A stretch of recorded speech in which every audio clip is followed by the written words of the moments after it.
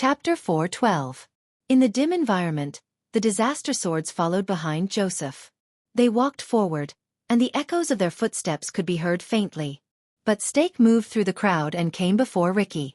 Wait! Stake looked at Thales, who was held hostage by Marina's side, in puzzlement. Are you going to take him down? You know that we can wait for you here, right? Thales frowned. He noticed that quite a number of mercenaries had surrounded them. Ricky turned his head and glanced at Stake. You did very well. You saved us a lot of trouble, Stake. He pressed down on Stake's shoulder. But I also know that the reason why you are so cooperative and spared no effort is because of the hostage in our hands. Stake's expression stiffened. That might not be the case in a different situation. Now you can choose to go down with us, or stay here and wait for me. Ricky ignored Stake, who had an unpleasant expression on his face. He waved his hand and continued forward. Samuel walked past Stake and snorted in disdain. Thales, who was watching from the side, hoped that Stake would be firmer. But unfortunately, Stake still did not say anything. He only made a gesture and followed Ricky with a few assassins from Shadow Shield who were dressed inconspicuously. Just like that, Thales was escorted by a group of disaster swords and continued forward.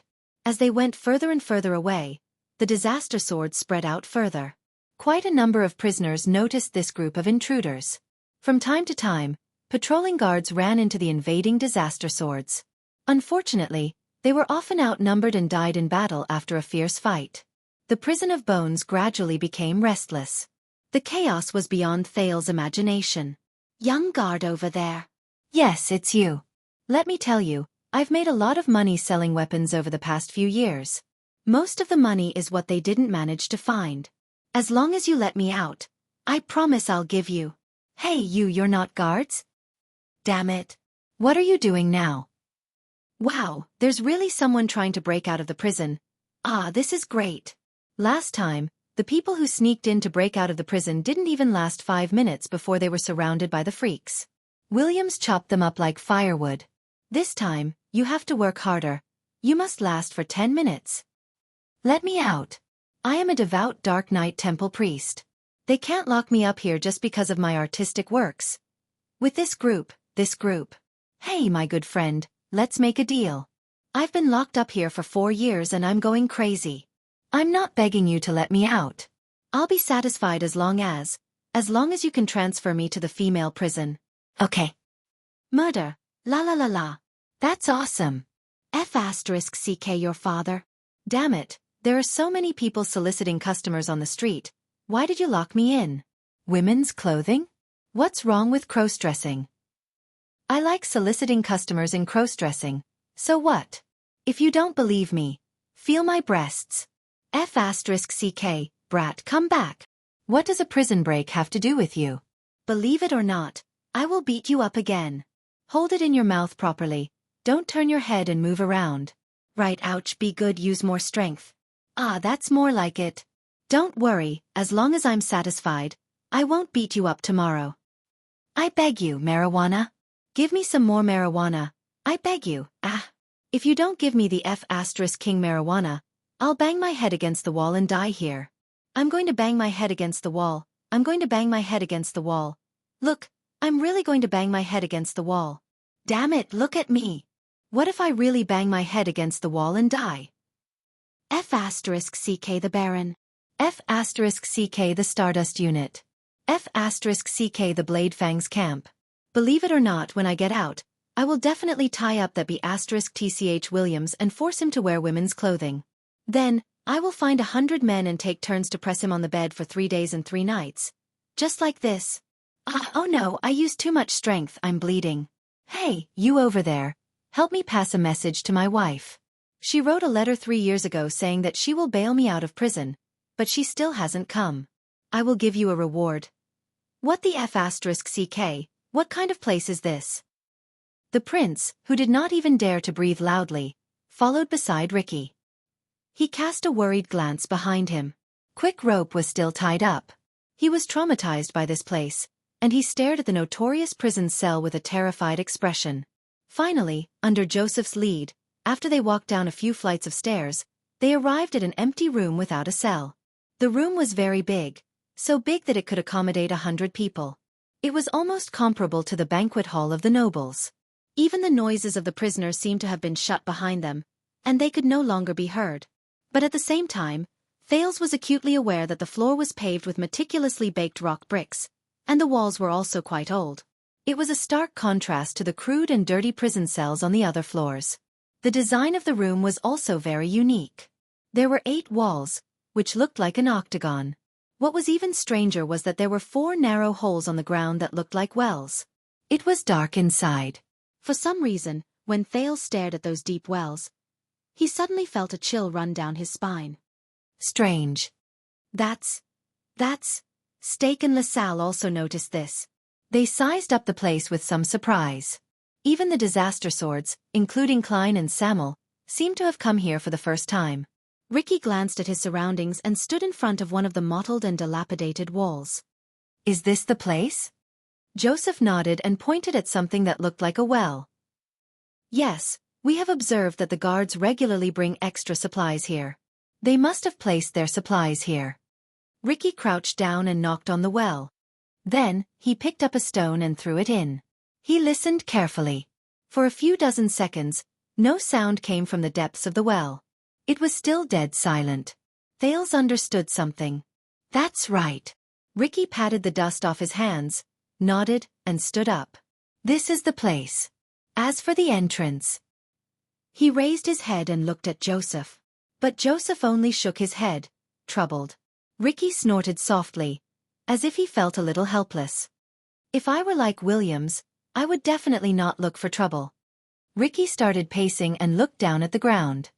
He muttered to himself, there's no ladder here, which means that it must be somewhere that can be reached by standing.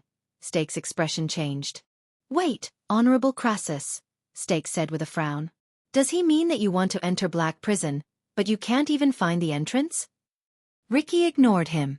Under everyone's gazes, he took a torch from Klein, walked to the wall, and continued to size up the empty room. Black Prison is, after all, a legend, Klein said coldly.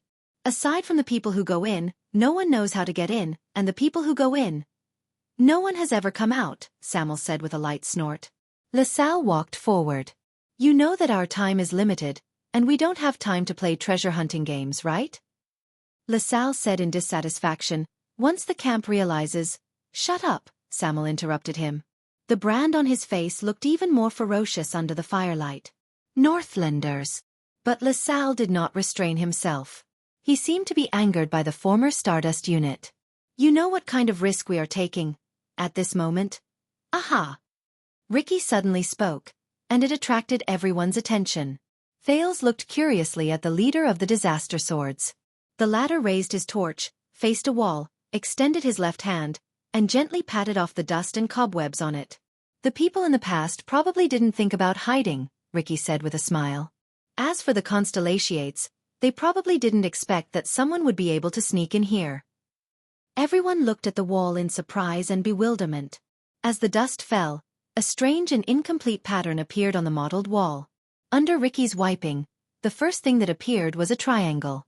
One of its corners pointed to the left, and the corresponding side was concave toward the center of the triangle. Soon, Ricky wiped out a circle on the right side of the triangle. At the center of the circle was a circular hole that was concave into the wall. Ricky smiled. He continued wiping. On the right side of the circle, a new triangle that was symmetrical to the previous triangle appeared. However, the corner of this triangle pointed to the right, and the concave side was on the left. Ricky stood back and looked at the pattern in front of him with satisfaction. 2 irregular symmetrical triangles sandwiched between a circle. We found it. But many people, including LaSalle, were puzzled. What is this? An eye? Ricky pursed his lips.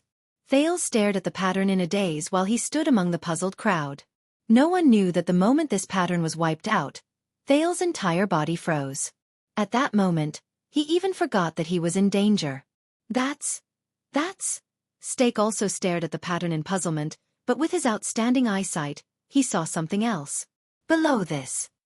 Stake walked forward, extended his hand, and brushed away a line of dust at the bottom of the circle. It seems to be a sentence? Sure enough, under his palm, a line of strange words engraved on the wall appeared. But whether it was Stake, LaSalle, Klein or Joseph, all of them looked at this line of words in confusion. I don't understand this sentence. LaSalle frowned. This emblem is strange enough. I've read about the coats of arms of the nobles in Constellation, but none of them match. And the words below are not even in the lingua franca. They don't seem like the language of the Empire that I know either. LaSalle, who felt uneasy, looked at Ricky with a solemn expression. Crassus, what is this place, the prison of bones? Ricky did not answer. Another voice sounded abruptly. The language of the ancient empire. Everyone turned their heads and looked at Samuel, who stood on the other side. The man with the brand on his face looked at the words under the pattern with a complicated expression. This is the purest language of the ancient empire. It is a language passed down from the ancient chauvinistic kingdom, not the modern language of the empire mixed with the lingua franca. It is said that it was created by the first group of ancient humans under the guidance of the ancient elves. The grammar is complicated and difficult to understand. Samuel walked forward slowly. The disaster swords beside him made way for him. No one uses it now.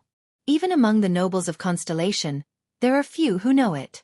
LaSalle and Stake turned their heads in surprise and looked at the unfamiliar words again. Samuel extended his hand with a dazed expression, as if he was reminiscing about something. Aside from the elves of all races, only a few archaeologists and historians in Dragon Kiss Academy understand it. I don't know these words, but I remember the root of the word. He touched one of the words with his finger. When I was young, my father asked the old scholar to introduce me to some of the words, so that I could enter Renaissance Palace and be selected as the royal guards. Samuel's expression became gloomy. The root of the word is probably, in total, or all. Everyone listened quietly to the words of the former flag-bearer of the royal guards. Except for one person. Omniscient. A teenager's voice rose faintly in the crowd. Stake turned his head in surprise. Together with the unhappy LaSalle, they looked at the person who surprised them the most. Klein and Joseph cast their leader a questioning look, but Ricky also raised his eyebrows. Even Quick Rope, who was tied up, widened his eyes. Omniscient, or omniscient? Thales sighed and walked past Marina, who was staring at him with a frown. He walked forward slowly and stared at the words in a daze. This is the meaning of the word. At that moment, Samuel looked at Thales with an incredibly complicated gaze. A second later, Samuel sighed, lowered his head, and said, Of course, as a descendant of the imperial family, the Jade Star royal family must learn the ancient language of the empire. Thales shook his head. I didn't learn it very well. Except for the first few months, I basically learned it by myself. The Prince of Constellation looked at the words with a solemn expression. But if I only look at the words, I think the meaning of this sentence is probably, Thales said softly, towards omniscience. Everyone quieted down and mulled over the meaning of this sentence. Towards omniscience. Thales slowly raised his head in the quiet environment and stared at the pattern that resembled an eye. He felt as if he was staring into another person's eyes. This made him very uneasy. But Thales did not expect that the thing he had searched for in books for many years would be here. Prison of bones. This eye. This is... Very well if that's the case, Ricky said with a smile, interrupting everyone's thoughts. Then let us. Towards omniscience. As he spoke, he took out a long, angular, dark green stone from his bosom. What is this? Stake narrowed his eyes and sized up the stone that was only the length of a palm and as thick as 2 fingers. He seemed to feel that something was off. And this time, Ricky did not intend to hide it. To open Black Prison, we need a key that can open locks. Ricky stared at the thing in his hand. His gaze was complicated. And the only key in the camp hung on the Baron of Bladefang's camp all year round. Ricky gently raised the long dark green strip in his hand.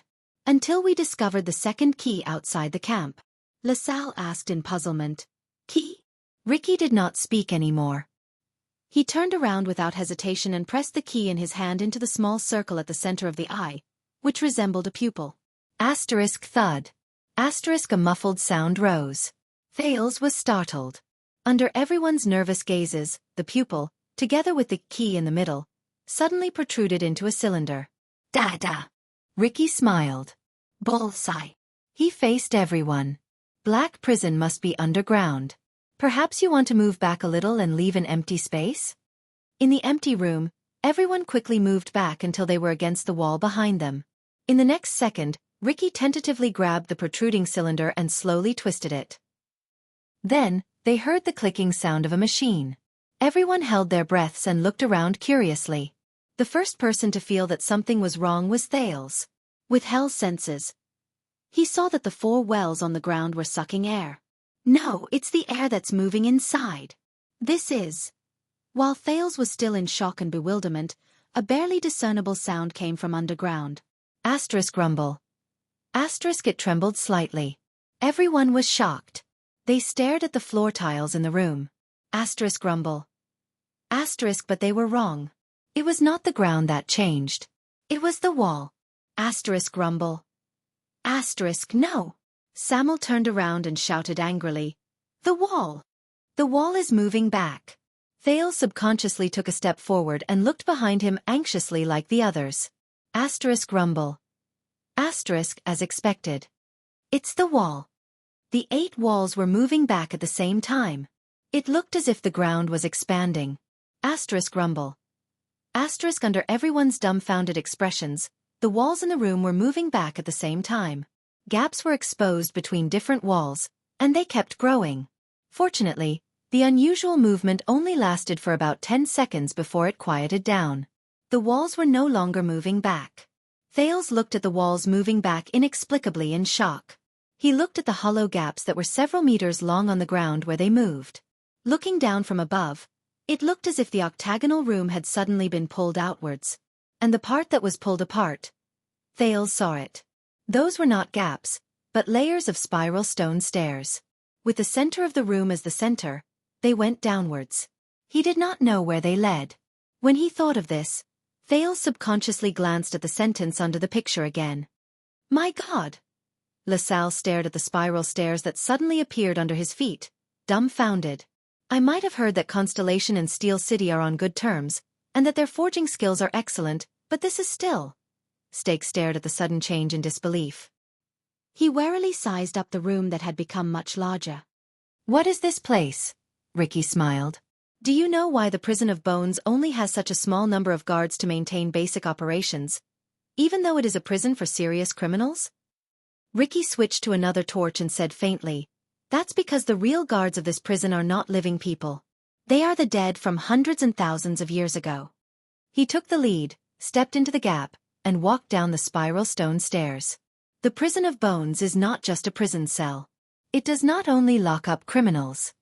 As he moved forward, Ricky's voice came from underground. What it really locks up is the past. He strode down the spiral stairs that led to an unknown place. The disaster swords behind him followed. LaSalle was stunned. The dead. The former Baron of Extet immediately frowned and turned to Stake. Lock up the past. What does he mean? But the assassin of Shadow Shield had a solemn expression. In my long career I have seen many strange things.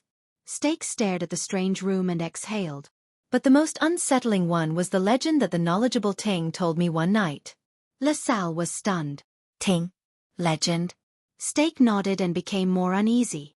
Legend has it that before the Battle of Eradication, even before the age of the Empire, such people existed in the world. They despised taboos and authority, but they were knowledgeable, skilled, and unbelievable. Stake gritted his teeth and looked up at the strange emblem on the wall. They were once the most dazzling existences in the world. Until the merciless course of history turned them all into dust. Only their words were heard, and not a single piece of paper was left. LaSalle's eyebrows rose and fell. The most dazzling existences? Are you talking about? Stake shook his head. He saw that Thales was also being escorted down the stairs, so he quickly followed. Thales followed behind Samuel and walked nervously down the stairs. It was obvious that no one had been here for a long time, because with every step he took, he would stir up a lot of dust. The prince, who was not tall, had to cover his mouth and nose to prevent himself from coughing. This place gave him a very bad feeling. In the darkness, even Hell's senses could not help him. Only the torches illuminated the stone stairs under his feet. Deeper and deeper. Lower and lower. Darker and darker.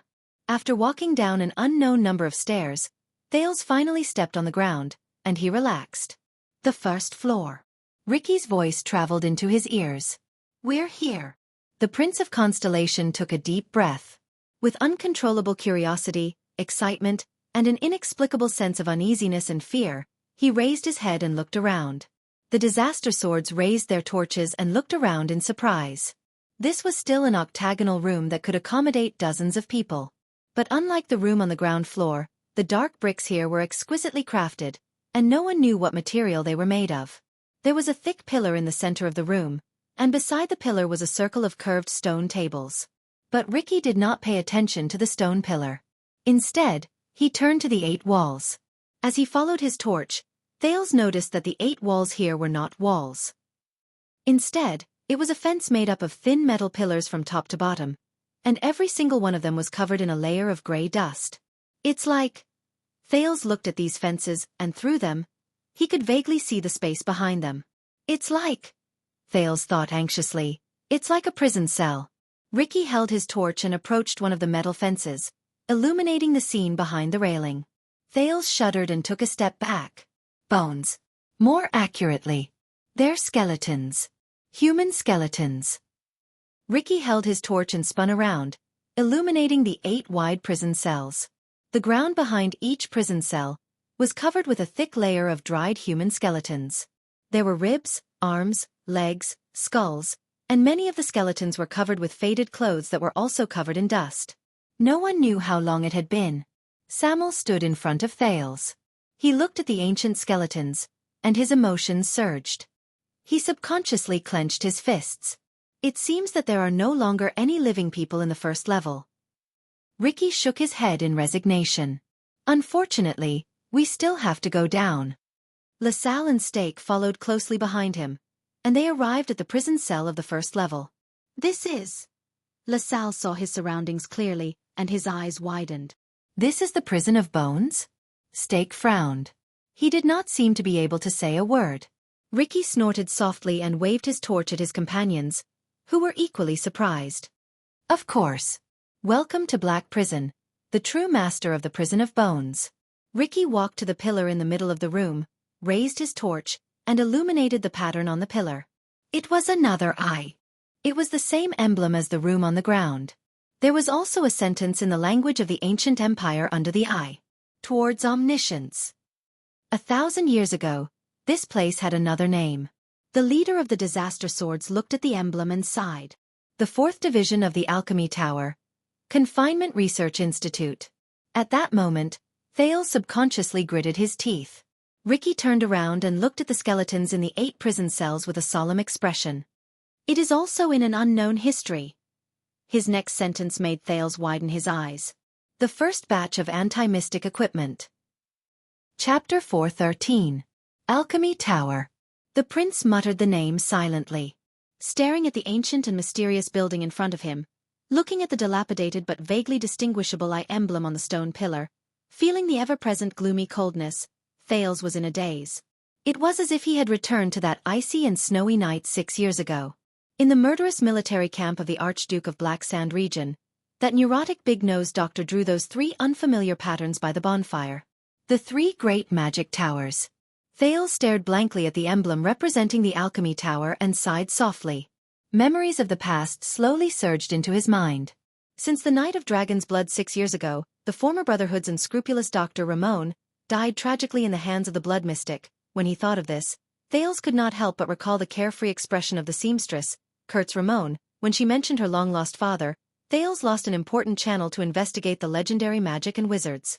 Asda might be another source of information, but whether it was his long-term uncertain whereabouts or his reservations when he taught, they could not satisfy the knowledgeable prince.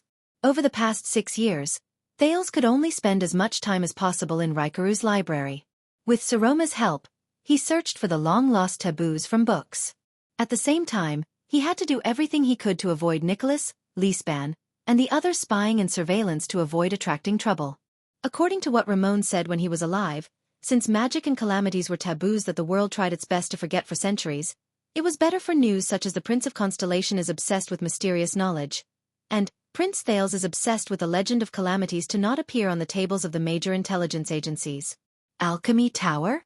Just as Thales was immersed in his own memories in a daze, LaSalle could not help but ask. Alchemy? What is that? What does it have to do with the alchemy ball? No one paid attention to him. Of course, it might be because no one knew the answer. Samuel kicked a pile of gravel under his feet and frowned. You're saying that this is the legendary alchemy tower? The source of those alchemy balls, anti-mystic equipment, and various gadgets from the Secret Intelligence Department? Ricky shook his head. Of course it's not the headquarters. Ricky raised his torch and looked around. Looking at the barren floor, he seemed to sigh. Legend has it that there are more than 100 magic towers in the headquarters of the Alchemy Tower. They occupy a vast area and are incomparably magnificent. How can this simple and crude underground building compare? More than 100 towers. Thales looked around, deep in thought. Simple.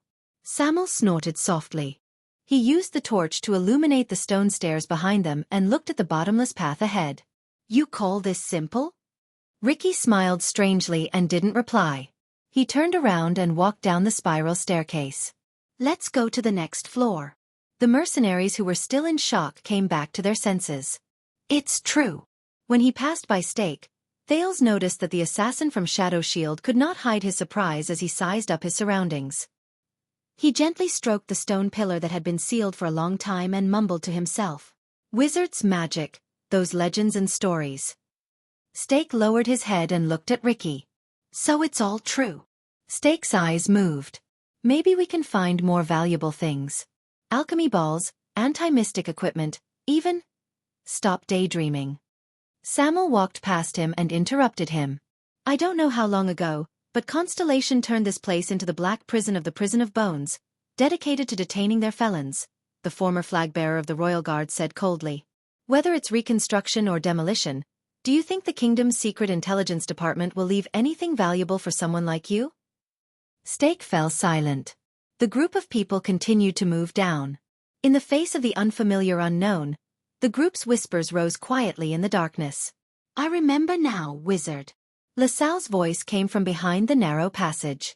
It was mentioned in some random books, but I always thought. Do you think that's just nonsense? Stake chuckled and answered.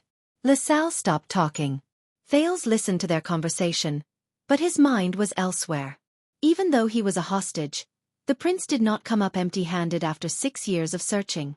However, magic and wizards left Thales with more and more questions. Obviously, all the books that existed before the Battle of Eradication would more or less mention magic and wizards. For example, the biography of Knight Joseph Needham from the Age of Kings mentioned that the wise wizard Laven blocked the path of 6 knights and prevented them from robbing the execution field. He gave them advice in a barn. The Martyrs of Northland mentioned that, in the face of a grim situation, the wizard's consultant suggested that they retreat, but King Anzac sternly refused. He decided to lead his troops to stay at the 6th outpost and use the terrain to stop the main force of the Ashbone clan. The Union of Kings mentioned that the temple guards, the priests of the bright god, and the wizards' representatives tried their best to mediate so that the irascible King Nalgi and the arrogant King Peren, who had feuded with each other for generations, could sit in the seats furthest away from each other. The long bardic poem, Talega, mentioned that even the wizards in the court were helpless when faced with the princess' illness. In fact, in the heroic biographies and bardic poems from the Age of Kings, regardless of whether it was fighting against the orcs or the elves, wizards were often seen as wise men in the background of battles against other races. Many of them were even important strategists by the nobles' side. However, during the Age of the Empire, the records about wizards and magic began to decrease, and their image became more mysterious, evil, and terrifying. Many books related to religion mentioned some faithless people, but they were usually described in a negative light. The Travels of Saint Lothona, from the ancient Empire era mentioned that Saint Lothona was treated horribly in the land of wizards. His eyes lost their light, and his limbs trembled, making it difficult for him to walk. Even though these faithless people betrayed the bright god's teachings and mocked his faith, the determined Lothona remained as pious as ever. The extermination of bandits in the Northland province, mentioned in a legal expedition. Duke Arun sent a letter to the people behind the wizards' expedition, sternly reprimanding them for trespassing into the Forbidden Land as violating the convention, and that it would bring disaster to mankind. As one of the ancient books of the Temple of Knights, the Encyclopedia of the Temple of Knights described a great battle between the knights and the cultists. One of the knights once lamented that their enemy was even stranger and more evil than the wizards. The general historical narration mentioned that The Northern Temple Division had no choice but to lower themselves to seek help from the Empire in order to curb the wizards' insatiable greed. The record of the plague of Sword Lake City even wrote, "The terrifying witches warned the Castellan, claiming that he would pay the price for underestimating magic." However, the powerful Castellan laughed it off. That night, the Castellan's daughter had a high fever. Even more recently, after the fall of the ancient empire, wizards only appeared in a very small number of records in the books of the final empire. The results of Thales's hard work came to an end. There were only a few bits and pieces of information about wizards' magic. Logically speaking, these few words should prove that wizards existed as a group. However, even after the Battle of Eradication, King Raikaru of Extet gathered the resources of the entire kingdom to search for a large number of ancient books in order to win the favor of the Queen of the Sky. Thales could not find any positive records about magic and wizards. From the changes in the descriptions of wizards, to the gradual reduction of their figures, to their complete disappearance, and then to their complete disappearance. This feeling is just like... Thales sighed. He stroked the dusty wall and followed the person in front of him down the stone staircase. It's like having a person everywhere in your life.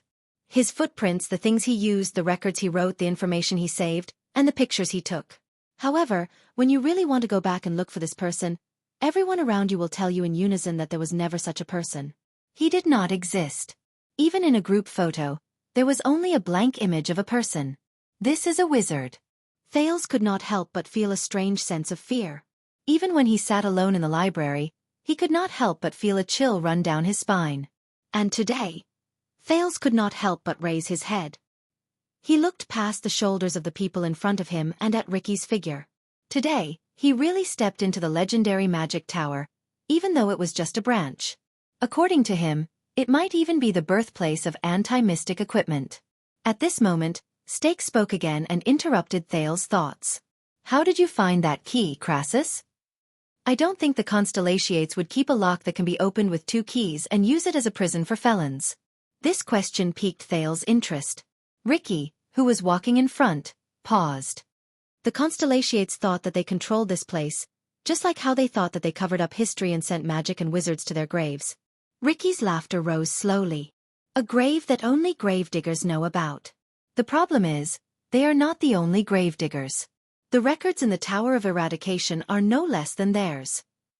Stake's voice suddenly rose in the darkness. "So, you used to be a member of the Tower of Eradication?" Ricky did not speak, as if he had suddenly realized that he had said something wrong. Thales' expression froze. That explains it." Stake's laughter traveled into his ears. Thales could imagine the way his lips curled up in the darkness. "Why you were able to break into the Tower of Eradication with an unstoppable force not long ago." As time passed, the cold around them became more and more unbearable. Through the torch's illumination, there were still only stairs. Thales' feet touched flat ground again. They arrived at the next floor. Ricky kicked away a piece of wood that blocked their way and raised his torch. What appeared in front of them was still the central stone pillar with the emblem of the Alchemy Tower, the familiar architectural layout, and the 9 pitiful skeletons of the prison cells. Wait, 9? But Thales realized that this room was bigger than the one on the previous floor. Still no one. Ricky put away his torch and shook his head in disappointment. "Let's continue down." Thales put away his curious gaze and his desire to scrutinize this place in detail. Behind him, Marina pushed him forward once again. The 3rd floor was still empty. There were only skeletons left. The 4th floor, the 5th floor, the 6th floor. With each floor they went down, the number of corresponding prison cells increased, and the rooms became larger. "Black prison," Thales said to himself. "This is like a cone buried underground." As they failed again and again, they were disappointed again and again, as well as the same dark scenes. Just like when Thales was trudging through the desert, he realized that the people in the team were gradually affected. In the boundless darkness, the group's voices slowly became fewer. Only the sound of footsteps could be heard. The atmosphere became more and more oppressive. They arrived at the next floor of the prison cell. "This is the 10th floor." Klein exhaled, and there was impatience on his face. "Ricky, if we still can't find him, maybe we should consider our retreat." When he said this, the Disaster Sword's expressions darkened. LaSalle looked at Stake, who was beside him. "Makes sense." Stake did not answer. He only glanced at Ricky. Ricky frowned slightly. He first shone the light around him, and was disappointed to find that there were still skeletons. He then turned to Samuel and said, "Maybe he's further down, maybe? Are you sure he's still alive?" Samuel walked to the prison cells, held a torch, bent down, and carefully examined the skeletons in front of him. "I'm sure." His voice was slightly stiff. "Yes. He must be alive. Him." Thales saw Klein shrug and cast a disapproving glance at Joseph. Joseph understood what he meant. "You may believe that he's still alive. But do you know how much damage imprisonment can do to a person?" Joseph crossed his arms, and his voice rang out in everyone's ears. "Especially in the black prison, you can only pass your days in solitude, muddle-headed, and die miserably. From the moment you are locked up to the moment you die, you will be cut off from all contact with the outside world. No one will be able to hear your cries. Believe me, I've been in a lot of prison cells. Few people can last that long." Samuel paused for a moment and stood up. But after a few seconds, the former royal guard only shook his head firmly. "If it's him, he will definitely be able to get through it, no matter what kind of damage he suffers." Thales' heart skipped a beat. "Him?" Joseph smiled. "Do you know what is the most terrifying punishment for a person? It's not death, injury, or torture." Joseph sighed softly. He seemed to be sentimental. "It's isolation." Samuel stood motionless on the ground. Thales could only see his back trembling slightly. Joseph paced slowly. "When you lose all means of communication with the outside world and are completely isolated in the eternal darkness, no one listens to you or talks to you, no one reacts to you or waits for you to react, no one interacts with you or brings you to interact. You can't see new things, hear new voices, or feel new things. Everything around you, including yourself, is the same. Day after day, this cycle repeats endlessly until eternity." Joseph's voice grew louder in the darkness. There was a hint of hatred and gloominess in his voice, which made people feel uncomfortable. Thales saw Samuel slowly clench his fists. "On the first day, it's still all right. You can still handle it. On the third day, you feel uncomfortable all over. You're extremely agitated. You jump up and down, hit the wall and hit the ground. On the fifth day, you start to recall your past memories continuously. The good ones, the bad ones, the painful ones, and the good ones. These images are there, flashing back and forth, whether you want them to or not. A week later, you start to talk to yourself. You have a dull expression on your face, and you act on your own like a lunatic. But those memories, those past, they start to fade. You feel less of them, as if they're no longer yours." As Joseph spoke, he seemed to be gradually lost in thought. 2 weeks later, you welcome your final despair and madness. You do all the things you wouldn't even think about after you were born, because you can't even tell what is the present, what is the past, what is you, and what is the you in your memories. Joseph chuckled softly. His gaze wavered, as if he had remembered something. "And when a month has passed, most people will become inarticulate, and their senses will be in a mess. They usually lack emotions, their intelligence will degenerate, and they will break down into beasts. Even if you release them at this time, it's useless." Joseph's voice was gloomy, as if he was telling a story with a bad ending. "They are forever lost in a lonely void, and they can never return. This is what imprisonment can do to a person, especially solitary confinement, no matter who you are, no matter how strong you are. Once you exceed a certain time, you will not be able to return." Joseph's voice slowly faded away.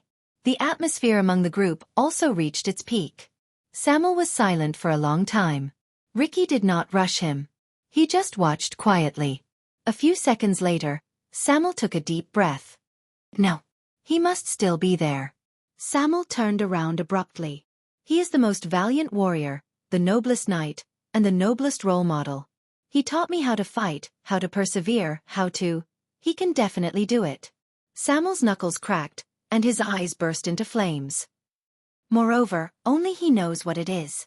Only he. Ricky nodded slowly and did not speak.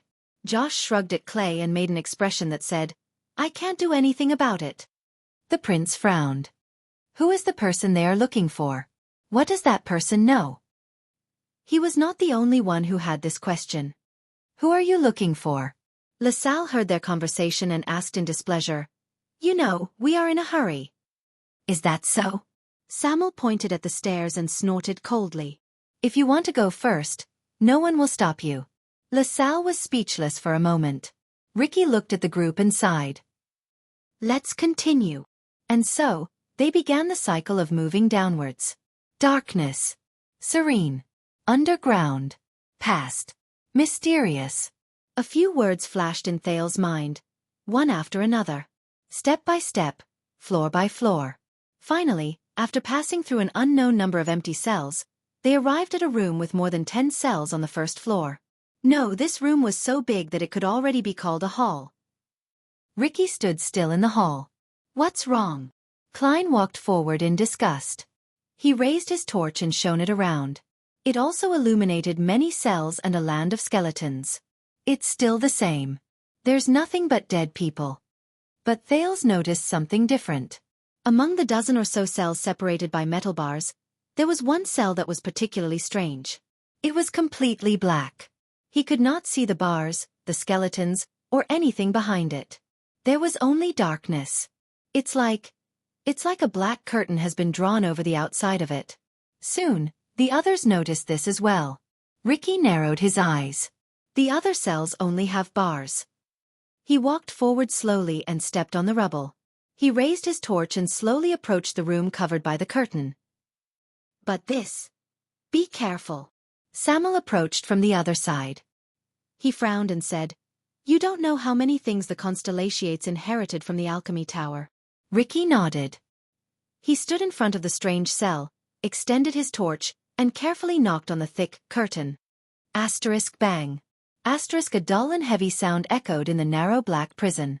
Everyone subconsciously pressed down on their weapons, vigilant of any possible accidents.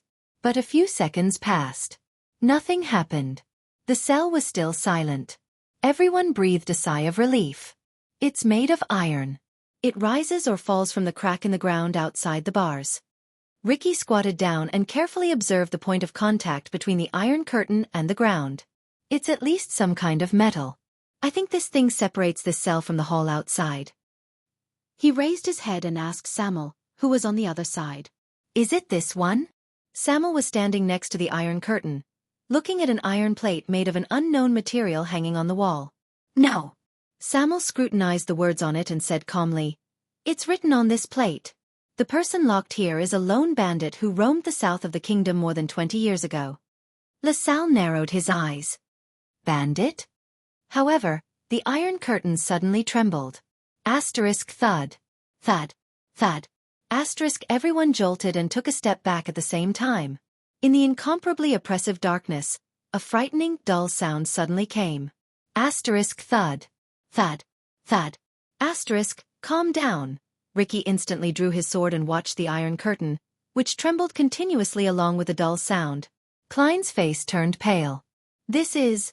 The fearful group looked at each other. At this moment, asterisk ugh. Asterisk a faint miserable cry seemed to come from a place dozens of meters away. Chapter 4:14. Ayaha.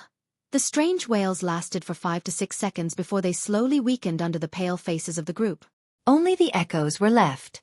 They floated in the dark and empty hall. They were faintly discernible and sent chills down their spines. What's wrong? Ricky frowned and shouted softly. Report! The disaster swords turned their heads in unison and searched for the source of the wails with tense nerves. More than 10 torches were raised high to illuminate the area. The group of people were like adventurers exploring a wasteland. They were nervous and wary of the unfamiliar unknown. Thales withdrew his hell's senses while still in shock. He saw nothing but dust in the darkness, an old stone table, and a cell full of skeletons. The order was passed down layer by layer, from the great hall to the heavily guarded stone steps. No! After a while, Sean the mercenary's panting voice came from behind them. It's not one of us. The report later said that everything is normal. The doubt on Ricky's face grew deeper. On the other side, Stake whispered a few words to a subordinate who had appeared at some point in time. He watched the latter retreat into the darkness again before he raised his head solemnly. It's not us either. It's something else. Ricky turned to Samuel and cast an inquiring gaze at the former Constellation noble. Samuel seemed to have discovered something.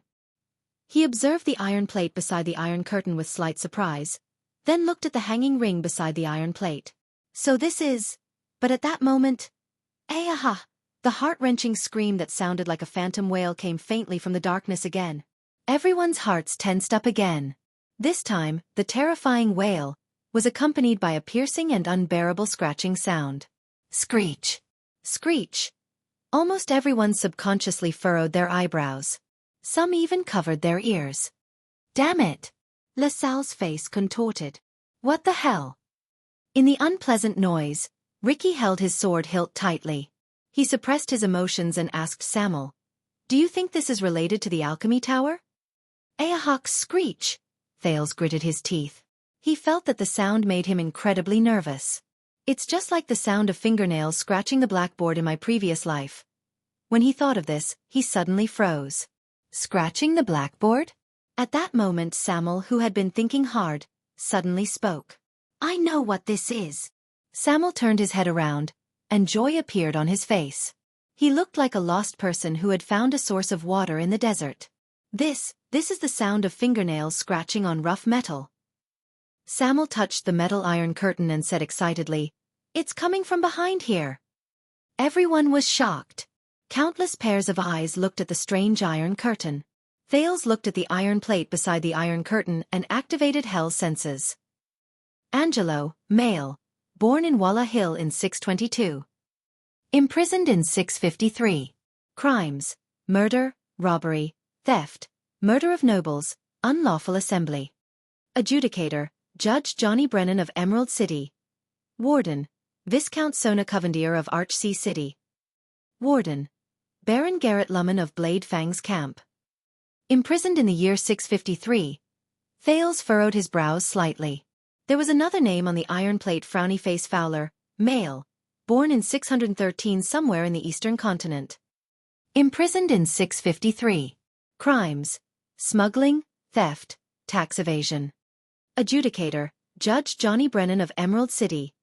Warden: Viscount Sona Covendier of Archsea City. Warden: Baron Garrett Lummen of Blade Fang's Camp. Note: died in 672. He looked at the iron curtain, and then at the iron plate beside it. Surprise appeared on his face. So the prisoner mentioned on the plate, the lone thief, he's still alive? The pained wails and scratching sounds gradually weakened, turning into a low drawn-out sound.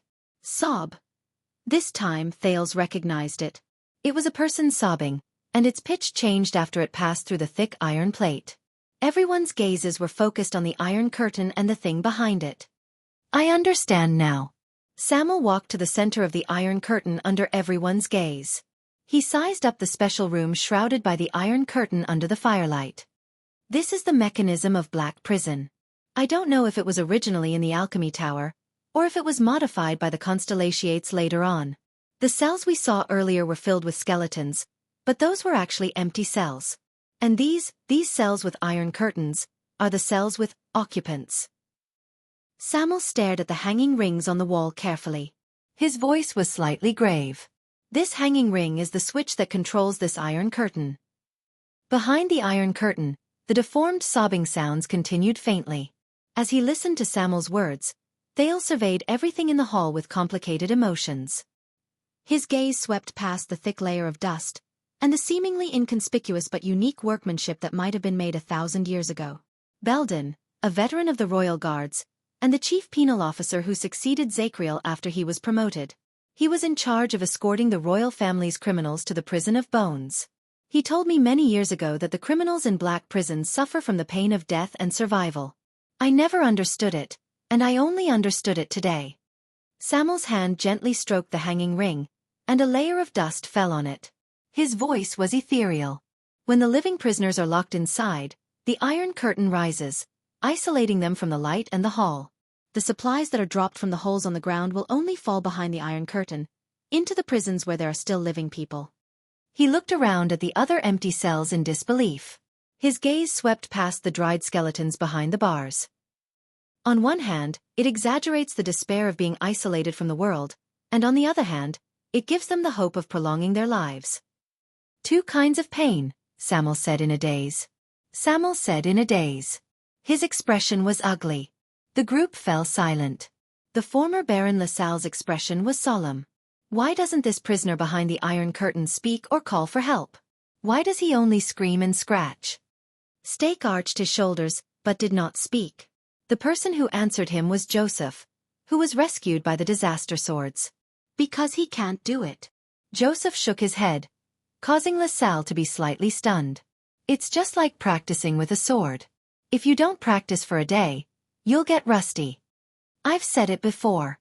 When you stay in a lonely prison that is isolated from the world and has no one else for too long, so long that it exceeds your expectations. The disaster swordsman, who had just been released from the prison of bones, looked at everyone.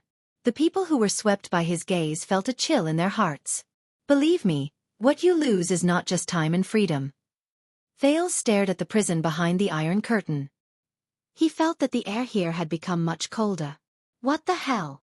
Klein stared at the Iron Curtain with a burning gaze, paying attention to the movements behind it. The prison of bones. Does this place want people to die or live? No one answered. There was only the faint sound of sobbing. Does it want people to die or live? Thales stared at the heavy Iron Curtain with a heavy heart.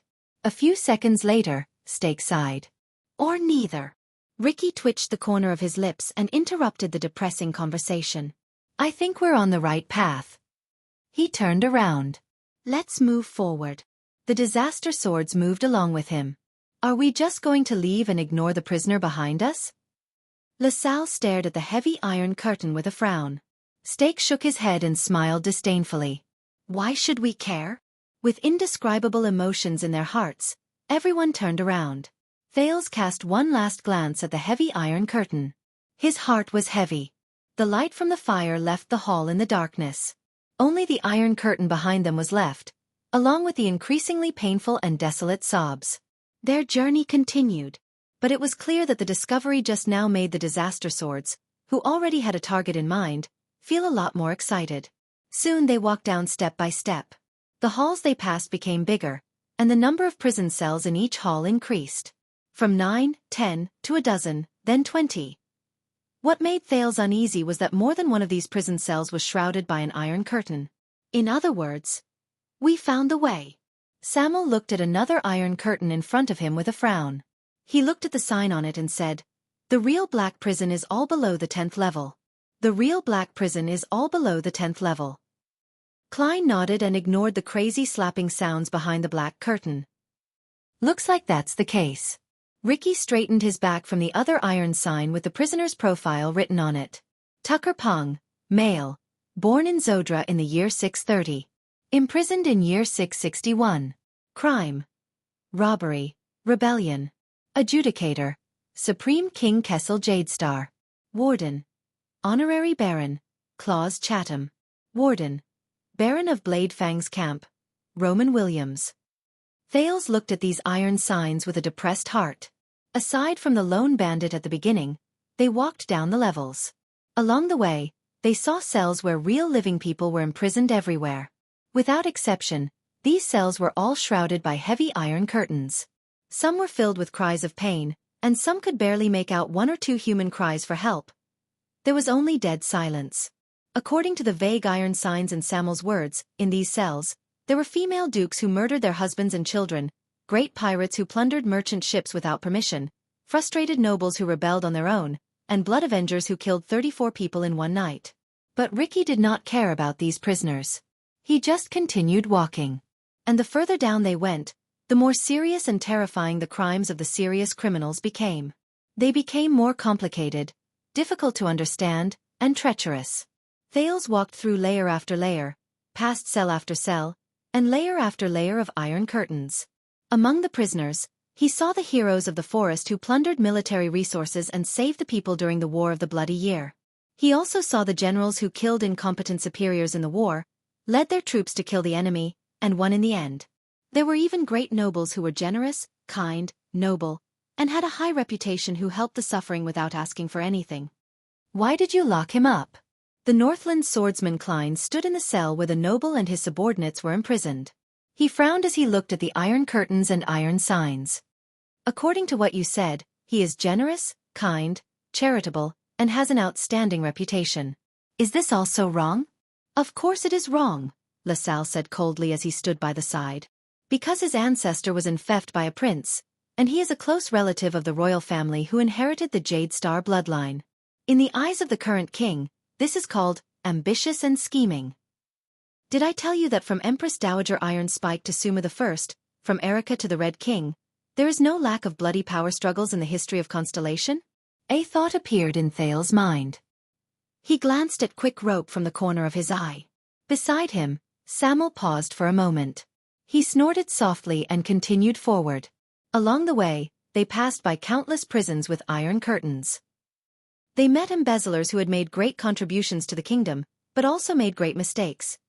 Temple priests who preached the theory of the unity of the gods and the theory of mortal destiny. Historians who insisted on going back to the era of the Red King and reopening old taboos. And this person. I remember him.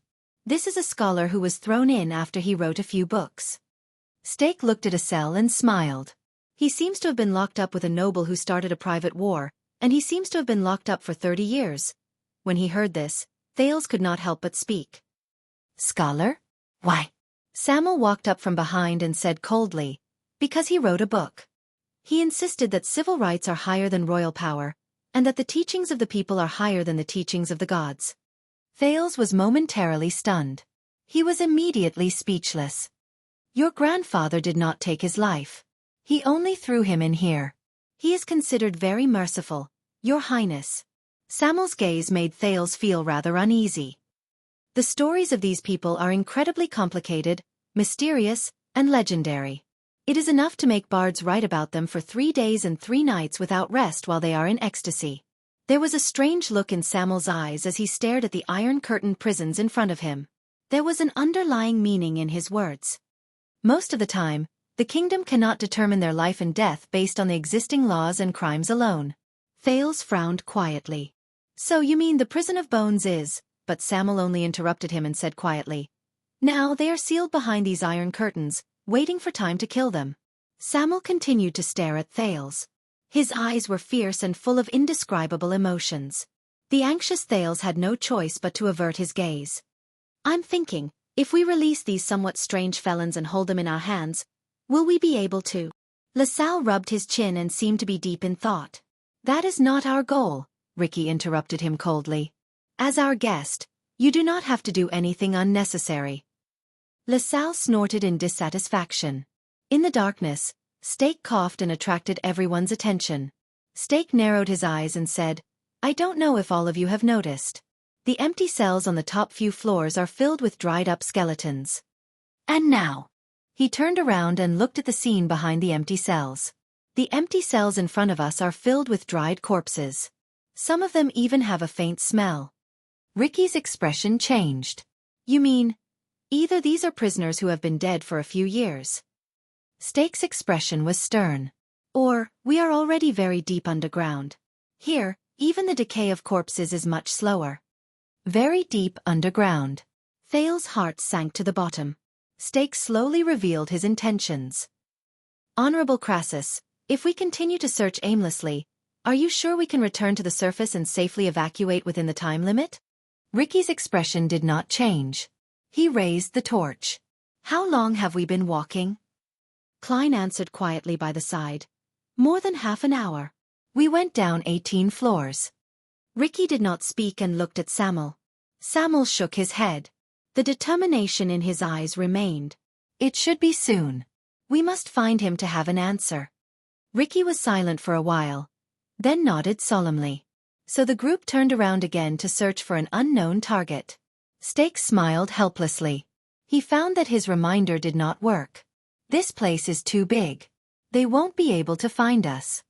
LaSalle snorted coldly and followed them. Yes, it's too big. But what surprised me the most is that even though the air is a little stuffy and the smell is a little unpleasant, Stake said to LaSalle, who was beside him. But I don't find it difficult to breathe. Look at this building. It's the Confinement Research Institute, right? Stake looked around and sighed at LaSalle, who was gradually becoming impatient. The people at that time, the so-called wizards, they must have been very powerful. Thales thought of something. He saw Ricky and Samuel discussing something while walking in front of him. Yes. Thales walked to Stake's side as if nothing had happened. He sighed with sincerity. I think so too. Such a large building is buried deep underground. The preservation, layout, and ventilation are all done meticulously. Stake glanced at Thales in surprise. This was the first time the prince took the initiative to speak to him. Thales smiled and said, My father told me about the prison of bones. According to him, wizards are really amazing existences. They can surprise you at all times. Surprise. Sure enough, in the next second, Thales saw Stake's expression change. Their search did not last for long. Soon, they went down one floor and arrived at a hall they had never seen before. It was the same dust-covered floor, the same ruins, and the same thick stone pillars. Thales looked around and saw nearly 30 prison cells. 5 of them were wrapped in thick iron curtains. The bars and the prisoners behind them could not be seen. Samuel stood in front of one of the cells and raised his torch. At that moment, Thales clearly heard Samuel's sharp intake of breath in the quiet darkness. The torch in his hand flickered. That's right. Samuel's voice trembled slightly. This is our target. The group, who had been mentally exhausted, instantly became alert. Ricky even walked forward quickly and looked at the iron plates with a serious expression. Thales used Hell senses and tried to see the iron plate clearly. Quill Barney Jr., male. Born in Eternal Star City in year 631. Imprisoned in year 661. Crime. Colluding with the enemy. Adjudicator. Supreme King Kessel Jadestar. Warden. City Master of the Ruins. Guardian Duke of Western Desert. Cyril Fakenhaz. Warden. City Master of Splendid Port City. Guardian Duke of Eastern Sea. Bob Cullen. Warden. City Master of Jade City. Guardian Duke of South Coast. Leinster Covendier. Warden. City Master of Cold Castle. Guardian Duke of Northern Territory. Val Arund. Warden. Suzerain of Brave Souls Fort. Appointed Count Louis Bosdorf. Warden. Suzerain of Wing Fort. Appointed Count Devon Chroma. Warden. Chief of Intelligence. Honorary Lord Morat Hansen. Warden. Honorary Lord Araka Murch. Warden. Honorary Lord Roman Williams. Warden. Sonia Sassir. Quill Barney Jr. Who is this? When he saw the iron plate, the time he was imprisoned, and the unusual names of the adjudicator and the warden on it, Thales became even more puzzled. There are so many wardens with prominent identities or extraordinary skills. And his crime is colluding with the enemy? Wow! Stake's voice rose from the side. He seemed to have understood something. This is that Barney Jr. Samuel took a deep breath. He knocked on one of the iron curtains and tried to pull the hanging ring next to the prison cell, but found that it did not budge. He was slightly disappointed. He turned around in front of the last iron plate. Is there a way to open the iron curtains? 5 prison cells. All of them. Ricky smiled. He took out the long key again and walked to the stone pillar in the center of the hall. The dust was blown away, and the emblem of the alchemy tower was revealed under the firelight. Just like before, Ricky put the key into the round hole in the center. When it protruded, he nodded at Samuel. Samuel took a deep breath and gestured to the others. The 5 of them walked together to the 5 prison cells, pressed their hands on the dusty hanging rings, and pulled hard. Asterisk clack. Asterisk 5 unpleasant mechanical sounds rang out. In the next second, asterisk rumble. Asterisk as the sound of friction rose, the torches in the hall swayed in unison. A lot of dust suddenly fell from where the 5 iron curtains and the ceiling met. Asterisk rumble. Asterisk the sound of friction rose. Soon, Thales noticed that a gap appeared between the iron curtains and the ceiling. Metal bars could be seen in the gap. It also revealed the darkness behind it. It's descending. Thales thought. The iron curtains are descending. He could not help but clench his fists. Asterisk rumble.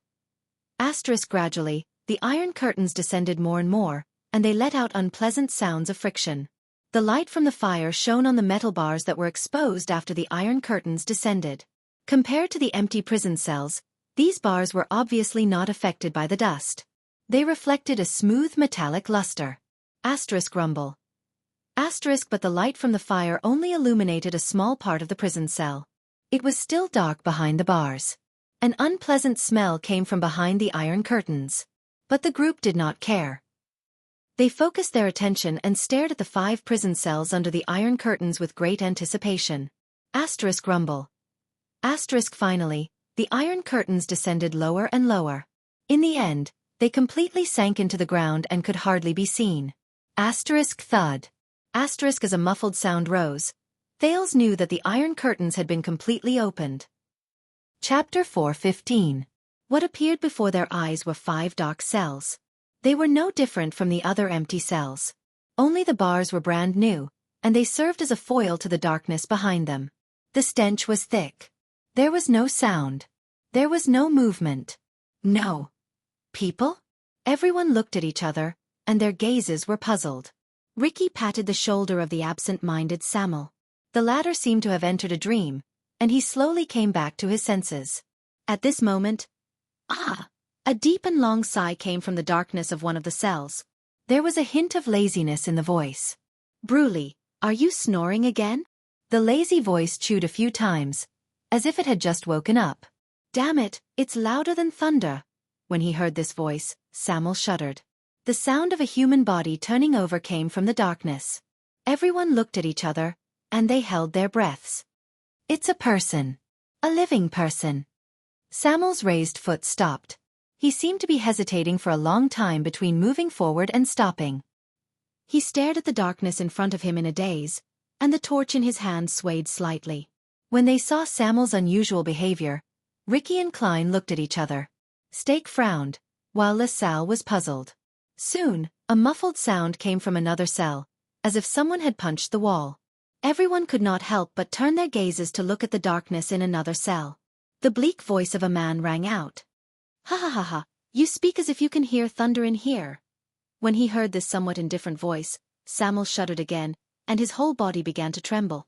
The prisoners in the darkness and stench were silent for a while. The first lazy voice rang out again. Speaking of which, do you still remember what thunder sounds like? The desolate voice snorted and dragged out a long nasal sound. He seemed to be contemplating.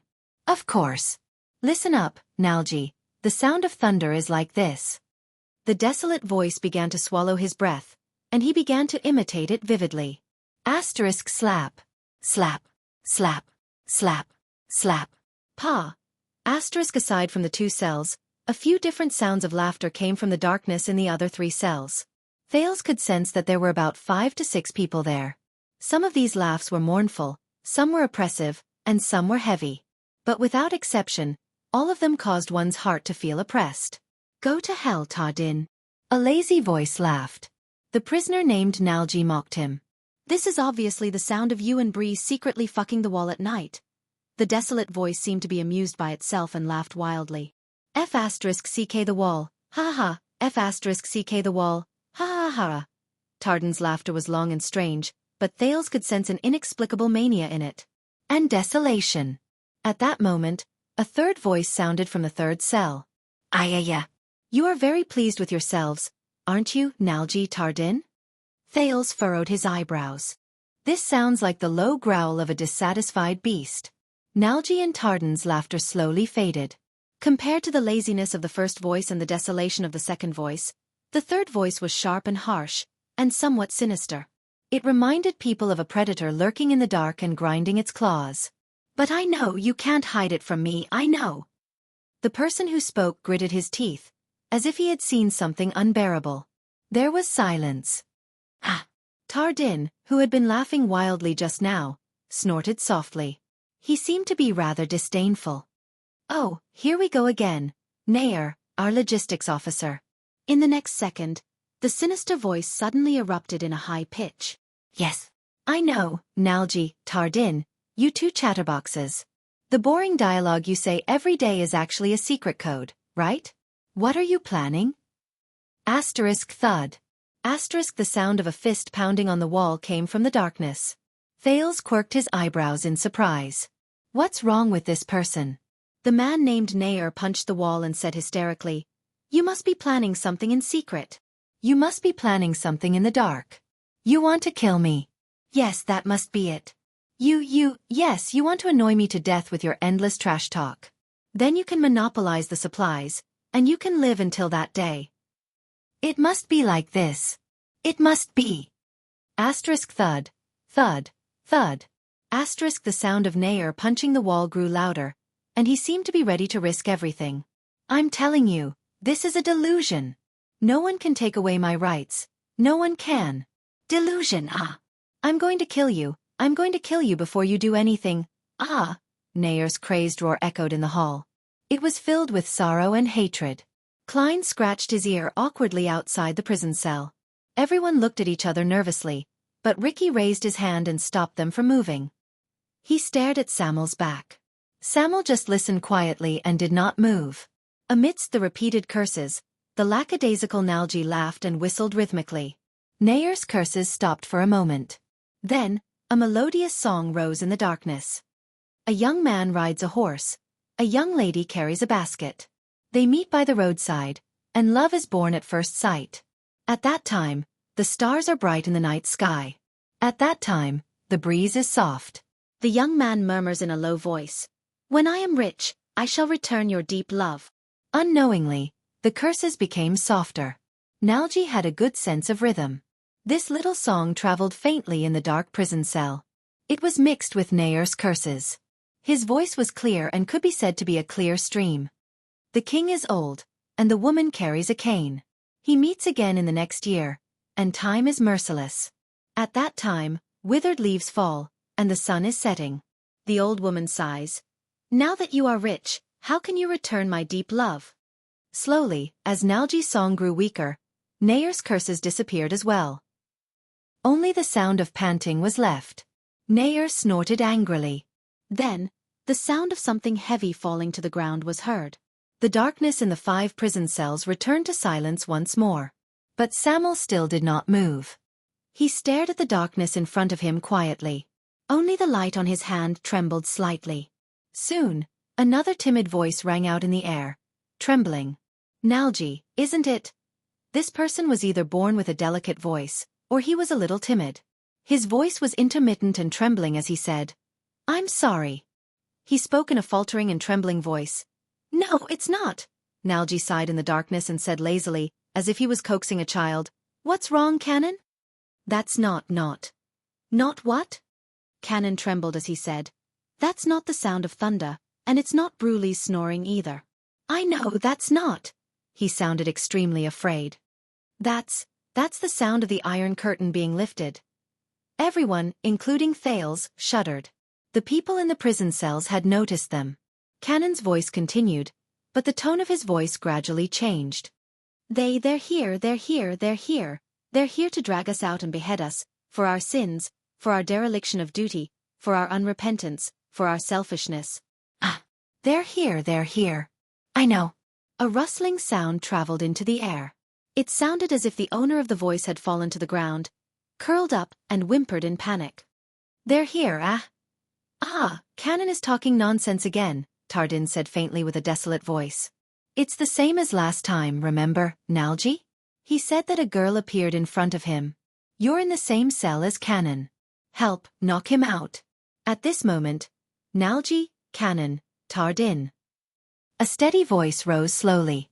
It seemed to have an inexplicable power in the darkness. "The 3 of you quiet." The person who spoke very slowly, but the moment he spoke, the 3 of them became quiet. "I think I did see something." When he heard the steady voice, Samuel lowered his head slightly in the hall. He seemed to have sunk into a daze. Klein was about to reach out to remind him, but Ricky pressed down on his shoulder. Ricky shook his head at him. Ricky, who had been paying attention to the prison cells, had a stern expression on his face. Footsteps slowly rose from behind the 4th prison cell. Everyone's nervous gazes turned to that prison cell. A dark, indistinct, and thin figure appeared behind the metal bars. Thales could vaguely see that the figure had messy long hair that covered its face. Its clothes were covered in patches of black and gray, and its disheveled appearance and dirty appearance could be vaguely seen. "Light. I saw light," the deep voice said calmly. Tardin, who had been mocking them all along, snorted in disdain. "It's just an illusion. Nair always feels that someone wants to harm him, and Canon always sees female ghosts. To tell you the truth, sometimes I also dream of King Adi." "Silence," the deep voice spoke again. This was a commanding tone that left no room for doubt.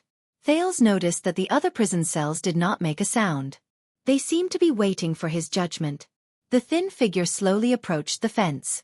Outside the cell, Samuel took a deep breath, raised the torch and shone it on the man. Ah! There was a cry of pain. In the next second, in the bright firelight, the thin figure suddenly raised his arms in front of his eyes and stumbled a few steps back. It's too dazzling. This light, what's going on? Samuel hesitated for a moment and moved the torch back a little. This time, Thales saw it clearly. A figure appeared in the darkness behind the prison cell's bars. It was an abject man with long hair and a beard that reached his chest. He stood in front of the bars and slowly lowered his arms. Samuel stared at the person in front of him in a daze. He was sallow and emaciated. His eyes were lifeless, and he looked old and dispirited. Based on his appearance alone, he looked to be in his 50s or 60s. Samuel felt a dull pain in his heart. He remembered that the person in front of him was once handsome and had a strong physique. But now, Thales saw something else. The prince watched as the man parted his long hair to reveal a thin, wrinkled face, and a brand that stretched from the right side of his face to his chin. Thales was stunned. The one who was like Samuel, the one with the letters from the ancient empire. The brand of a sinner. Samuel's lips moved, and he said in a quivering voice, "Barney Jr.?" The prisoner in the prison shuddered. "Chief Vanguard." Samuel looked at the disheveled prisoner in front of him and said laboriously, "Quill Barney Jr.?" Across him, Barney Jr.'s bloodshot eyes were fixed on Samuel, who was separated by a door and outside the prison cell. He did not move, as if he had been petrified. The other voices in the prison cell also fell silent. Only the sound of panting slowly became louder. In the darkness on the other side, the man called Cannon spoke again with a trembling voice. "Wait, this voice, it's like... After the noise of someone getting up from the floor, a second figure appeared in another prison cell. Samuel turned around gently and illuminated the other person. "Cannon." Thales saw the prisoner. He was hunched over and leaning against the wall. He inched closer to the bars bit by bit. He covered his face tightly with his hands, revealing only his eyes, as if he was afraid that something would hurt him. Soon, Cannon slowly put down his hands and revealed his extremely filthy face. You are... No. The prisoner stared at the fire outside in a daze. His face was filled with terror, and he trembled more violently. And on his right cheek, there was also an S branded in the ancient empire's language. Thales suddenly understood something. Samuel stared at the person in front of him. There was an unknown bitterness in his words. Jonah Cannon. He was once the bravest man, and he dared to fight against wild beasts. But something's not right. In the same prison cell, a languid voice rose from behind Cannon. I think I'm hallucinating too. I actually saw the Iron Curtain really open, and I even saw Samuel. In the flickering light from the fire, a person who was also covered in filth appeared beside Cannon. His hair was untidy, his beard was unkempt, his eyes were lifeless, his face was old, and he had a foul stench about him. He looked like a hairy savage. Samuel took a deep breath and turned his gaze, unable to hide the bitterness in his voice. Nalji. It's indeed me. Nalji's filthy face froze. There was a commotion in the other 3 prison cells as well. A few figures appeared one after another from the darkness where the light from the fire could not reach. Samuel slowly turned around and looked at the other 2 people in the 3rd prison cell. He slowly called out their names. Beauty Tardin. The prisoner tilted his head and stared at Samuel. He widened his eyes, and the corners of his mouth slowly curled up to reveal a terrifying smile. Sol Bruley. The man was rather robust, and he did not say a word. The remaining 2 people were in separate cells. When Samuel called out their names, his tone was exceptionally different. Second Logistics Officer, Cecil Nair. This was a savage whose entire body was tense. He stared at the torches outside the bars with a gaze filled with suspicion. And you, Chief Penal Officer, Luton Belden. Samuel looked at the last person and slowly exhaled. Long time no see. The other party only stared at him coldly. Thales looked at these prisoners who were unkempt, did not look well, and were not young. It was obvious that they had suffered for a long time.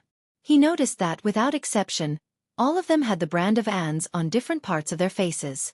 So they're all. However, the people in the 5 cells reacted in a surprising way. What's going on? In the end, Belden lowered his head indifferently and muttered to himself. Who's the crazy one this time?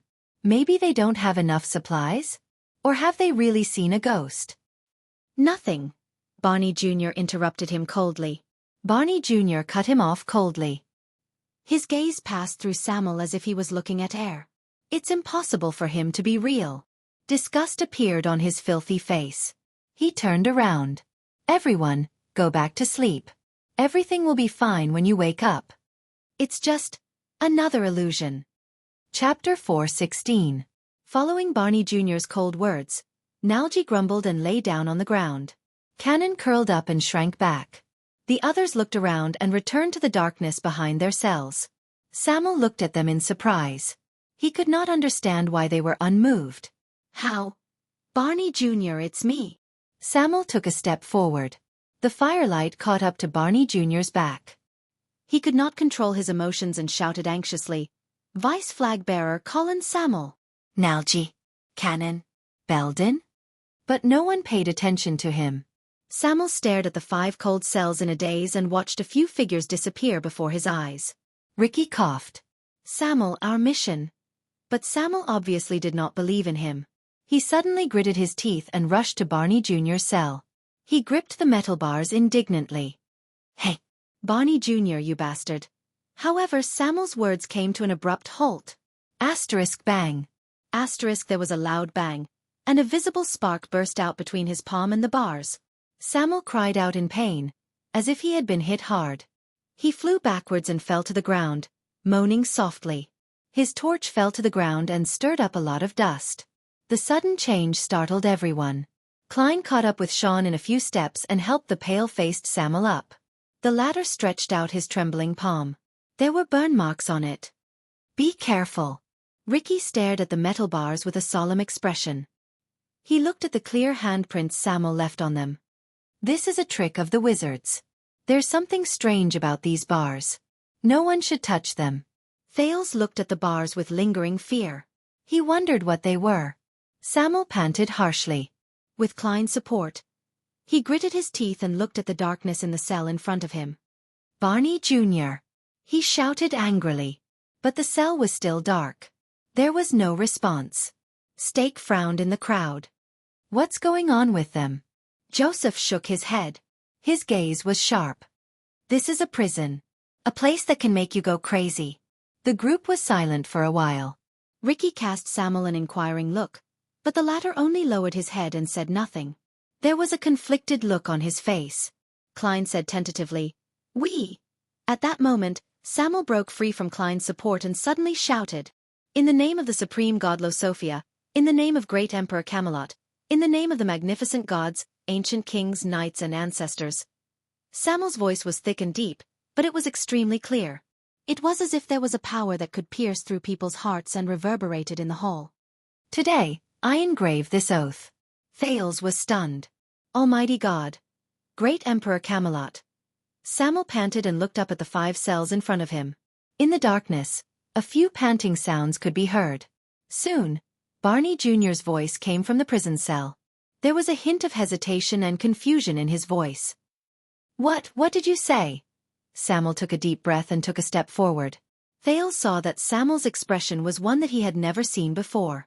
The light from the flames swept past the brand on his face and reflected the determination on his face. Samuel said, That's right. I vow to dedicate my life to the throne, to serve the imperial power, and to serve no other master. He gritted his teeth and did not continue speaking. His voice echoed in the hall. The former flag-bearer continued to stare at the darkness in the prison cell, as if he was waiting for something. 1 second, 2 seconds. He was not disappointed. A voice that sounded like it had just woken up from a nightmare suddenly rose. I vow that this sword will only be brandished for the Emperor, and will only be broken for the Emperor. There is no other use for it. As the voice rose, a figure appeared in front of the bars. Thales recognized it. It was the lackadaisical Nalji. But his voice was no longer lackadaisical. A complicated, pained expression appeared on Samuel's face. A third voice rose faintly and continued their words. I vow that this body will either be buried in the resting place of the throne, or be buried in the midst of the imperial life. There is no other end. In the prison cell, Tardan's confused expression left the darkness and entered the illumination of the flames. There was no need for anyone to remind him. The fourth and fifth voices rose and continued the oath. I vow that this soul will not go to hell, will not enter heaven, and will not care about the world. It will only be forged into the mighty empire. There is no other place for it to belong. A brilliant light flashed in Samuel's eyes. He opened his mouth slightly and chanted the unusual words together with the prisoners. The emperor has arrived, and the knights have gathered. The prisoners who had disappeared previously appeared under the light of the flames. They joined the chant through the bars. Where the iron hooves go, the villains will all perish. Bitterness, excitement, dullness, confusion, absent-mindedness. Thales read many different emotions on the prisoners' faces. Where the sword points, chaos will come to an end. Finally, the stern-looking Barney Jr. walked out of the darkness and stood behind the bars. The legacy shall not be destroyed. He met Samuel's gaze and chanted the last sentence together. The empire shall be eternal. There was silence. The empire shall be eternal. The muscles in Thales' hands tightened slightly. At that moment, be it Stake, LaSalle, the disaster swords, or the captives, Quick Rope, Dean and Tampa, all of them stared at these special prisoners in surprise. They stared at their interaction with Samuel. As the flames swayed, Samuel sighed softly. I still remember that day your father, Quill Barney Sr., specifically mentioned this before he took the oath. He revealed a bitter smile. He said that the original text of the oath was written in the ancient language of the empire, and that it represented the glory of the past. He also said, Barney Jr. shook his head in the prison cell and finished Samuel's sentence.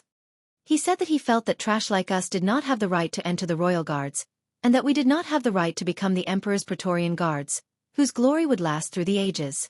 Barney Jr.'s expression was calm. Even being in the same room with us was a disgrace. Until that day, when he died in battle in front of the palace gate. Samuel's expression darkened, and he lowered his head. My God! You really are.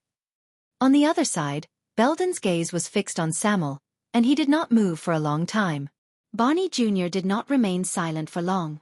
He turned to another cell. Nalji. Cannon. Light the lamp.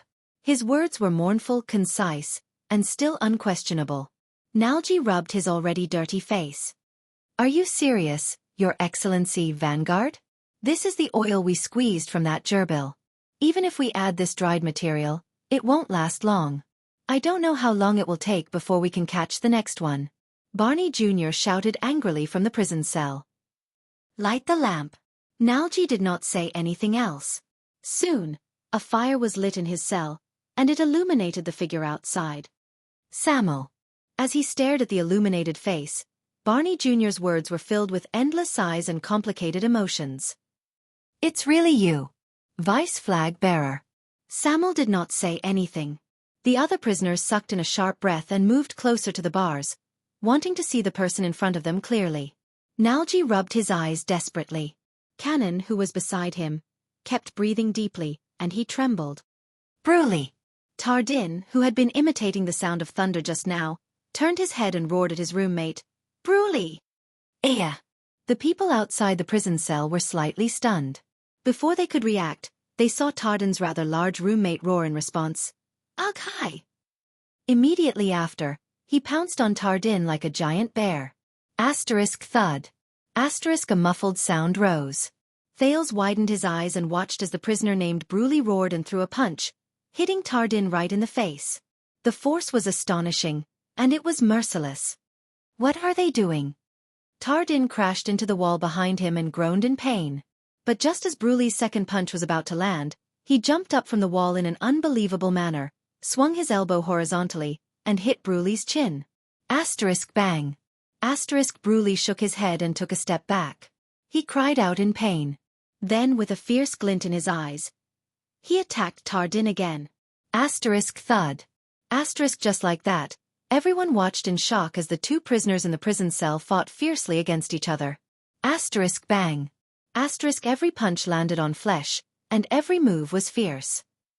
But regardless of whether it was Barney Jr., Nair, Nalji, Cannon, or Belden, they turned a blind eye to the internal conflict between their cellmates. Samuel also watched their fierce fight in disbelief. He did not know what to do. Finally, when Tardin kicked Brulee's chest hard and kicked his bear-like opponent away, he shouted, "Enough!" Brulee put down his arms, which he was about to attack. He panted heavily and stared at him fiercely. Soon Tardin, who had a bloody nose, a swollen face, and blood at the corner of his mouth, got up and spat out a mouthful of blood. "Damn it, it hurts." He looked at Samuel, twitched the corners of his mouth and said incoherently, "I'm sorry. This is the one and only Baron technique, hee." Samuel was stunned. Tardin rubbed his red and swollen chin. He and Brulee supported each other and stared at Samuel without blinking. He laughed strangely and said, Hee, I'm sure that the person inside is real, and it's not just our imagination." After a while Samuel, who seemed to have figured something out, lowered his head wordlessly. "I'm real, Tardin," he said sadly. "I'm standing right here. It's not an illusion." "It's not." Thales sensed a lot of emotions from his words. On the other side, Nair stared at Samuel. "What's wrong, Samuel? They still captured you? Am I right? What are they plotting? Who do they want to kill this time?" Samuel shook his head. Cannon trembled slightly. He hid behind Nalji and said in a nervous manner, "What? Are they going to be beheaded? Or hanged? Are we in there too?" Samuel stared at them with an indescribable gaze. He still shook his head. "You've lost a lot of weight, and you've aged a lot." Nalji sneered in the prison. "Of course, at least you don't need a stone knife to shave. Something's not right." Belden, whose long hair hung over his face and beard reached his chest, crossed his arms. He asked warily and maliciously, "Why are you here, you coward? Who are those people outside?" Samuel was silent. He let them size him up and listen to their strange questions. Until Barney Jr. asked, "Now, Samuel." Barney Jr. sucked in a deep breath and asked an unexpected but thought-provoking question. "What year is it now?" Once he said this, the prisoners in the prison became quiet. They stared at Samuel quietly. After a long while, Samuel exhaled. "Calendar of Eradication. Year 679. Barney Jr. was slightly stunned. Then, his face turned pale and he took a few steps back. The prisoners were also stunned. "My mind is not clear. Help me do some math." Nalji nudged Cannon. He anxiously turned his head around and looked around. He grabbed his hair and said in distress, 679,679. So, 679 minus 677. No, 650. No, 660. When did we get here? Cannon did not answer him. He just curled up and sat down. Fear was written all over his face. "How? 18 years. Barney Jr. looked around in a daze. He laughed for some reason. "It's been 18 years. Samuel did not speak. 18 years. With an indescribable feeling, he quietly watched this special reunion after a long time. Cannon said that it's been about 30 years. Nalji said that it's been 5 years at most. Barney Jr. was immersed in his own world. His face was in pain, and the brand on his face trembled slightly. But I don't believe either of them. I've been counting the number of times the supplies were delivered. I counted myself. I thought it was only 7 or 8 years." He sat down. His expression twitched, and he laughed loudly. "Ha ha ha ha ha ha ha." His laughter was bitter, hoarse, and unpleasant to the ears. Soon, Nalji and Tardin also joined in the laughter. The other prisoners were either dazed or dazed. They did not say a single word. Samuel closed his eyes. He only opened them after a long time. "All of you are here. Where are the others?" he asked with great difficulty. The laughter in the hall stopped. Barney Jr. raised his head. His gaze was cold. "Didn't all of you bring torches?" He spread his hands and said coldly, "See for yourselves." Samuel's eyebrows twitched. He walked forward quickly. He did not care about the dazzling light that made the prisoners cover their eyes in pain and retreat.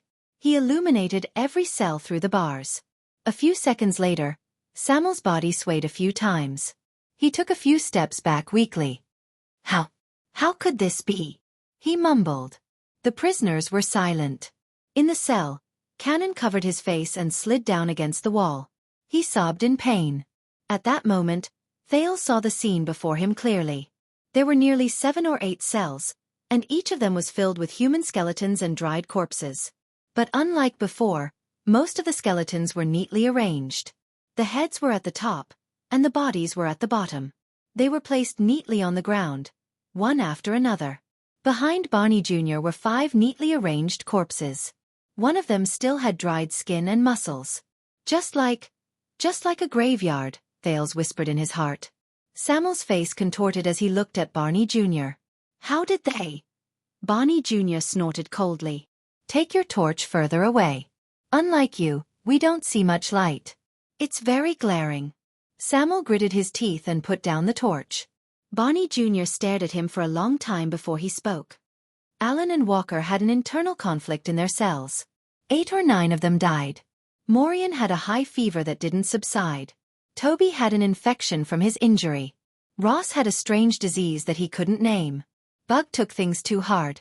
A few of them were the same as him. The more he spoke, the more dejected and gloomy Barney Jr. became. He turned his body slightly, and his eyes were lifeless. Kamal went crazy. One day, he suddenly stopped eating and drinking.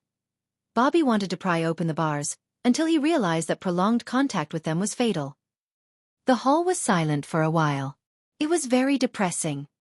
Myro mysteriously couldn't wake up. Barney Jr.'s expression tensed. He clenched his fists in pain.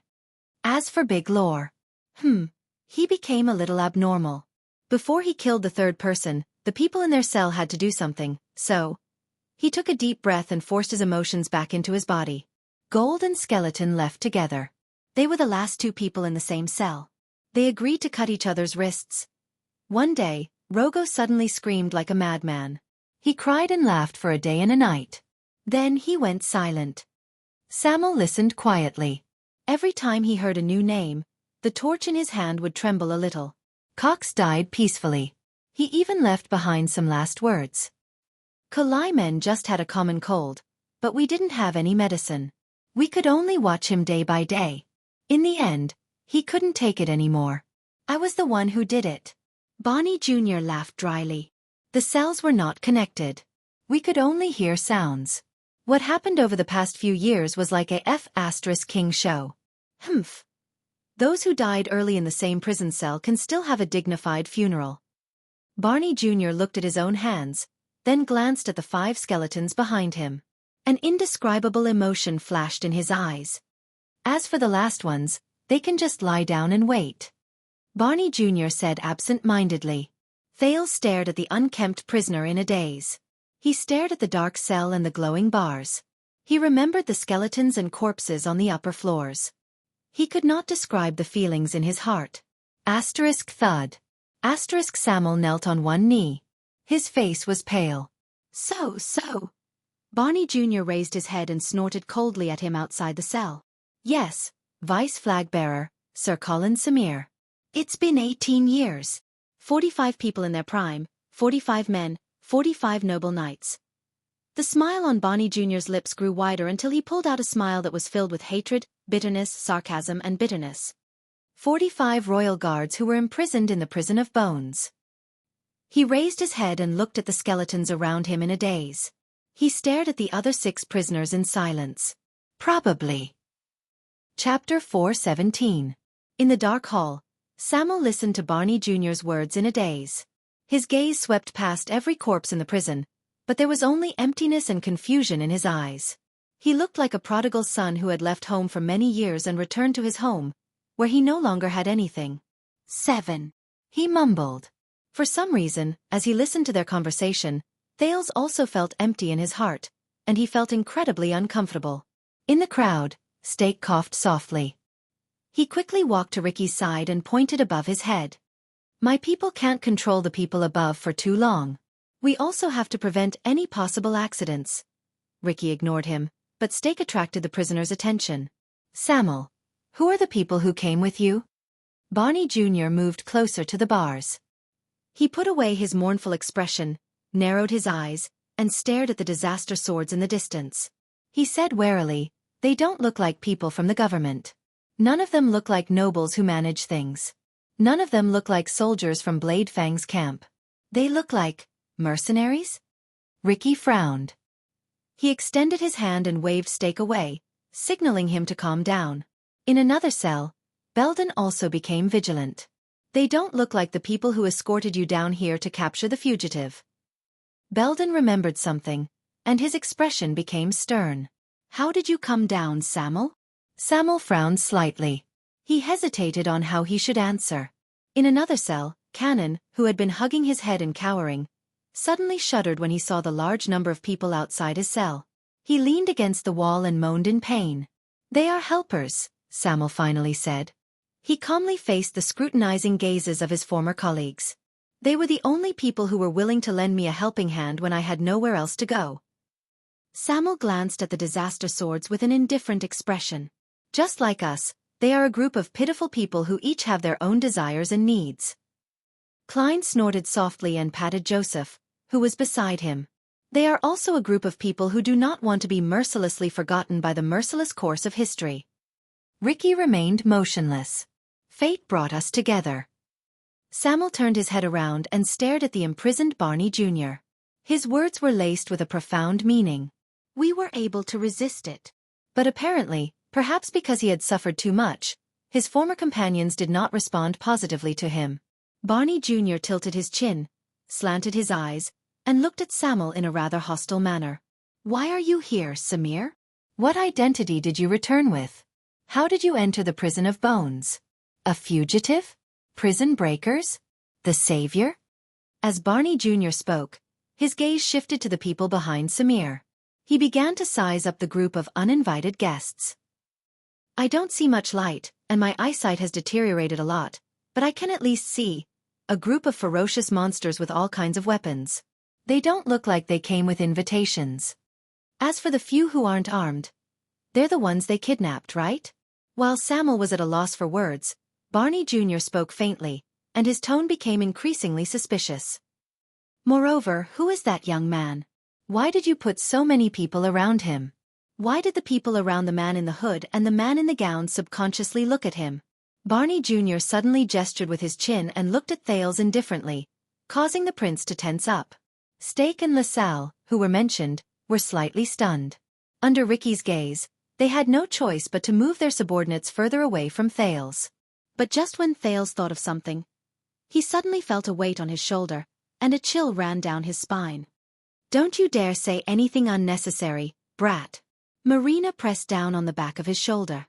The blade of her sword rubbed against Thales' pants.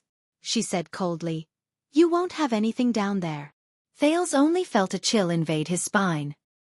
He did not dare speak again. "No, it doesn't look like protection." Belden also stared at Thales from the other side of the cell. His frown deepened. "I can tell. That young man is also someone who was kidnapped." Ricky's expression turned solemn. The remnants of the royal guards had exceeded his expectations.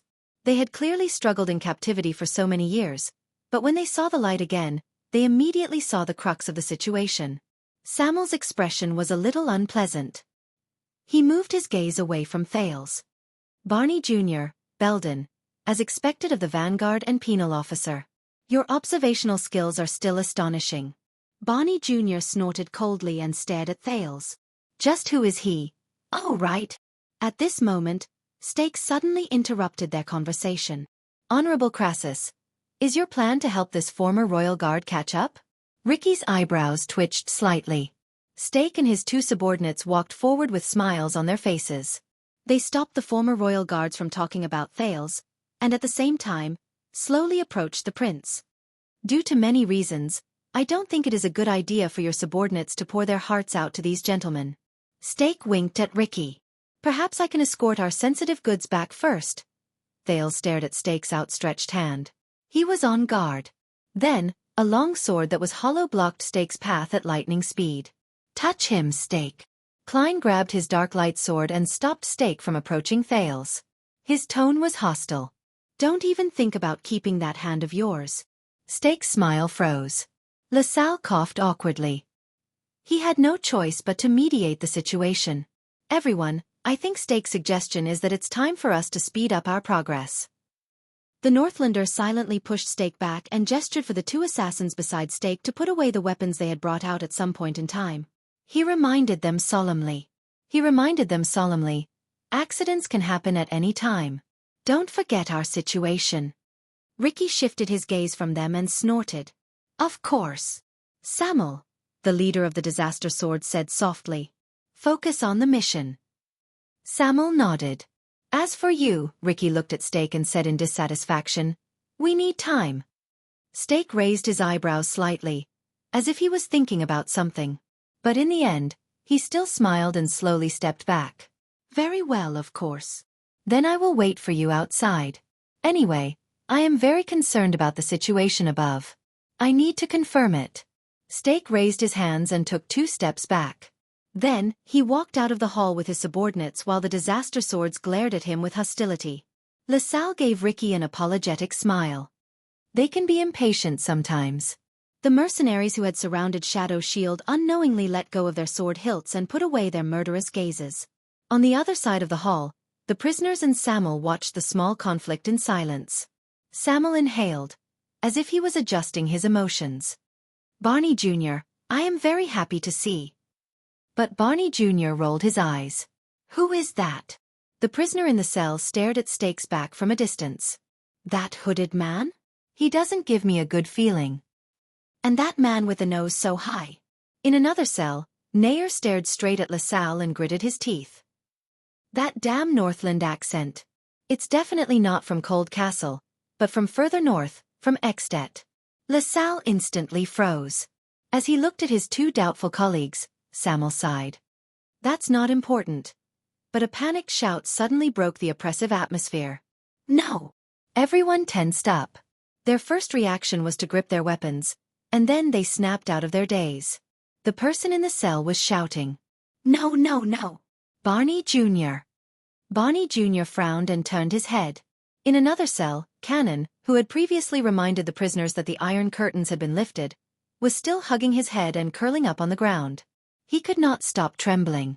As he twitched, he shouted in pain. Barney Jr., I can hear it, just like how I see it in my dreams every day. His roommate Nalji, who had been acting lazily just now, quickly walked forward in a very experienced manner. He put his arm around Cannon's shoulder and comforted him in a low voice. It's okay, Cannon, it's all over, it's all over. Everything is fine. Everything will be fine. Those terrifying things in the past don't exist anymore. We're fine, that's all. As Nalji spoke, he became absent-minded as well. He stared at the ground with a dazed expression. But Cannon still struggled desperately. His eyes were shut tight and he shouted madly. Their footsteps, they pressed down on the soles of their feet, and they tiptoed like cats. Those footsteps, those voices, those people who only appear in the dark. Just like those people. Those people. Samuel looked at Cannon's outburst with a dejected expression. Barney Jr. furrowed his eyebrows tightly. They're here, Barney Jr., they're here. Cannon shouted in pain. His dirty hair flew everywhere.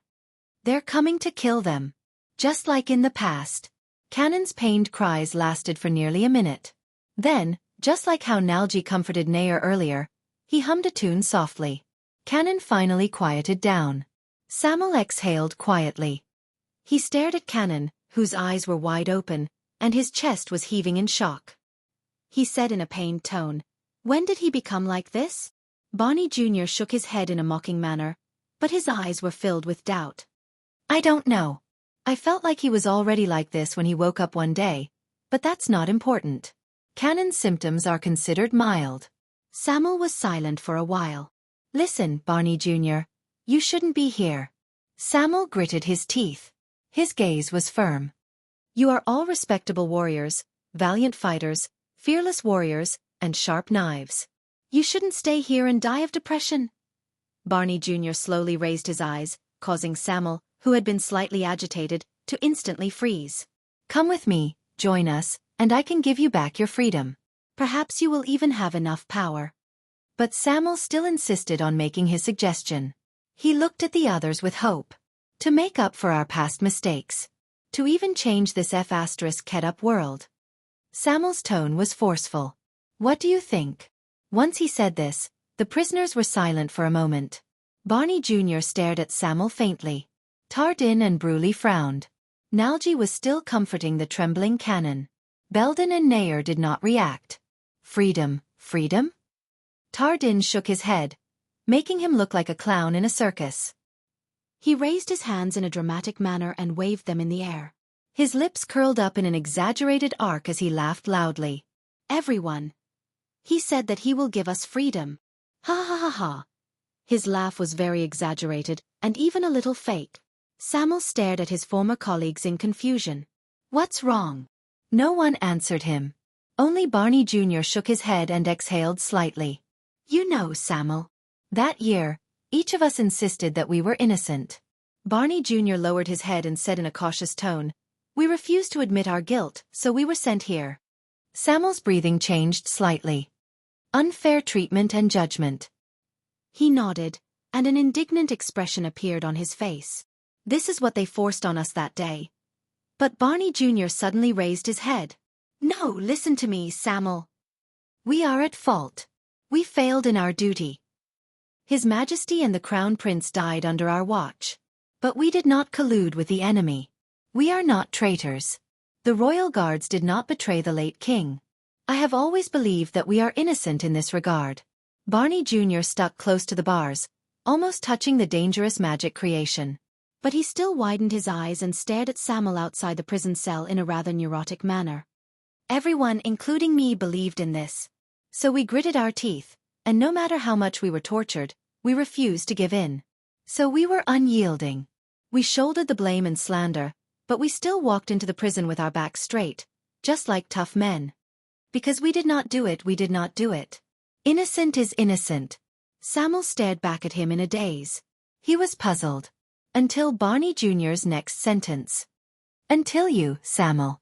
Barney Jr.'s face suddenly contorted. He stood up abruptly and gritted his teeth. Until you escaped from the escorting team and disappeared from our firm belief.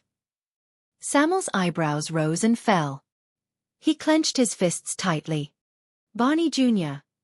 Barney Jr. suddenly pounced forward and grabbed the bars with both hands. Everyone, including Samuel, was shocked. Samuel even subconsciously took a step back. Barney, you. Tell me, Samuel. Barney Jr. gripped the bars tightly.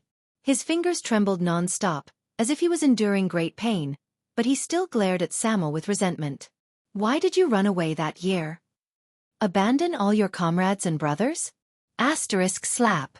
Asterisk there was a flash of light from the bars. Barney Jr. cried out in pain and fell to the ground. But he did not care. He only raised his smoking hands and stared coldly at Samuel. Why did you use cowardly actions to deepen the brand of our crimes? To prove our crimes. Samuel stared at Barney Jr.'s actions in disbelief. He turned to look at the other prisoners, but found that they were all looking at him with unfamiliar expressions. To prove our crimes. Samuel stared at the countless skeletons and closed his eyes in pain. He stuttered. He wanted to say something, but stopped himself. In his hesitation, he said through gritted teeth, I'm sorry. You know, Barney Jr., you know. Samuel trembled and lowered his head. 18 years ago. I could bear all the consequences of that tragedy, be it demotion, punishment, torture, exile, or even death. But this. Samuel opened his eyes abruptly. He raised his torch and illuminated his surroundings. Skeletons, prison cells, and ashes. To stink, rot, and be forgotten in a bottomless dungeon? Then to remain here forever, without even a splash of water? To bury our humiliation and stigma deep underground forever, never to be remedied? Samuel's expression became more and more twisted, like a drowning man struggling in the water. After a long while, he gritted out his next words through his twitching teeth. No.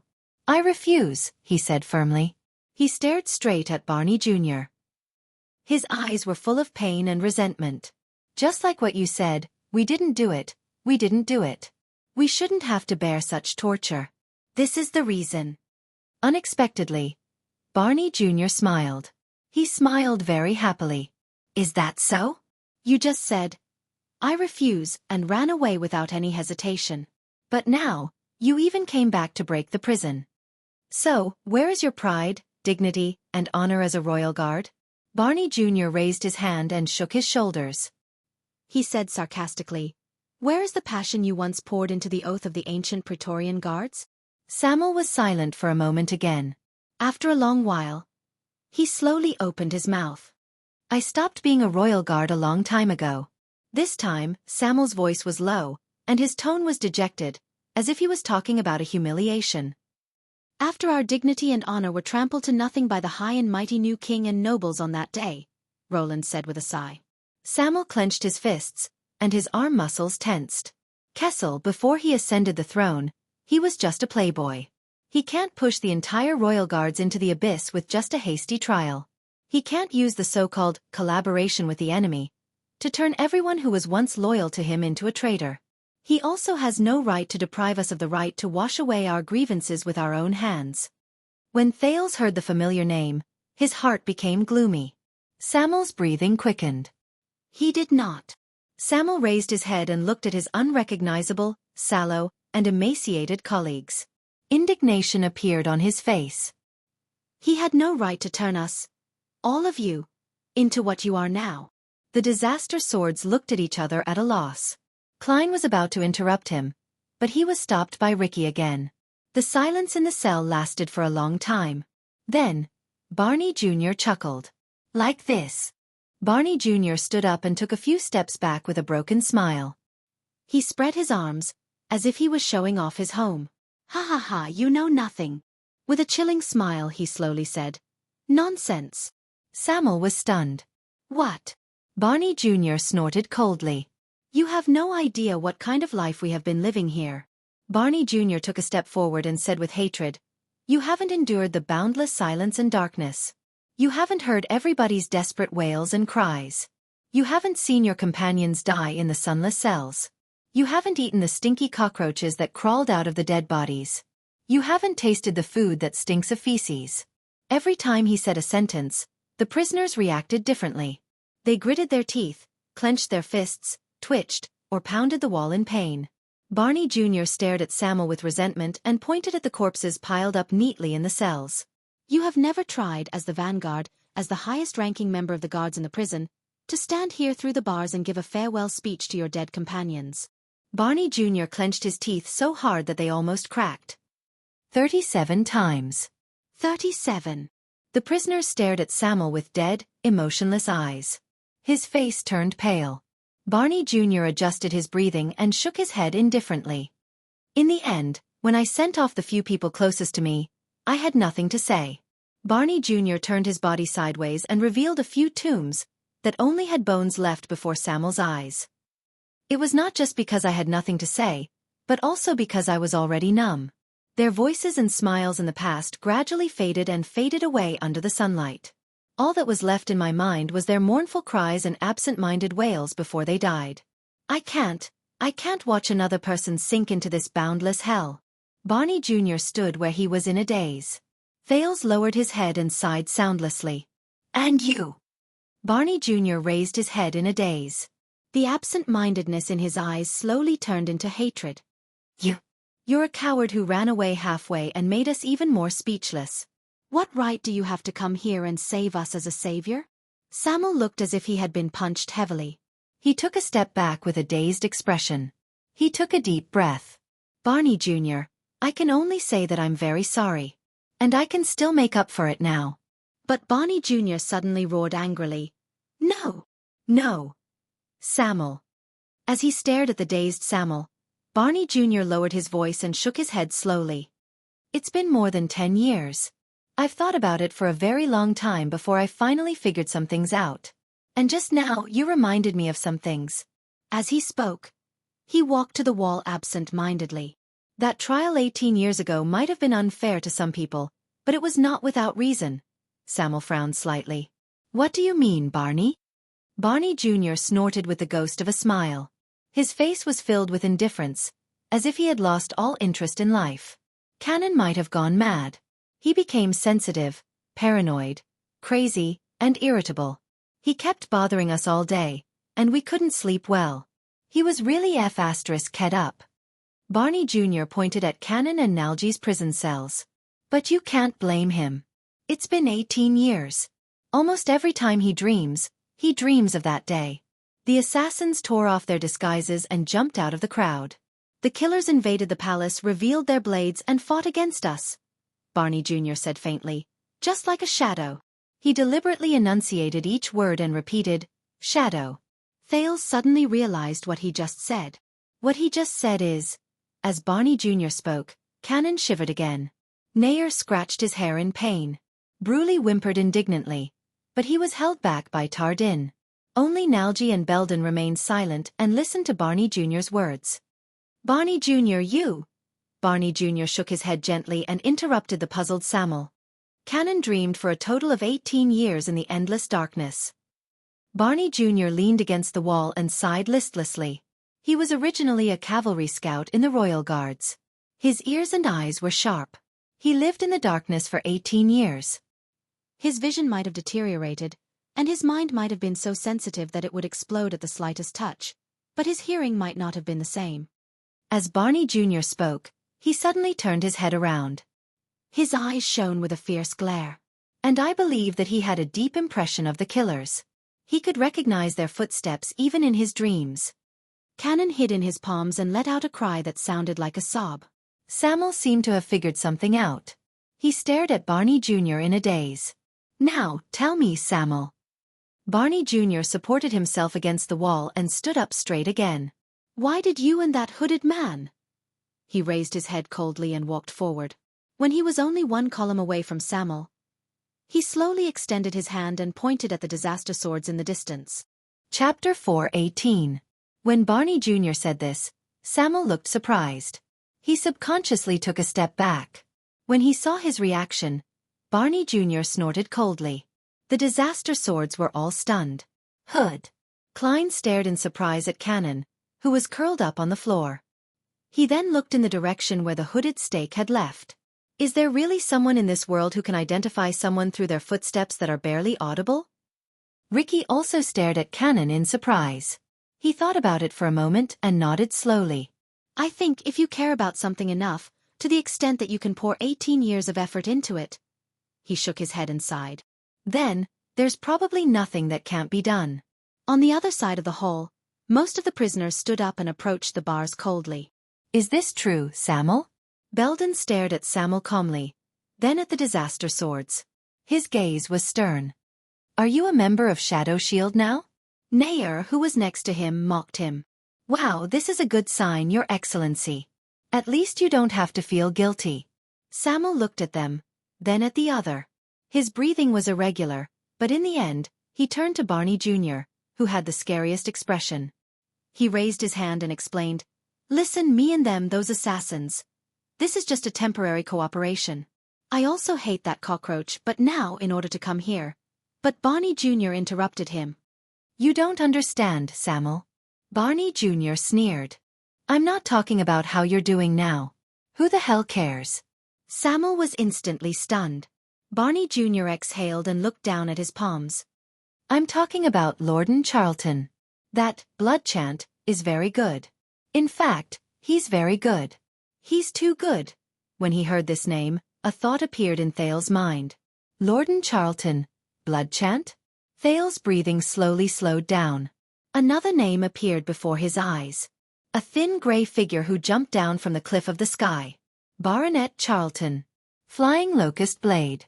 Sam'l was obviously a little surprised. Charlton? Lorden Charlton? But Barney Jr. ignored him and continued on his own. But he was far from being strong enough to charge into Renaissance Palace alone, assassinate His Majesty at will, and then leave. At least 18 years ago, when we intercepted him and fought him for a short time, he was not that strong. Thales was shocked.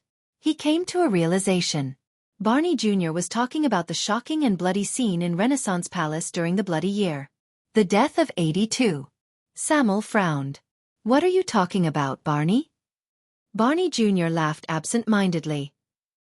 He then put down his palm and said to himself, After the incident, all of us in the Royal Guards, regardless of whether we were free or in prison, were guessing the possible enemies. Shadow Shield, the Assassin's Flower, the Secret Room, the Northlanders, the rebel army in the southwest, the forces of the desert, perhaps the Camions or other people who hated Constellation, and even the great nobles in the country who were at odds with His Majesty before the war. But the only thing we were unwilling to admit was that we were unwilling to admit. His words gradually came to a halt. He hesitated between a few words, as if he was unwilling to continue. Thales's breathing quickened subconsciously. Possible enemies. He did not forget the map King Nuvan gave him 6 years ago when he was still in Heroic Spirit Palace. The map of Horus Jadestar. The map of Renaissance Palace. It lay quietly in the luggage, wrapped in an inconspicuous food bag, and rested on Marina's shoulder behind him. In the hall, Samuel's expression had never been so serious. He took a step forward. "What do you mean?" Barney Jr. laughed again. "What I mean is..." Barney Jr. raised his complicated gaze and revealed half of his ferocious face, which was branded with the seal of sin. He said coldly, "Maybe we deserved it." Belden lowered his head in pain. Nalji did not say a word. Barney Jr. finished his sentence. "Maybe Prince Kessel back then, no. The new king's decision to throw us into the prison of bones after the incident was the most correct one." Samuel's pupils widened slightly. "Barney, why are you saying this?" Barney Jr. snorted and ignored him. He just gazed into the distance with an unfocused gaze. Perhaps back then, there was indeed a traitor who collaborated with the enemy among the glorious and dazzling royal guards. He said faintly. Samuel was stunned. In the 5 cells, every prisoner's breathing became more and more tense. In the next second, Barney Jr. turned around and stared at Samuel. His eyes were cold. And he betrayed His Majesty, the Crown Prince, and the entire royal guards. He turned all of us into what we are now. At that moment, Samuel gasped a few times and took a diagonal step forward. No. But Barney Jr.'s accusation was not over. And that traitor. With an enraged expression, Barney Jr. extended his hands again and grabbed the metal bars in front of him desperately, just to get closer to Thales. He must have known Prince Midior's orders and handwriting like the back of his hand. That's why he could fake the Crown Prince's request for help, exaggerate the riot at the palace gate, and use the late king's love for his son to transfer us away from the Hall of Stars, to go to the palace gate to support Prince Midior. Thus, he dragged most of the royal guards into a chaotic battle with the rioters and those with ulterior motives. Samuel seemed to be frozen on the spot. He was tongue-tied and could not say a word. At that time, Great Charlton acted against His Majesty in the Hall of Stars with the help of Shadow Shield. Master Vitano went to the battlefield with Duke John, and Instructor Ida was in the Sacred Tree Kingdom. Even when old Captain Cullen risked his life to face Blood Chant and a group of assassins, he could not protect His Majesty from the assassins. Barney Jr.'s voice became hoarse and unpleasant to the ears, as if the silk on a loom was being cut inch by inch. At that moment, be it the disaster swords, their hostages, Samuel, or Thales himself, all of them were completely stunned. As Barney Jr. narrated, the Prince of Constellation felt as if he had returned to half an hour ago. At the gate of the prison of bones, when Stake raised his hand slightly, the sneaky masked assassins appeared from the shadows, unexpectedly tore open the guards' necks, pierced their hearts and cut off their lives. Then, they quietly disappeared into the darkness. Within a few seconds, everything happened so suddenly that it was as if nothing had happened. The prince could not help but feel a chill run down his spine. Barney Jr.'s palm, which was holding the railing, began to smoke.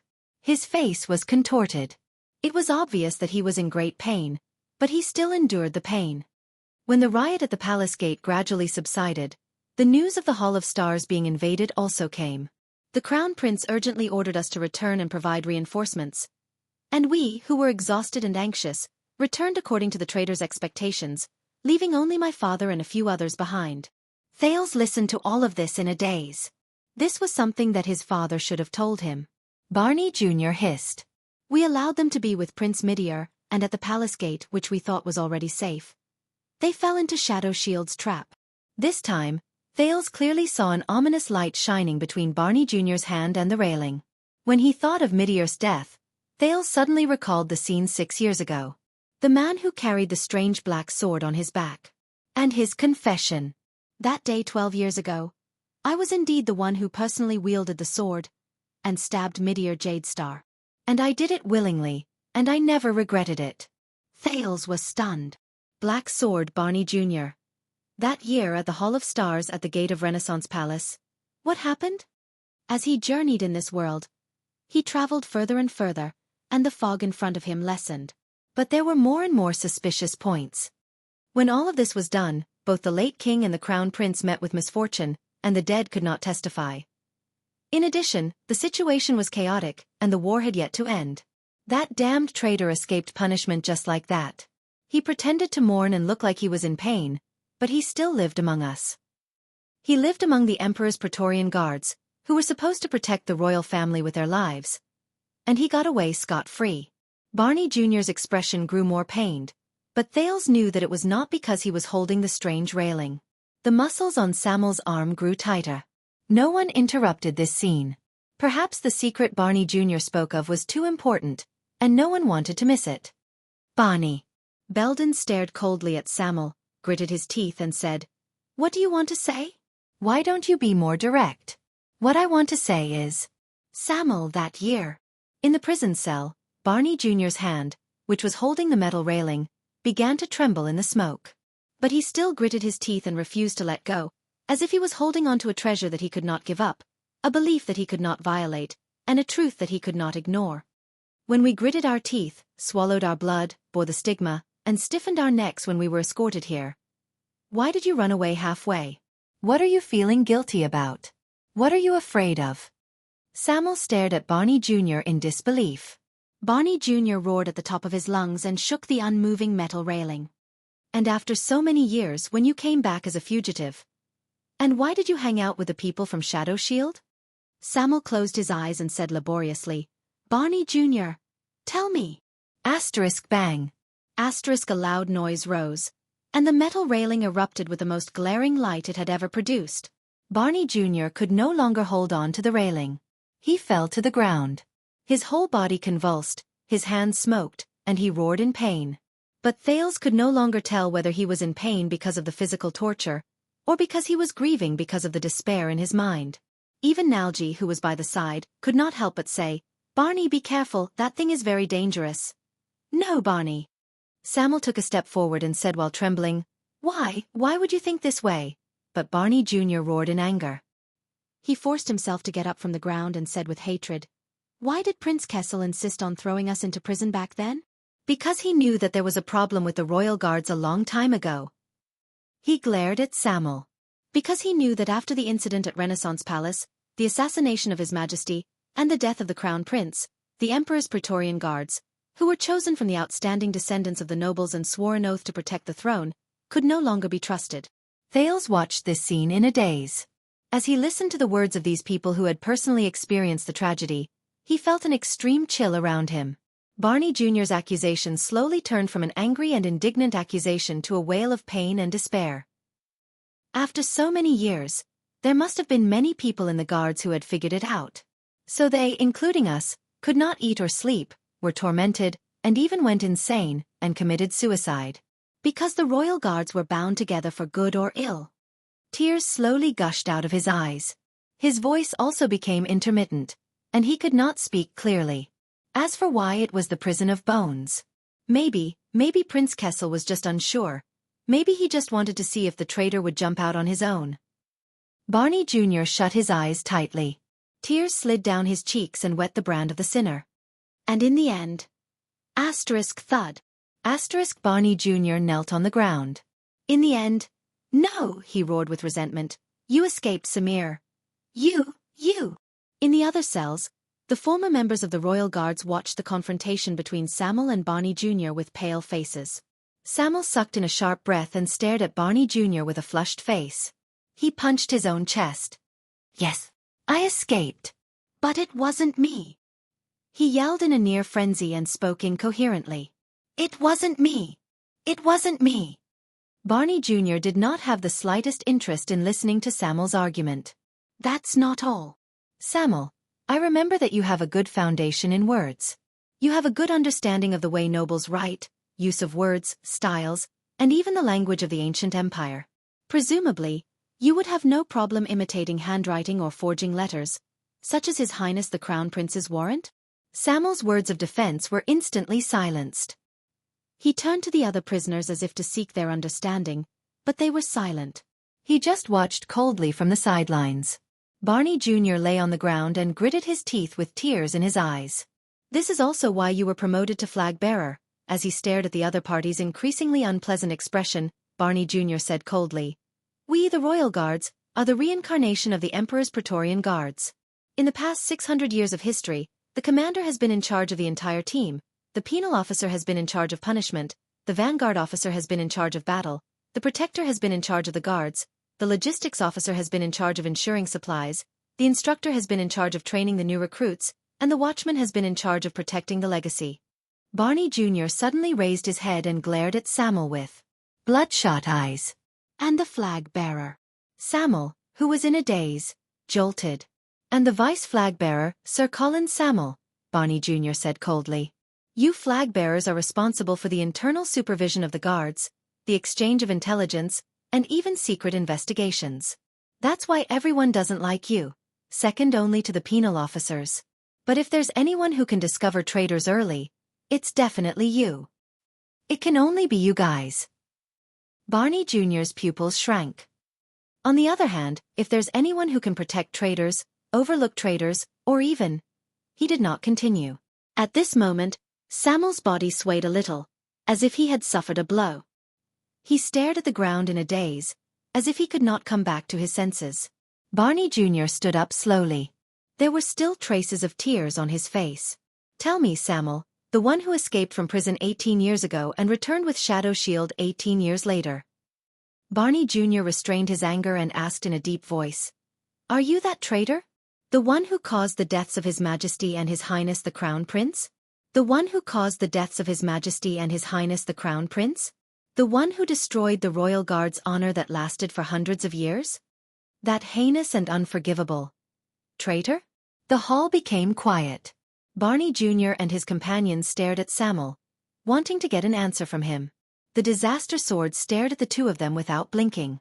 Perhaps they were just curious about the truth of the past, or perhaps they wanted to understand their companion's past. Among them, perhaps Thales was one of them. But no one dared to break the silence. Until Samuel.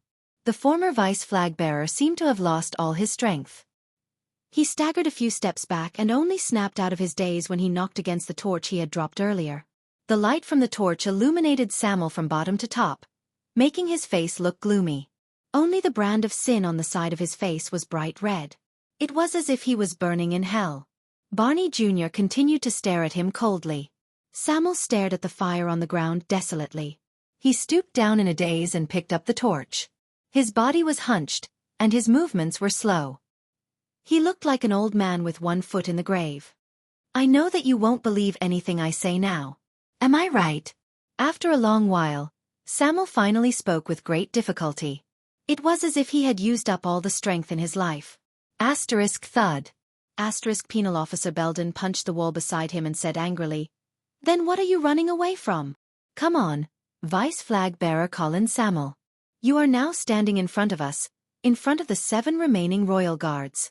Tell us that you will solemnly swear on your honor, your dignity, your blade, your ancestors, and the name of the Samuel family, which has been rooted in the capital for hundreds of years. You have never done anything against the Jade Star royal family, against the Royal Guards, and you have never let down the oath you swore as a Praetorian Guard." Samuel's body swayed slightly. Belden pressed his entire body against the bars and roared, "Tell me!" Crack. There was a loud bang. Belden fell to the ground in pain under the power of the bars. He gritted his teeth and moaned. Samuel instinctively wanted to go forward, but he stopped in his tracks. In another prison cell, Tardin spoke slowly with his unique desolate voice. "Yes, tell us, Samuel. In any case, you and we have nothing more to lose." His voice was filled with a deathly stillness, and it sounded even more sorrowful. Tardin's roommate, Bruley, who had not spoken all this while, also walked forward slowly. He expressed his opinion with a cold gaze. Samuel bit his lower lip. His eyes were lifeless. "Damn coward. You even dared to run away halfway and abandon your companions. Is it that difficult to swear an oath?" This was Sazilnay from the other side. He gritted his teeth and stared at Samuel as if he was staring at a murderer. On the other side, Cannon, who was originally trembling on the ground, was no longer cowering. He only stared blankly at Sam'l, who was being questioned. Behind him, Nalji stared at the vice flag-bearer without a word. He sighed softly, and there was only sorrow in his eyes.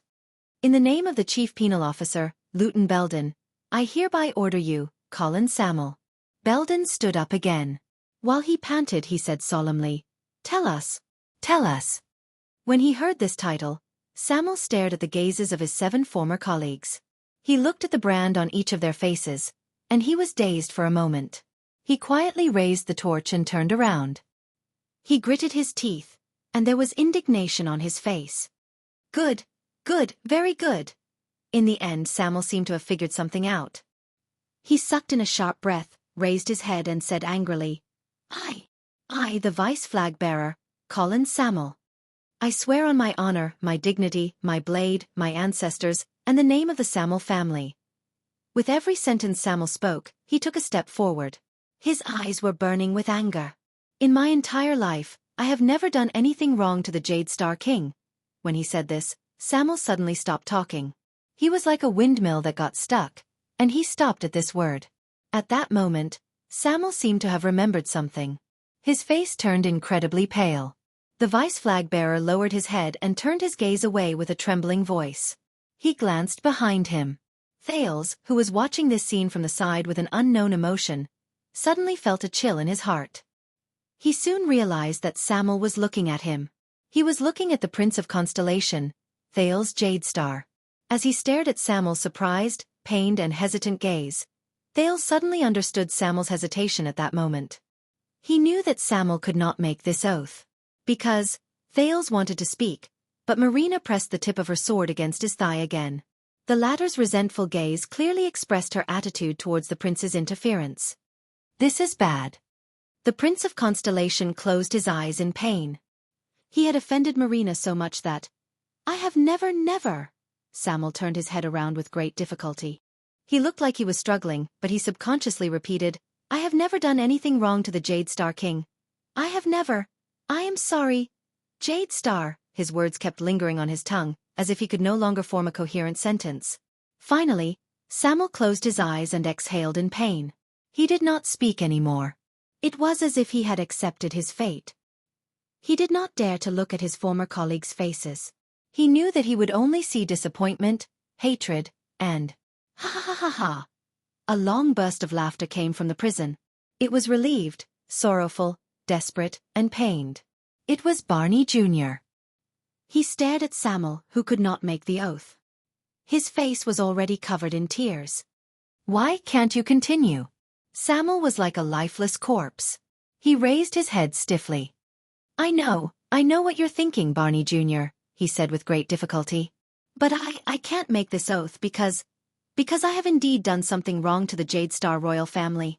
But back then, it wasn't me, he said in panic. But Sam'l could only look at the 7 people in the prison. All of them looked at him with the most unfamiliar gaze. It was as if they were looking at an alien in their own race. It wasn't me. Sam'l seemed to have realized something. He repeated in a daze. Sam'l, my father? Barney Jr. sobbed and shook his head with a broken smile. You know. He, Chief Protector Tony, and a few new guards whose names I can't remember, are guarding the poisoned Prince Midir in front of the palace gates. They're fighting against 100 enemies alone, and they're not retreating. Barney Jr.'s tears flowed down his cheeks as he smiled in pain. Do you know how many times he was stabbed when I dug him out from the pile of corpses? My father, the deputy commander of the royal guards, our oathkeeper, Quill Barney Sr. Sam'l shut his eyes tightly. His facial features were contorted. And King 80. Barney Jr. raised his voice. You know, when we rushed to the Hall of Stars, we could only see his body, which had died with his eyes wide open. Barney Jr.'s words made all the other prisoners lower their heads, as if they had returned to the most terrifying past. Not just these. There were also the 3 princes' wives, their children, and the beautiful Princess Constance. No! Sam'l suddenly opened his mouth and interrupted him. No, Barney, no, I beg you don't, that wasn't me. His expression was already numb, and his tone was almost pleading. It wasn't me. But everything was set in stone. Bah! On Samuel's left, Belden spat fiercely in his cell. The penal officer looked at the glaring and ugly brand on Samuel's face. He spat out the most terrifying word with great hatred. Chapter 4:19. Samuel's face was ashen as he faced Barney Jr. and Belden's questions in Black Prison. He looked as if he had suffered a heavy blow. As Thales watched this scene of brothers turning against each other, he suddenly gained a deeper understanding of the royal guards and the bloody year. No matter who the traitor was, and no matter what the truth was, it seemed that the problem with the Constellation Royal Guards themselves had been proven beyond a shadow of a doubt when they faced that terrifying assassination in Renaissance Palace. But that was not the point. Betrayal was far more than just a matter of two people going against the same path or a process of good friends falling out with each other. Under the most obvious and superficial fuse, there was often a deeper truth hidden. In Northland, Lampard's rebellion stemmed from the Born King's ferocious counterattack after he descended upon Extet. The secret room's wavering was, in fact, a rational choice made after Extet's royal authority declined. The Raven of Death's betrayal was also rooted in King Nuvan's ruthless methods in the past. In Constellation, the Duke of the Northern Territory's conspiracy to usurp the throne had always revolved around the Jade Star royal family, and the Arund family's game against Broken Dragon Fortress and Constellation's Northern Territory. The collective conspiracy of the New Star nobles, such as Covendier and Nanchester, reflected their expectations and ambitions towards the distribution of power in this country. Even before Thales' eyes, this Bladefang's camp, which was chaotic and even convenient for foreign enemies to infiltrate the camp and land him in a predicament, was it not also a stage where the Baron of Bladefang's camp and the Duke of Western Desert, the regular army and the recruits, the Jade Star royal family and the nobles of Western Desert, Eternal Star City and the ruins, the center of the kingdom and the western borders? Then, what about the bloody year?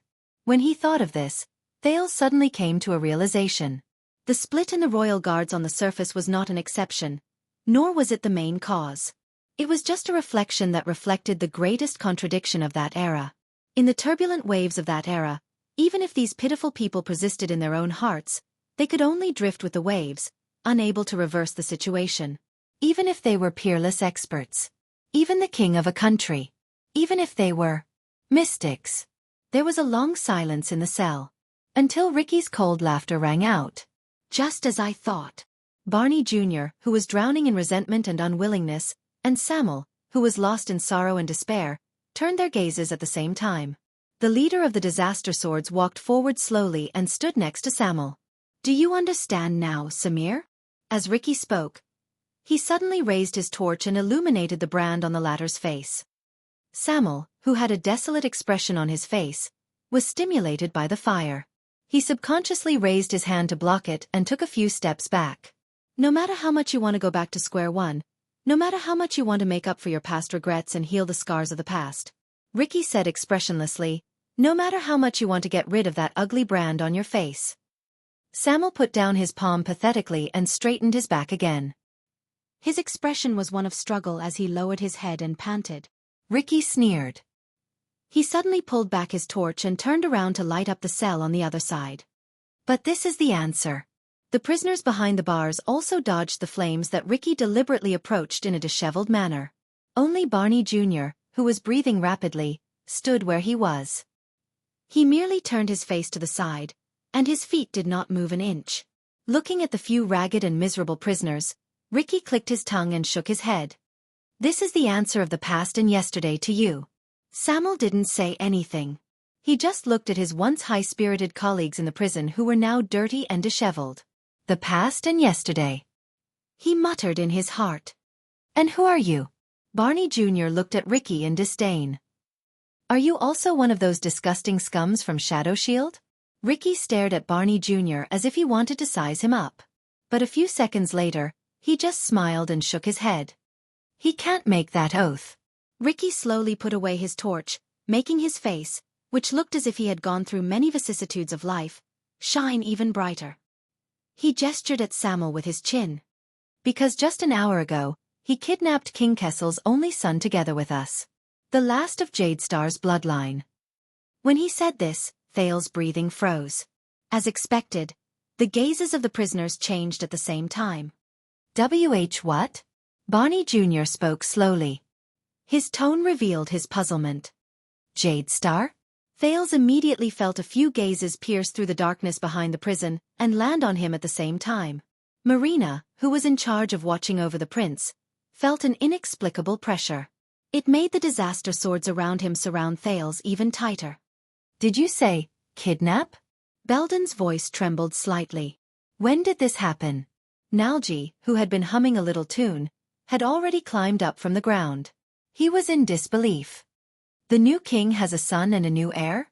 Outside the prison, Samuel still did not say a word. His expression was one of pain. "Kidnap the prince? You? Samuel, is what he said true?" Nair widened his eyes. His cheeks twitched as he stared outside the prison in a rather neurotic manner. "That teenager with a dejected face is the current Jade Star? Ha ha ha ha, how interesting." Tardin, who was beaten black and blue by his roommate, looked at Samuel before him, then at Thales in the distance. His laughter was desolate, and the mocking tone became stronger. "It's getting more and more interesting. Ha ha ha." Outside the prison, Samuel lowered his head dejectedly and closed his eyes gently. Thales was stunned as he watched their different reactions and endured their gazes from the darkness. Barney Jr., Belden, Nair, Tardin, Bruley, Nalji, and Cannon. The former royal guard's gazes were very complicated. The prince could not tell what they were feeling at that moment. Were they stunned, resentful, regretful, excited, or dejected? Thales did not know. He only felt that these people, the former royal guards, were clearly looking at the current him. Their gazes were fixed on him. But it was as if they were looking at the past. They were looking at the past. Ricky, who had just revealed the truth, sized up Samuel by his side. When he saw that Samuel was still dejected, he could not help but frown slightly. The silence and surprise inside and outside the prison only lasted for a short while. "So, you really can't swear an oath, right?" Nalji sat back on the floor. His expression was calm, and there was a faint sense of relief in his voice. "Samuel, I really hope that you know what you are doing. Be it in the past or now. Really." Samuel's expression changed. He raised his head with a slight hint of hope, as if he wanted to find some comfort and understanding. "Nalji." But Nalji shook his head. "Don't talk to me. Go to Barney. The person with the highest position has the final say." Samuel's words came to a halt. He shut his mouth in disappointment and looked at the vanguard in front of him. Quill Barney Jr. The shock in Barney Jr.'s eyes was slowly replaced by realization and indifference. "So, this is the answer." The vanguard stared at the dejected Samuel with a complicated expression. "Regardless of whether you betrayed us in the past or not, after so many years, you are still a traitor." At that moment, Samuel's expression froze. "So what does this mean?" Barney Jr. sneered and leaned against the wall. He no longer looked at his former companion. "Give up on myself?" Samuel took a deep breath. He moved his lips, but in the end, he could not say anything. Ricky, who had been watching this scene from the side, chuckled softly. "What do you think, Samuel?" Ricky threw the torch down gently and let it roll on the dusty ground. "Tell them this," Ricky said in a low voice. "Then defend yourself. Tell them that you are not a traitor. Tell them that you are still the good brother from all those years ago." There was a faint hint of sarcasm in his tone. "Will this make you feel better?" Samuel quietly stared at the torch under his feet. He watched the flames tremble on the ground. "I have fulfilled my promise. I have given you the chance to face the shadows of the past." Ricky looked at the 5 prison cells in front of him again. He stared coldly at the 7 former royal guards. "But the question is, Samuel, is this really the reunion you envisioned?" Samuel's chest began to rise and fall. The light from the fire was reflected in his pupils. It was weak and waning, like the last light in the darkness. His dark back was cast on the wall by the torch on the ground. It danced back and forth, and it drifted about. Ricky took a step forward and snorted coldly. "How is it? Is it filled with flowers, excitement, beauty, hope, forgiveness and understanding?" As he listened to Ricky's question, which was as sharp as a knife, Thales only felt uncomfortable. "Now, Samuel," Ricky repeated his question coldly. "Do you understand now?" Samuel stared at the flickering light in a daze. He did not seem to notice it. "I can tell. You are not Shadow Shield, my friend." Tardin sneered in the prison. "You sound like a brainwashed cultist." Cultist? Ricky was stunned at first. Then, he smiled unexpectedly. He did not respond to Tardan's sarcasm. Instead, he continued to stare at Samuel. The past is gone, and yesterday is hard to recall. Everything is as it was yesterday, is just a dream, a form of escape.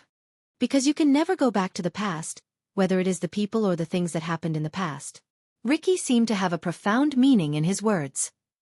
Most of the time, you can't find the answer even if you go back to the starting point. Or if you find the answer, it will only make you more desperate. The torch on the ground was still struggling, but it was getting dimmer. Even Samuel's face was getting more and more blurry, including the ugly brand. We can only open up a new path and a new future. Ricky sighed. Only then can we surpass the terrible past. Samuel listened to Ricky's words in a daze. The flames in his pupils became smaller and dimmer. But this is our life. Ricky raised his head and looked at the stone pillar in the middle of the hall. He stared at the emblem that resembled an eye. His gaze was slightly dazed. You can't save anything but yourself. You can't grasp anything but the future. In the next second, the torch under Samuel's feet was finally extinguished. It left Samuel's unmoving face and pupils, along with his dazed and pained expression, in the deep darkness. They could no longer see each other. All of you are dressed like mercenaries. Nalji sighed and lit up a simple lamp in their prison. But no mercenary has the courage and means to break into Black Prison. Did something big happen in Blade Fang's camp? Did they slack off to the point where they let you weirdos in? Ricky snorted softly and did not answer. The sharp Barney Jr. quickly reacted. What? Is the main force not here because there's a war going on? Who is it this time? The 8 great tribes of the Orcs or the 3 great tribes of the Baron Bone tribe? Or the Northlanders, or even civil war? No one answered them. A few seconds later, Samuel's figure slowly lowered itself in the darkness. The sound of a torch being picked up rose in the air. With a thud, the extinguished torch was lit up again, and it was so piercing that the prisoners shrank back. Samuel's figure reappeared in the firelight. It was as if he had returned to the bright human world from the darkness of hell. Barney Jr., Samuel's voice rose faintly. You know, when you joined the Royal Guards, many people said that you only got in because of your father's connections. These words floated in the air, and the hall fell silent for a moment.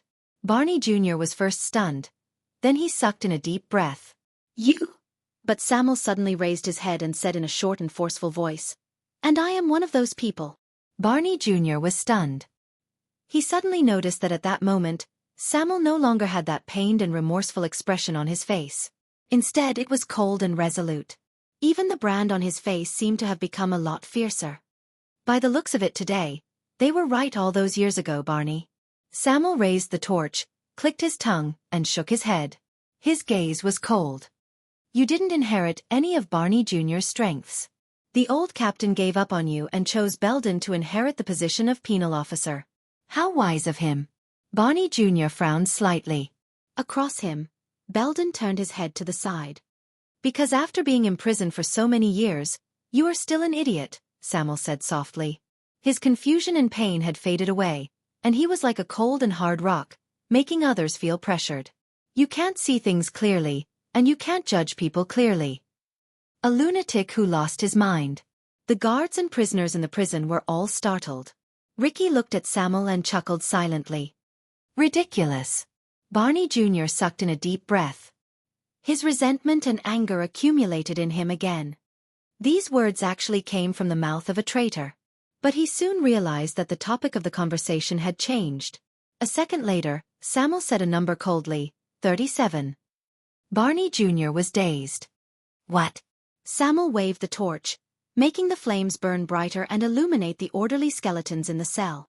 You said that in 18 years, you gave a speech for the deaths of 37 of your brothers. The prisoners frowned. Samuel's face was expressionless. Back then, there were 46 people who were sentenced to be imprisoned in the prison of bones. Barney Jr.'s expression tensed up. Over the years, 37 people unfortunately lost their lives. 7 of you survived until now. Including me, there are only 45. Samuel's voice was emotionless, as if he was narrating someone else's story. There is still one person missing. Behind him, Clay and Ricky both laughed. Thale's eyebrows twitched. Samuel took a step forward and drew closer to Barney Jr. It's him, isn't it? He's not here. Samuel stared at Barney coldly. I didn't see his name on the plate. You came in with him. Where is he? Him. Thale's heart began to race. There's another person. Who is he? The hall sank into an unprecedented silence. The prisoner's breathing became more rapid. I understand now. Barney Jr. stared at Samuel in a hostile manner. You didn't come to rescue us, and you didn't come to see an old friend, did you? Coward traitor, he said through gritted teeth. As for those people outside. But Samuel extended his arm. The torch passed through the gap in the bars and pointed straight at Barney Jr. Where is he? Samuel asked coldly. Bah! Barney Jr. looked at the flames that almost reached his eyes and spat angrily. Samuel snorted coldly and turned to the other side. Belden, you took over the penal officer position from him. You should know. Belden only shut his eyes tightly and shook his head. Samuel's expression was unhappy. He turned his head again. Where is he? He said coldly. Bruley, tell me. But the robust Bruley only shook his head continuously in the prison cell. His face was ferocious, and he made muffled sounds from his throat. Don't look at him. Tardin, who was in the same cell as Bruley, crossed his arms and sneered sarcastically. Bruley can't tell you. After he broke Larley's neck with his own hands, he couldn't speak anymore. What? Samuel frowned in a barely noticeable manner. The once talkative Bruley. He stared at the resentful Bruley from afar for a few seconds before he finally averted his gaze and stopped asking questions. You know who I'm talking about. Samuel turned around and raised his voice. Ever since Captain Cullen and your father died during the Bloody Year, he became the most important person among the remaining royal guards. Among us, anyone can die, but he can't. Samuel's tone was cold, as if he no longer had any illusions about brotherhood. Barney Jr. was puzzled. The Bloody Year? Samuel snorted angrily and looked at him disdainfully. Yes, that year was the Bloody Year. From His Majesty, the Crown Prince, the princes, the nobles, and the commoners. All lives were plunged into misery and suffering, and only blood was left. That's what they called that year. The prisoners froze for a moment. Their expressions changed. Thales felt a little melancholic when he saw this. This group of people. They personally experienced the horrors of the Bloody Year, but for 18 years, they did not know what history in the outside world called that year. There was a slight melancholy in Samuel's voice at first, but it soon returned to indifference. Tell me now. The strongest elite of the Royal Guards in the past, the former penal officer, and the current watchman of the Royal Guards. Samuel stared at the remaining 7 prisoners without compromising. He said sternly, The Night of Judgment. Chapter 420. Zacriel? The Night of Judgment? In Black Prison, Thale's eyebrows twitched. Who is this? He sounds familiar. Light flickered in the prison. Shadows swayed, but there was no sound. Then, a languid voice rose slowly. He was imprisoned separately from us. The Night of Judgment feared by all. These words caused the prisoner's expressions to change. Samuel turned to Nalji, who had spoken. Nalji. Barney Jr. reprimanded Nalji, who did not agree with his companions. But Nalji only shook his head. He should know. Even if he has already parted ways with us, he must know. Barney Jr.'s words came to a halt. Nalji exhaled deeply, as though he was looking at the past. Do you remember the day you broke free of your chains and escaped from being escorted, Samuel? Samuel was stunned. Me? Nalji nodded. He was unhappy. That day, in the absence of a higher commander, Zacriel endured the wrath of his superiors. He stood up and confessed that he helped you escape, even though we all knew that it was impossible. The place where he was escorted was 100 meters away from you. Thale's eyes widened. But the higher-ups did not care about that. Angry and humiliated, they only needed an example to warn us, and the higher the status of this example, the better. Samuel moved. He looked a little dazed. As punishment, Zacriel was locked down there, Nalji said dejectedly. In the lowest level of the prison of bones. Solitary confinement. Nalji said bitterly. You know, when we are in the same level, at least we have someone to talk to. As for him, Zacriel? He has no roommates, no conversations, no light, nothing. Samuel stared at Nalji from afar. He did not say a word. That's right. The most powerful elite in the royal guards, a star with a bright future, and the next commander of the guards. Nalji shook his head. His voice was mournful. Just like that, in the bottomless darkness, he did not hear the outside world, did not know time, and did not see anyone else. He endured for 18 years alone. His life and death are unknown. Solitary confinement. 18 years. Joseph frowned a little in the disaster swords.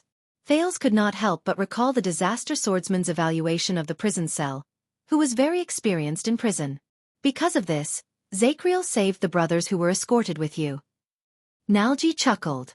Because of your cowardice, they should have been punished because of you, including Tardin and Bruley. Samuel's breathing quickened. Ugh, ugh, ugh, ugh. Bruley, who was on the other side, yelled angrily. I can translate for him, Nair said sarcastically.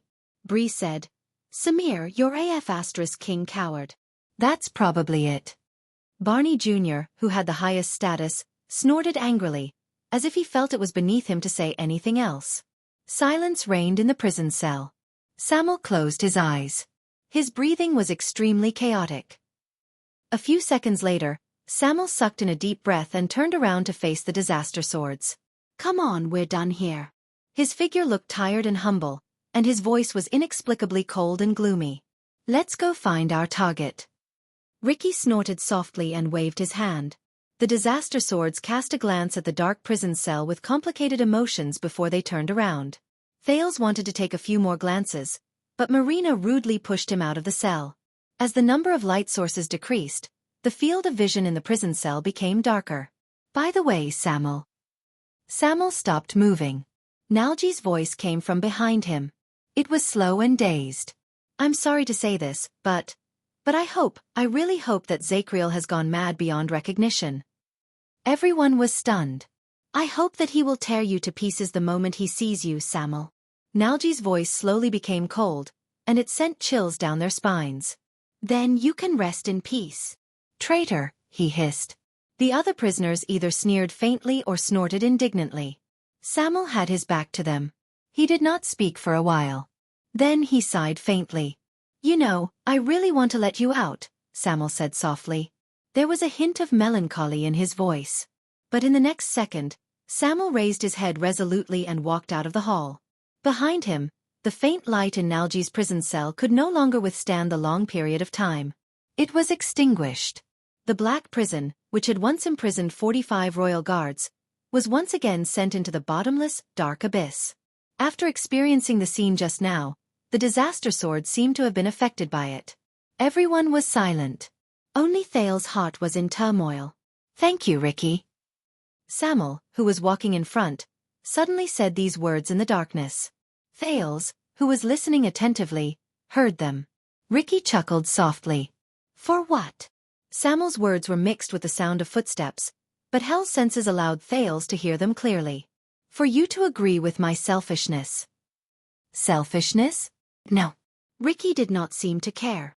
You think this is just your selfishness. Ricky's next sentence was laced with a hint of sentimentality. But in ancient times, this was one of the legacies of knights. It was the greatest and most important test for every knight. Samuel did not speak. Including you, many of us are covered in wounds. We are shrouded in the shadows of the past. We are cursed by the ghosts of the past, and we are muddle-headed and unable to free ourselves. Revenge, injustice, anger, pain, guilt, indignation, torture, and so on. These are the reasons why we gather together. It is also the common ground of the scions outside the tower over the past 100 years. Ricky's voice became softer, and Thales had to use all his strength to hear him clearly. But no matter how terrifying the past is, no matter how unbearable the shadow it casts and the curse it leaves behind are, we must face it, accept it, and overcome it. Only then can we finally understand ourselves.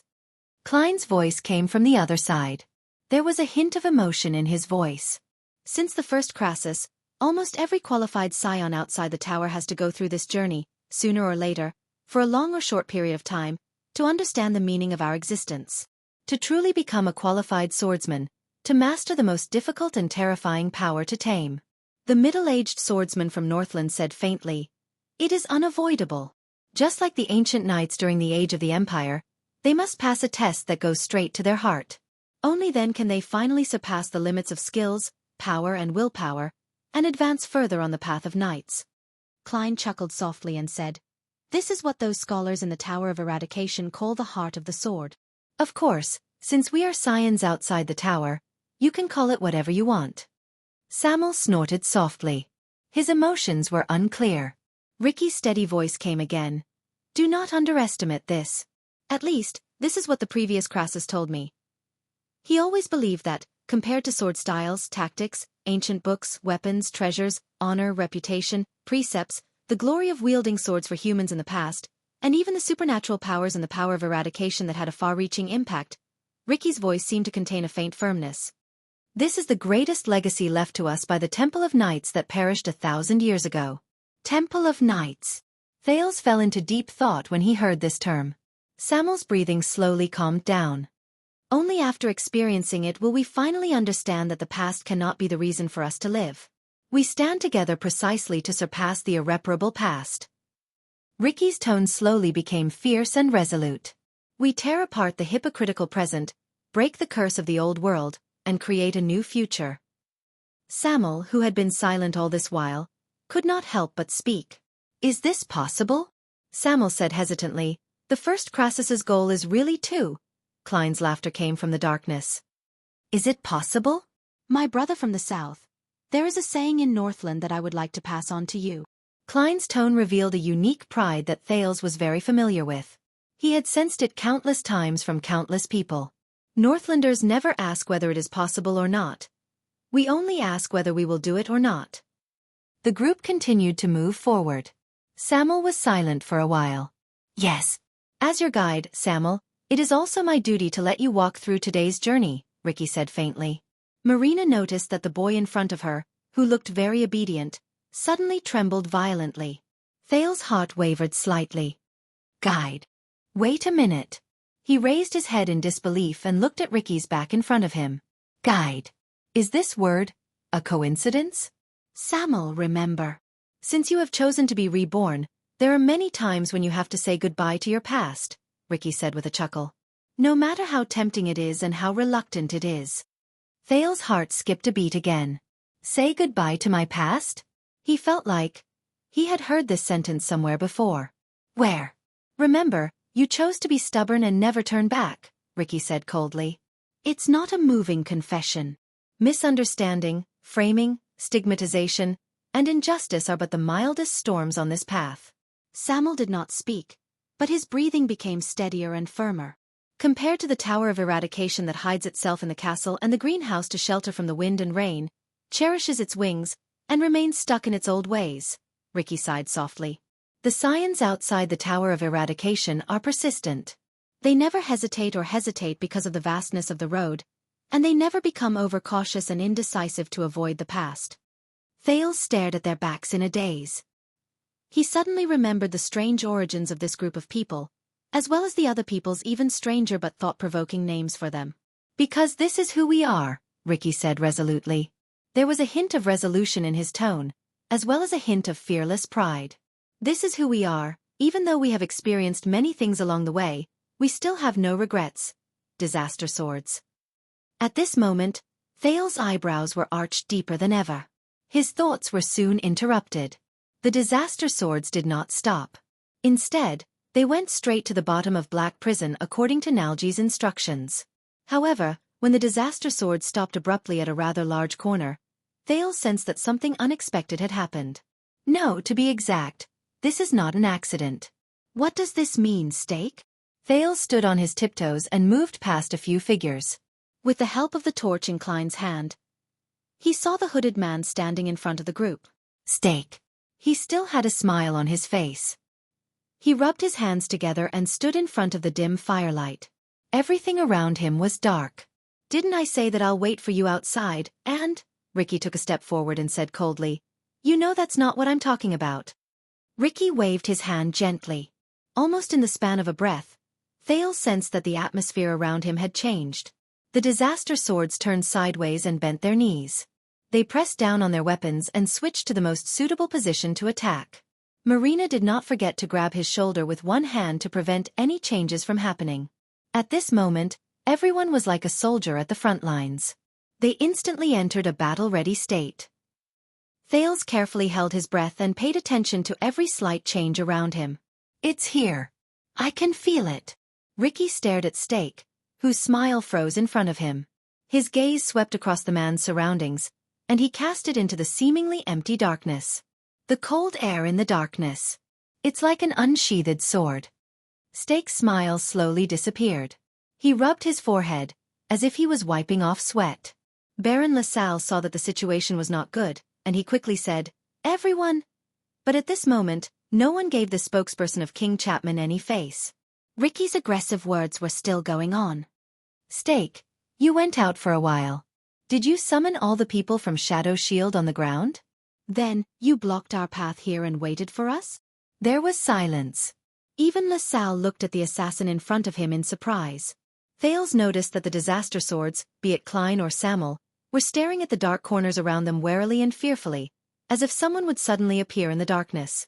Soon, the prince was no longer puzzled. Through Hell's senses, he received multiple breathing sounds. They came from the ominous darkness where the light from the fire could not illuminate in a regular and rhythmic manner. It was steady, drawn out, and frightening. This scene was divided into two sides. One side was filled with disaster swords. Their gazes were fierce, and they were filled with murderous intent. With Ricky at the center, they were as fierce as a cold wind. On the other side was Stake, who was alone. He stood in the darkness. Only his silhouette could be seen in the firelight, but he seemed to be ruling over the darkness that did not allow any light to pass through. Thales felt that the cold air Ricky mentioned seemed to have materialized, and it slowly froze the two sides, who had been working together happily just now. Stake's expression was indifferent. He coughed softly. "What keen senses you have," he sighed. "Then I'll be straightforward." In the next second, Stake's smile disappeared.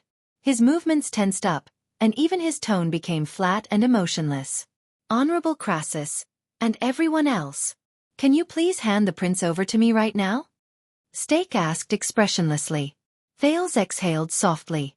"Here it comes." The prince could not help but frown when he saw Stake like this. Ricky's lips curled up. "Humph." Klein snorted coldly to express their attitude. Baron LaSalle sensed that something was amiss. "Stake, for his majesty's sake, I can feel that this Crassus is only one step away from his goal. So perhaps we should not turn hostile at this time." But this time even Stake, who had always been polite, interrupted him rudely. "It is precisely because he is only one step away that I cannot ignore him, Your Grace." LaSalle's eyebrows twitched. He looked at the mercenaries. "What do you mean?" Beside the disaster swords, Ricky's expression did not change. Klein exhaled. Samuel tightened his grip on his sword hilt. Joseph bared his teeth and revealed a malicious smile. "I understand your kindness, Baron." Under the dim firelight, Stake's figure under his robe became cold and forlorn, just like his voice, which was slowly returning to its original form. But the Honorable Crassus might not. Ricky and Stake's gazes met in the air. One of them was cold and calm, while the other was as sharp as a needle. "I originally thought that it would be harmless and foolproof to leave the prince in your hands for the time being," Stake said expressionlessly, "because in Bladefang's camp, our wariness toward each other and our balance are the best guarantees until we complete our cooperation." His voice did not fluctuate. However, compared to his amiable words and his rhythmic rebuke, these flat and unchanging sentences were filled with an inexplicable chill. That is why Shadow Shield is eager to help and selflessly contribute. He sounded like the worst actor reciting lines from a script. Completely emotionless. When he heard this, Klein snickered without showing Stake any respect. "Why do these words sound so awkward?" Stake raised his hand gently and pulled down his hood, revealing his fair face under the shadows. But his expression made Thales' heart turn even colder. "You trusted me with the matters above, regardless of whether it was breaking through the defenses or guarding the ground. I originally thought that you did it to gain my trust. I also thought that you would not turn against me. After all, the people guarding the ground are mine. If things change, we might both die here." Steak continued speaking steadily. His gaze never left Ricky. But it wasn't until I saw such a breathtaking building that I understood something. You must have been prepared a long time ago to know the wizard's territory like the back of your hand. Am I right? The leader of the disaster swords did not answer. He only twitched the corners of his lips. Steak continued. I was wondering why you didn't care even though it was clearly a suicide mission. You made up your mind to barge in from the beginning, and you didn't worry about your path of retreat. You even handed over the defense on the ground to us, the shadow shield that you all distrust. Klein cut him off impatiently. What are you trying to say? Steak smiled. But this smile made Thale's skin crawl. Because he did not look like he was smiling. Instead, he looked like he was passively twitching his face. There was no life in him. He was like a puppet. And Steak looked at Thales. His smile was terrifying. I was just chatting with Prince Thales. Steak's words made the prince the center of attention again. We all agreed that the ventilation in this place is too good. Not only is it not stuffy, you can even light a torch without hesitation. The disaster swords were stunned. There is only one possibility. Steak still stared at Thales, but his words slowly turned cold. This place, the Prison of Bones, the Alchemy Tower, the Confinement Research Institute, or whatever the hell it is. There must be another exit. Isn't there? Once he said this, the entire place fell silent. Baron LaSalle, who was watching the situation from the side, understood something. His face immediately turned pale. What? The silence in Black Prison lasted for a few seconds. The disaster swords looked at each other, but none of them made a sound. Then, Ricky slowly turned his head around and cast Thales a profound glance. It made the latter feel a chill run down his spine. *T. I was just making small talk, Thales said awkwardly. You know, when I was in Dragoncloud City, the tunnels of the Northlanders were also like this. Because the exit was made, it was ventilated. But his voice became softer, and in the end, he quietly retreated in defeat under Crassus' gaze. Maybe I should have listened to you just now, Ricky said with a chuckle. Marina. Just as Marina frowned, Thales felt a chill in his heart, and both of them thought about the meaning of this sentence. Ricky turned his gaze around and looked at Steak again. In front of him, the person in charge of Shadow Shield shook his head in a seemingly regretful manner. His gaze was as cold as ice. Just now, my people searched around. Even though they did not find the exit, judging from your reaction at this moment, it should be right. Steak's gaze became sharper. So, you are not willing to let go of the prince in your hands, nor are you worried about your retreat on the surface. Because you did not intend to abide by our agreement from the beginning, my honorable Crassus. Steak gritted his teeth coldly. Ricky snorted. His intentions unclear. Why do you have to go through so many twists and turns? I am not a fool. Steak sighed and said, in the tavern, our troublesome prince must have given you some bargaining chip, and that changed your attitude. When Thales heard this, his eyebrows twitched. He lowered his head quietly. Steak slowly narrowed his eyes, and a cold glint shone from between his eyes. You did not intend to go out the way you came. Instead, you planned to disappear from another exit after you completed your goal, with your spoils of war. Steak said softly. And our prince. Perhaps, while you were at it, you killed us here and left us in Bladefang's camp for the furious Constellations. LaSalle stared at the disaster swords in disbelief. He subconsciously took 2 steps back and left the team with their swords drawn. 1 second, 2 seconds, 3 seconds passed. Ricky took a slow breath. He laughed faintly. You are not Tang after all. Ricky sighed, as if he was regretful. If it were him, he would have done everything he could to take action when we were in the Prison of Bones, and when we were in a dilemma. Ricky did not answer Steak's question, but Steak did not pursue the matter. I will not repeat myself, disaster swords. Steak retreated slowly in the darkness. His face became more and more blurry, and his gaze on Thales became colder and fiercer. Give him to me immediately, and we will be safe. Ricky shook his head and laughed. Or else. Steak sneered. Or else. Maybe you know the magic tower better than all of you, but. Steak clicked his tongue and chuckled. He disappeared into the darkness and only left behind a sentence that made people uneasy. Darkness, however, is our home ground. In the next second, before Ricky could respond, An incredibly clear scream of pain rose from the back of the disaster swords. Ah! Almost at the same time, without waiting for anyone's reminder, the battle-hardened mercenaries drew their weapons without hesitation. Asterisk whoosh. Clang. Clang. Asterisk countless sounds of metal rubbing against leather, and metal rubbing against metal rose in unison. Thales felt as if he had experienced another black storm in the desert, and he had to cover his ears with his hands. However, in the next moment, asterisk thud. Bang. Bang. Asterisk with a few shrill sounds of wind being torn apart, almost everyone's torches were extinguished in an instant. All the light in the field disappeared, and Thales' vision instantly turned dark. Ah! They're here. Asterisk shik. Asterisk, be careful of ambush. By your feet. Asterisk clang. Kill him. In just the span of a breath, weapons clashed, flesh was torn, screams of pain, angry shouts, and countless sounds of intense fighting rose in the deep darkness, and they intersected with each other. At the same time they rang in Thales' ears. Disaster swords. Shadow shield. Both sides, who had their own ulterior motives and had been feigning civility, finally tore off their pretense at this moment and broke off completely. Chapter 421. Thales had experienced the bloody and heavy battle between the two armies at Broken Dragon Fortress. He had felt the ferocity and intensity of the White Blade Guards and Black Sand Regions battle to the death in Dragon Cloud City. He had also experienced the terrifying power of the Orc army and the Cavaliers charging at each other in the desert. However, the sudden encounter in Black Prison was definitely the strangest battle he had ever seen.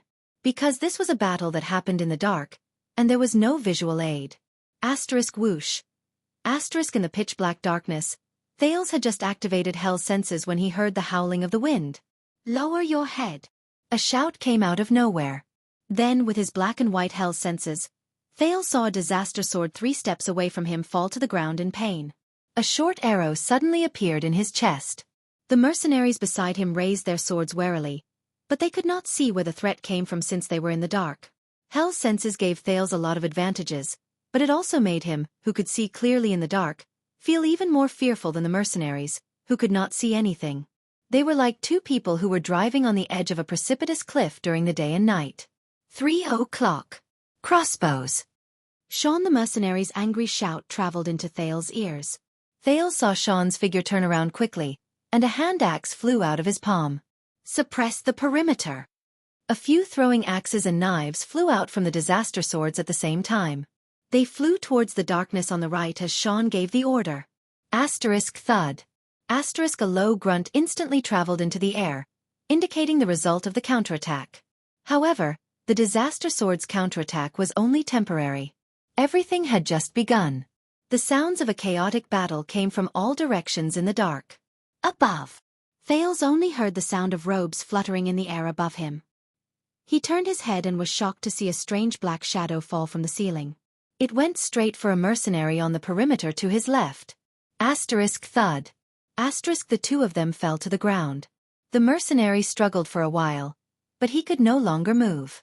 The assassin nimbly rolled backwards to avoid the enemies who surrounded him. Watch the hostage. Ricky's voice traveled into the distance in the chaotic battle. Thales did not even have the time to be surprised. He felt a weight on his shoulder, and Marina pushed him to the ground in the dark. Stay here. If you dare to play any tricks. The swordswoman in red gritted her teeth and said rudely. She pressed her entire body weight on Thales' body. He was abusing his position to avenge a private grudge. Thales was still coughing in the stirred-up dust as he thought in pain. When he finally managed to calm himself down, he inexplicably recalled the scene from 6 years ago when he fought against the elite vampires in the northern birch forest. The scene at that time was the same. Clang! The sound of weapons clashing interrupted his thoughts. No! Not far away, a mercenary swung his sword instinctively and parried a stab that came from the dark. However, he immediately cried out in alarm and slipped. It seemed that he was dragged down by a rope that he did not know when. Then, he was dragged into the endless darkness, and all that was left was a scream. Damn it! Even further away, an experienced swordsman cursed as he cut down an assassin who wanted to sneak an attack from behind.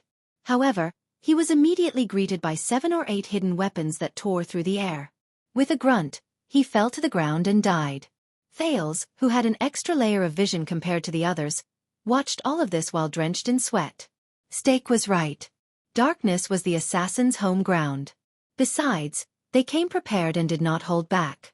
In the first round of ambushes, the disaster swords could only defend passively because they could not get used to the darkness. They were caught off guard by Shadow Shield's endless assassination methods. Coming! Use your shields. One of them is heading to your right. Ah! Go up, I've been hit. Arrows throwing knives tore through the air, and screams echoed in Thal's ears. The assassins nimbly moved past the periphery of the formation. They were either looking for a chance to attack or making sounds to probe. It made people nervous. Even Thales, who could barely see clearly, found it difficult to suppress his fear. However, the disaster swords lived up to their reputation as the famous blood whistle. In the face of the tense, difficult, and terrifying situation where they could not see, these mercenaries displayed outstanding qualities that did not lose to an army. No one panicked, no one ran, and no one even retreated.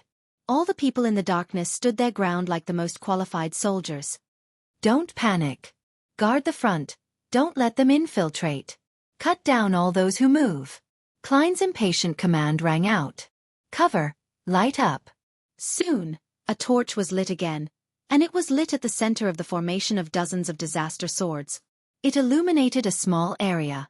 When everyone instinctively closed their eyes, they could not help but feel their spirits lift. There's light. However, at that moment, the light from the torch was like the blood that attracted sea sharks, and it attracted countless attacks from the assassins. From arrows, throwing knives, daggers, and unknown weapons. Thud. Bang. Thales heard a series of chaotic sounds. The disaster swords had been prepared for this since a long time ago. They raised 3 shields and blocked the hidden weapons that came from all directions. Quite a number of people even used their bodies to protect the light. Sean raised his shield and bared his teeth. Don't even think about it. Quick, past the fire. With the light from the fire, the disaster swords could see everything in front of them clearly. They saw the figures of assassins moving through the darkness at the periphery. They were either running or lying on the ground, waiting for an opportunity. There were even some who hung on the wall in a bizarre fashion. All of them were dressed in black and masked, revealing only a pair of eyes that shone with a cold light. Quite a number of assassins subconsciously turned their heads a little, as if they were not used to the sudden light. Light up, counterattack! Klein shouted angrily. Shortly after the second source of fire was ignited, the first torch was thrown out without hesitation, smashing fiercely onto the body of an assassin in a corner. The assassin was caught off guard. Sparks flew all over his body, and it was incredibly bright. That was the last thing he saw. Sean's second hatchet came after him and pierced his chest. The torch he threw was still burning, and it illuminated another assassin in that direction. The 2 mercenaries immediately caught up to him. Aya! The 2 disaster swords roared and attacked. One of them slashed the assassin until he lost his balance. Go to hell! The person who came later swung a 2-handed hatchet and swung it in a sharp arc without holding anything back. Bang! At the same time the blade of the hatchet cut open the assassin's neck. Blood sprayed everywhere. It was a very intimidating sight. The hatchet man was still roaring, as if he was venting his anger. Thud. His head hit the wall and bounced back. A few drops of blood splashed into Thal's mouth, causing the prince to turn his head and spit in disgust. Damn it! He hated the smell of blood. No matter what. The fanatical roars still rang in his ears, and the sounds of chaotic battle became more frequent. The tables seemed to have turned at that moment. After the first wave of panic, the disaster swords' counterattacks soon arrived. 9 o'clock behind you. Straight ahead, suppress them in one go. Orders were given in an orderly manner. More torches were thrown, and they either hit the assassins hiding in the dark, or illuminated their indistinct figures. The disaster swords caught up to them with great teamwork. They either worked together to suppress them, or killed them in one strike. Most of their gazes were filled with anger, and their attitudes were fanatical. They cut down the assassins who had been nimble in the dark. Obviously, Shadow Shield was better at sniping and ambushing. But when it came to a head-on battle, these assassins who were used to living in the dark immediately revealed a weakness that could not be ignored. Bang. Come on, cockroaches. Joseph laughed angrily. He did not care about the flames on his body. He crashed into an assassin who was accidentally hit by a torch and pushed his opponent against the wall. The moment he touched Joseph, the assassin trembled and could not move, as if he had been cursed. Under the assassin's terrified gaze, Joseph stabbed his sword into his abdomen, then laughed and dragged the hilt horizontally. The tip of the sword drew a string of bright red liquid, and the assassin screamed in pain as it spilled on the ground. It was terrifying and disgusting. That's not all. Thales frowned and looked at an assassin who wanted to hide in the dark again. A rope that looked like a horse noose was wrapped around his neck, and he was dragged back into the mercenaries' formation. A tall swordsman coldly turned the hilt of his sword upside down. He deliberately and cruelly pointed the tip of his sword at the assassin's mouth. After letting out a delighted sigh, he roared and stabbed down with all his might. Ah! Asterisk rip. Asterisk the poor assassin, whose mouth and the back of his head had been pierced, let out a muffled groan. He wanted to scream, but he could not. His limbs flapped violently on the ground, but the only sound he could make was the sound of the blade piercing through flesh, and the melody of death. Thales furrowed his eyebrows again. The assassins who showed themselves were no match for the mercenaries who had fought in wars. Coupled with the strange power of eradication that Thales had experienced before, many of the assassins were beaten to the point that they could no longer move. Then, with the second or third blow, they fell to the cruel fate of dying tragically. But this was not what Thales cared about the most. Ha ha! Xiaofan rammed his shield against an assassin's head, rendering him unable to move. Having used up all his hand axes, he threw away his shield and held the assassin's upper body. He licked the corner of his mouth and drew a dagger from his bosom. Do you like to kill people like this? Xiaofan shouted in delight. He held the assassin and took 3 steps forward. The dagger in his right hand stabbed the assassin's chest a dozen times, as if he was driving a pile of wood. Every time, under the assassin's dazed gaze, warm blood would splatter on Xiaofan's face. It made him look even more ferocious. Do you like it? Rats in the sewers. Then Xiaofan, whose face was flushed red, pushed the unconscious and twitching assassin away. He turned around with a smile. Then, he licked the corner of his mouth again. It was as if he had just finished dinner. Humph! Marina sneered and said, "You didn't even wipe your mouth clean." Thales felt a chill run down his spine as he watched. No, the prince stared at the disaster swords in disbelief. He watched as these experienced but ruthless people mercilessly cut open their opponents' stomachs and killed them in the most horrifying way possible. He watched as almost every swordsman who fought against the enemy came back covered in blood or wounds, with expressions of delight or satisfaction. No! Thales watched these swordsmen who killed without batting an eyelid. He suddenly felt a panic that he had not felt for a long time. It's not like this. Over the past 6 years, the prince could be said to have seen a lot of things. Whether it was the unparalleled strength when the vampire sisters turned against each other, the kingdom's wrath's indomitable charge when he broke through the army's formation, Aida's precise attacks when she weaved through the encirclement, or Nicholas and Monty's bloody battle to the death in the wilderness, every confrontation was incredibly exciting, and it was difficult for a normal person to witness one of them. But Thales stared blankly at the group of mercenaries who were bathed in blood. But those people, be it the Blood Clansmen, Araka, the Elves, the Star Killer, or the Raven of Death, were the most outstanding, the most efficient, and the purest warriors. They did not move, but once they did, they only wanted to win, advance, and achieve their goals. Be it slaughter or bloodshed, they were just the most superficial and peripheral side products of this process. But these people before me, Thales watched the battle in a daze. He watched Joseph, who was laughing maniacally, Xiaofan, who was licking his blood, and the countless swordsmen who were merciless in their attacks.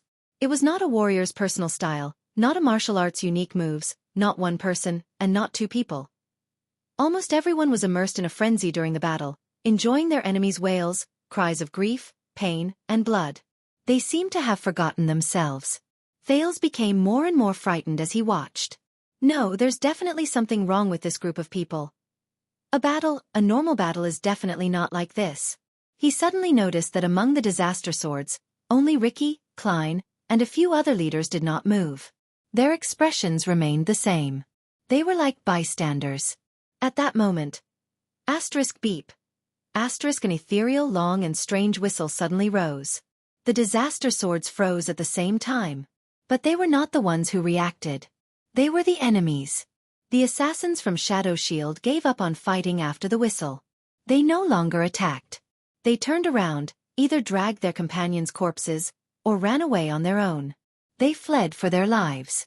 Once again, they hid further into the darkness. The battle ended as quickly as it started.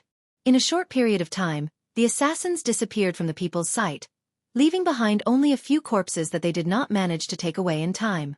They retreated. Klein grabbed a torch and watched in disgust as the last assassin's figure disappeared into the distance. They went into the corners, the stairs, the forks. Any place that can hide cockroaches. Ricky nodded, but his expression did not relax. Take inventory and report. After the terrible battle, the disaster swords might have chased their opponents away, but it was not as easy as it seemed. Many people fell in the first round of ambushes. More people were injured and sat on the ground to be bandaged. There were even people who were poisoned. They either received treatment on the spot or gritted their teeth and endured the pain. Thales was roughly dragged up from the ground. He rubbed his dusty chin in pain and tried his best not to look at the bloody mess on the ground. Do your people enjoy every battle so crazily and so much? The prince looked at a disaster swordsman who was injured along with an assassin and was lying on the ground in pain as he waited for his companions to bandage his chest. He said intentionally, just like wild beasts. What? Did the bloody scene scare our prince? Marina mocked him without showing him any respect. She dragged the prince to her side and said maliciously, "Don't be anxious. Don't worry, you'll see more." Thales sighed in his heart and shifted his attention to the leaders. They retreated, but they did not give up. Samuel put away his sword. His expression was solemn. The environment here is too dark and messy. It's very suitable for them to hide, snipe, harass, and hunt us down. It will cause us a lot of trouble. We have to do something. But Ricky shook his head as he looked at the messy scene. No, you will never be able to kill all the cockroaches.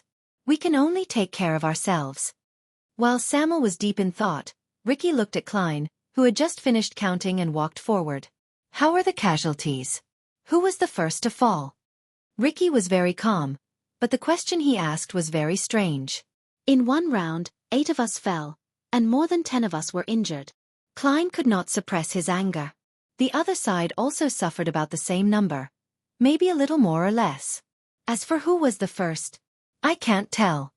And the Baron from Ekstedt disappeared. I suspect that he might be with those assassins. Ricky pondered for a while and nodded. But he immediately raised his gaze and swept his gaze across the battlefield.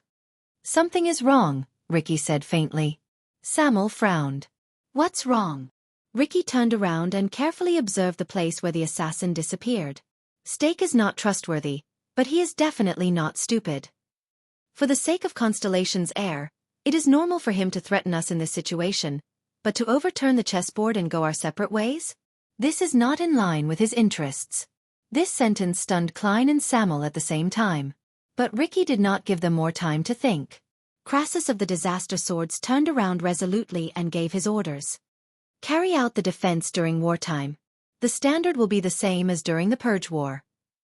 Compared to before, Ricky's words had a harsh and awe-inspiring tone, as if he was going to war. Klein, Joseph, Sean, follow behind me and guard the rear. From here on out, assign people and communicate with each other regularly. We must guard the 5 floors from top to bottom, especially the corners and the ceiling. Those assassins will not just walk on the ground. I do not need absolute safety, and it is impossible for us to surround and kill them in this situation. But I want to make sure that when we are attacked, we can send the news over immediately. Under their leader's orders, the Disaster Swords moved efficiently and swiftly. The Disaster Swords, who had experienced bloodshed, were like a pack of wolves that had just woken up. Their ruthless aura, which they did not bother to hide, was now covered in frost. Be careful, everyone.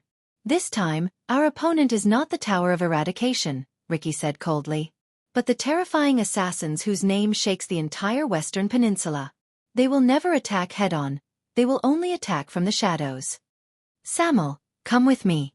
This time, we will go straight to the target and end this as soon as possible. Samuel followed without a word and came to Ricky's side. The mercenaries who had seen blood continued to follow Ricky and the others down.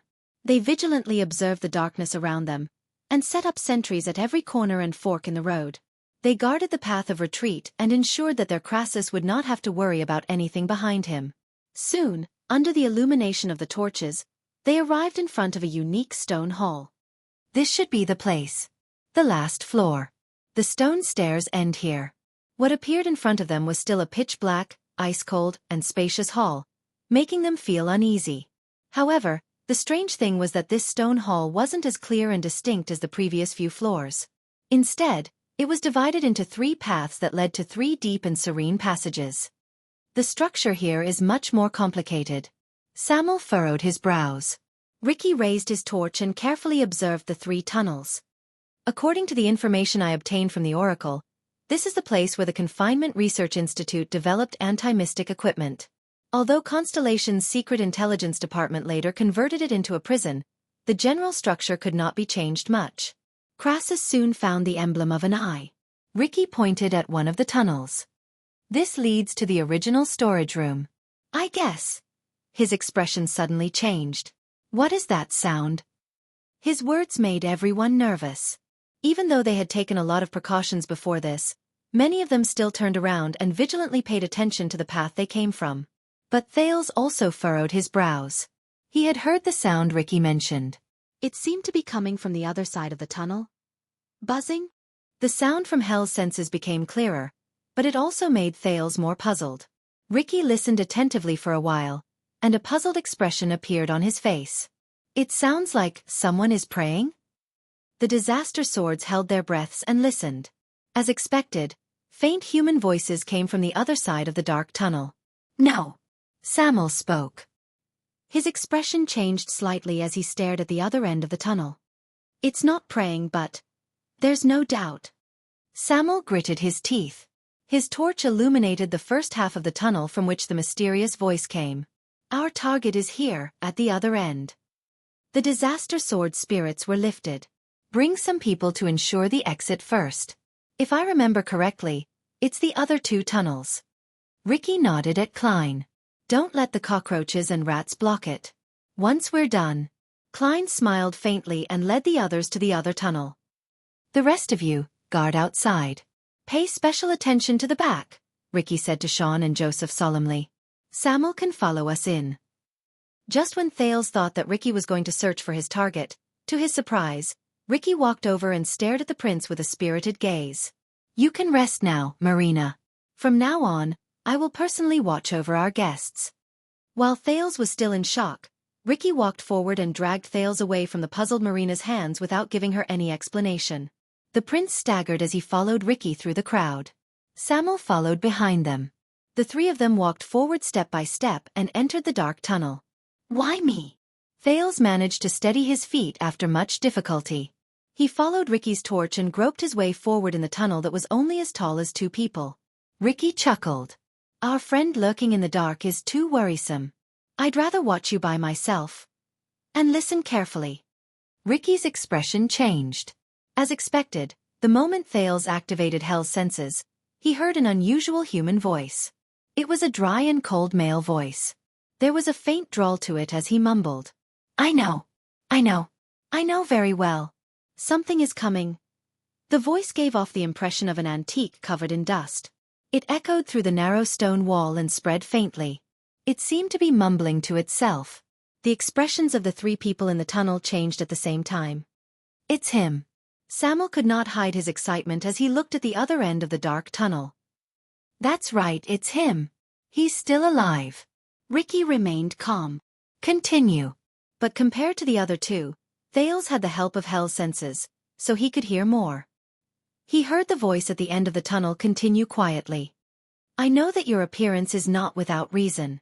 You must be foretelling something, and you want to remind me. Thales frowned deeply. It sounds like the dry male voice is talking to someone? But he did not have the time to ask his question. He was forced forward by the 2 disaster swords' footsteps. They were getting closer and closer to the source of the voice. But what do you want me to do? Give you another sacrifice? Save you one more time? Regret one more time? The voice was filled with doubt and longing. It seemed to be asking for his opinion, but it also sounded like it was begging for forgiveness. But the emotions contained in the voice that were about to overflow made Thales feel a little uneasy. The person at the end of the tunnel. What is he doing?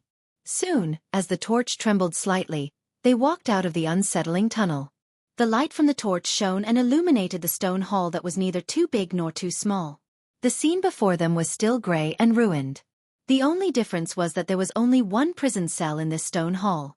It was surrounded by a thick iron curtain, and it was located on the other side of the hall.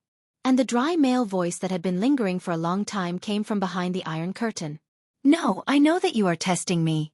But please believe me, I have never wavered because of sacrifices. I know that this is what I must give.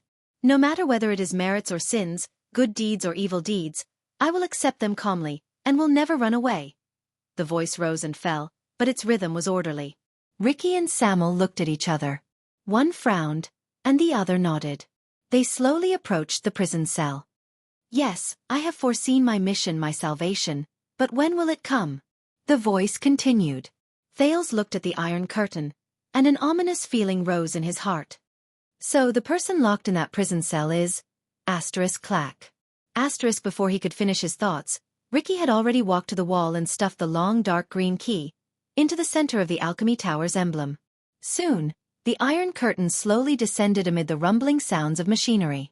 The cover was opened, and light shone in the prison cell.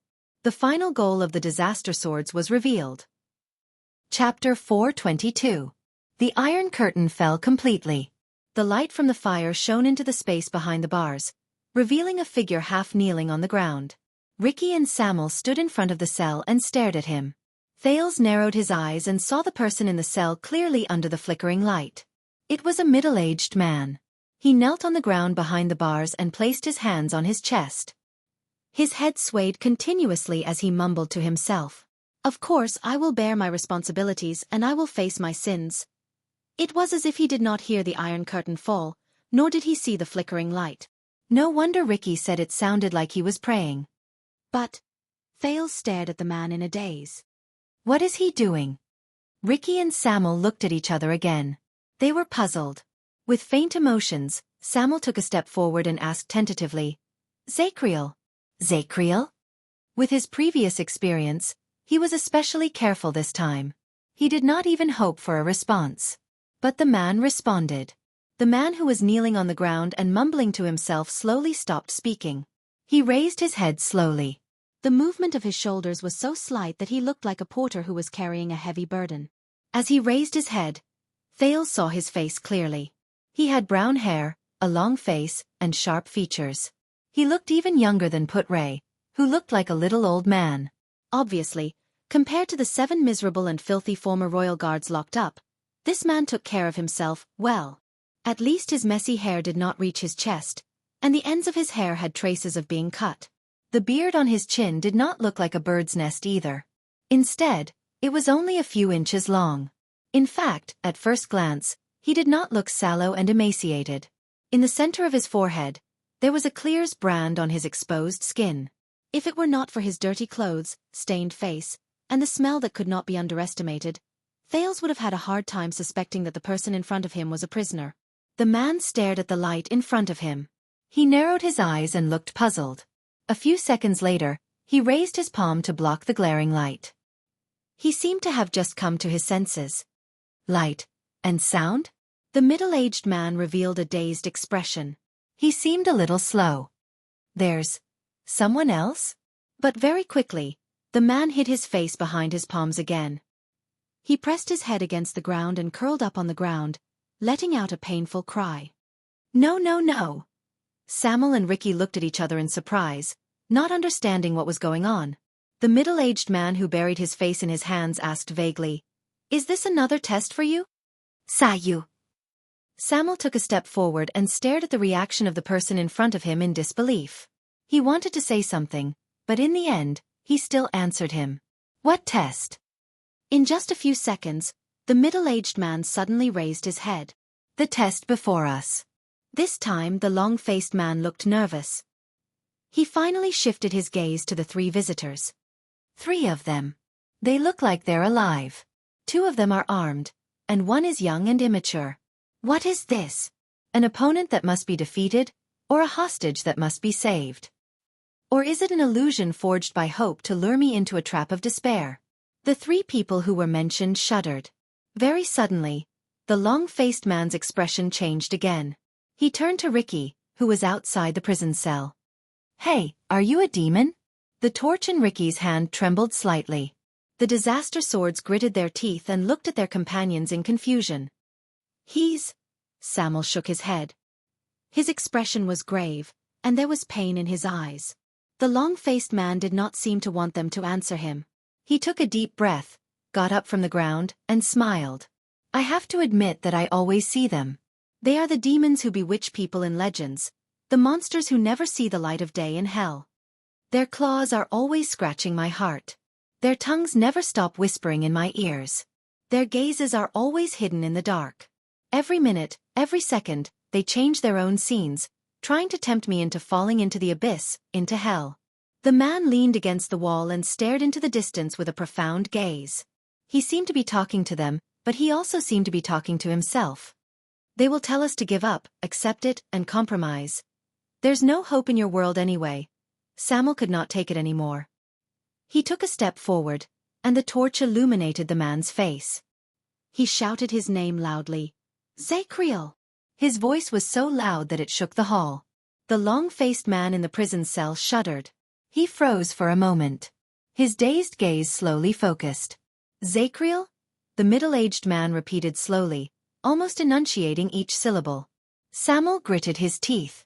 An inexplicable resentment rose in his heart. He waved the torch in his hand fiercely, making it burn even brighter. "Yes!" Samuel hit the bars with the torch, and sparks flew. "It's me! Samuel! Wake up! Zacriel, the night of judgment." The man named Zacriel froze. He breathed slowly and asked in puzzlement, "The night of judgment?" But immediately after, Zacriel shook his head and laughed out loud. "In the past, yes. Over the endless years, the demons in my heart always liked to use this to bewitch me. The glory of the past, the regrets of the past, and the remorse of the past. But those were all fake. They lied to me, and wanted me to believe in them." As he spoke, Zacriel seemed to have sunk into a mumble. "Maybe I'm not perfect enough. Maybe I'm not determined enough. Maybe I'm not strong enough. That's why they're taking advantage of me again. They're trying to defeat me and defeat me. But at least I'm glad that I'm aware of their existence and that we'll have to fight each other." The communication failed. Samuel stared at the person in front of him in a daze. Beside him, Ricky let out a faint sigh. Ricky suddenly noticed that Thales was staring at the man who did not seem to be in his right mind. His eyes were fixed on him. He seemed to have remembered something. But as Zacriel spoke, his expression slowly changed. "But yes, I will pull myself together. I will remember that I once fought to the death against the most powerful enemy, and I once sacrificed myself for the noblest ideals. Everything before me is just a fork in the road when I am lost." The middle-aged man's smile slowly disappeared, and his breathing quickened. He seemed to have remembered something. He grabbed his hair with both hands and knelt on the ground again. The man's lips trembled, and his entire body trembled. "Wait. Zacriel, Zacriel, Zacriel?" The people outside the prison looked at him, but they did not know what to do. Suddenly, Zacriel's eyes lit up. "Yes, Zacriel." Flames burst out of the man's eyes, and his expression instantly became incredibly savage. "Eaha!" Zacriel roared furiously. He grabbed his hair, threw his head back and shouted, "Get the hell out of my head!" His roar was very loud, and his movements were very loud. The three people in front of the prison had no choice but to subconsciously take a few steps back. But Zacriel's madness did not end. "Filthy, filthy monster. Despicable, despicable *tch. Sneaky demon. What a crooked trick." The man in the prison scratched his head with all his might. He knelt on the ground, raised his head and shouted in pain. "I am Emmanuel Zacriel, the glorious Redalian. I am the noble descendant of the great empire, who walks the land of chauvinism. I was born in the vanguard of the ancient knights under great Emperor Camelot's command." Thales stared at the man's madness. He did not even pay attention to the words he shouted. Then, Zacriel clenched his fists. A great force erupted from his muscles, and he punched the ground. Dong. Zacriel became crazier and lost his composure. His roars echoed in the hall, causing Samuel and Ricky's expressions to change. I am Constellation's Royal Knight and Honorary Lord. The penal officer of the Royal Guards, the watchman, the guardian of the throne, the keeper of the royal treasury. Dong, dong, dong. He pounded his fists again and again, and his eyes seemed to contain an unbearable anger. The world has given me the title of Knight of Judgment. I will definitely punish those who commit crimes severely, and I will punish all who commit crimes. Zacriel cried out in pain. After a while, he seemed to be slightly tired, but he only stopped pounding the ground. Instead, he stood up and threw himself against the fence. What are you? How dare you? How dare you encroach on my spirit and will? Gritting his teeth, he stared at the empty dark void. His hands, which were gripping the railing, could not stop trembling. Ah! You're delusional enough to think you can destroy me. The three people outside the cell looked at the crazy scene of the prisoner in fear. They looked at each other and didn't know what to do. I will definitely defeat you, and destroy you. I will not hesitate to perish with my enemy. Zacriel's madness seemed to have reached its peak. He held the fence and roared hysterically. Finally, the light smoke between the fence and his palm turned into a bright light. Asterisk bang. Asterisk after a loud bang, Zacriel, who seemed to have gone mad, fell to the ground and stopped moving. The hall became quiet again. The three people outside the cell held their breaths. They did not come back to their senses for a long time. I thought that Barney Jr. and the others were serious enough. Samuel turned his head around laboriously. But I didn't expect that even such a strong warrior like Zacriel would become. He couldn't continue. Ricky snorted softly and looked at the cell in disdain. He stared at the unmoving figure on the ground and finished Samuel's sentence. Become a lunatic. There was silence. Then, a slightly childish voice broke the silence. Not a lunatic. Ricky and Samuel turned their heads around in surprise and looked at Thales, who spoke. At that moment, the prince was staring at the person in the cell. His eyes shone with a deep pain that no one knew where it came from. He just lives in another world. A world different from ours. Thales said laboriously. His emotions were complicated. Ricky cast the prince a few strange glances. He was locked up in solitary confinement for 18 years. Samuel sighed. That's not his fault. However, a few seconds later, a dull voice that they did not expect rose from the cell again. Even if you lock up a coward for 18 years, he won't become a brave man. Compared to before, this man's voice was firmer and more dignified. But you locked up a powerful man for 18 years and made him face his own heart. Zacriel crawled up from the ground again and supported himself against the wall with some difficulty. He will only become stronger. The current prisoner, who was once the watchman of the royal guards, Zacriel turned his indifferent and cold face around. His eyes were incredibly clear as he looked at them through the bars. The three of them stared at Zacriel, who spoke again in surprise. They remembered his performance just now, and they stared at his posture in puzzlement. Ricky looked at the prisoner, then turned his head around and asked Samuel in disbelief, "He's talking to us?" But Samuel only stared at Zacriel in the cell in a daze and did not answer. Zacriel snorted coldly and glanced at the three people outside the cell. There was no trace of the madness he showed just now. Thales, who was under his gaze, felt his entire body tense up. But the prince was not certain whether the prisoner was rational at that moment. Is there someone else? Zacriel's dull voice was a little deep, and it was filled with a rhythm that made people nervous. So, I have a visitor today? That's rare. The three of them looked at each other. They were finally certain that the long-faced man was talking to them. Samuel stared at the prisoner, and shock slowly appeared in his eyes. Zacriel? Are you all right? Don't worry about me.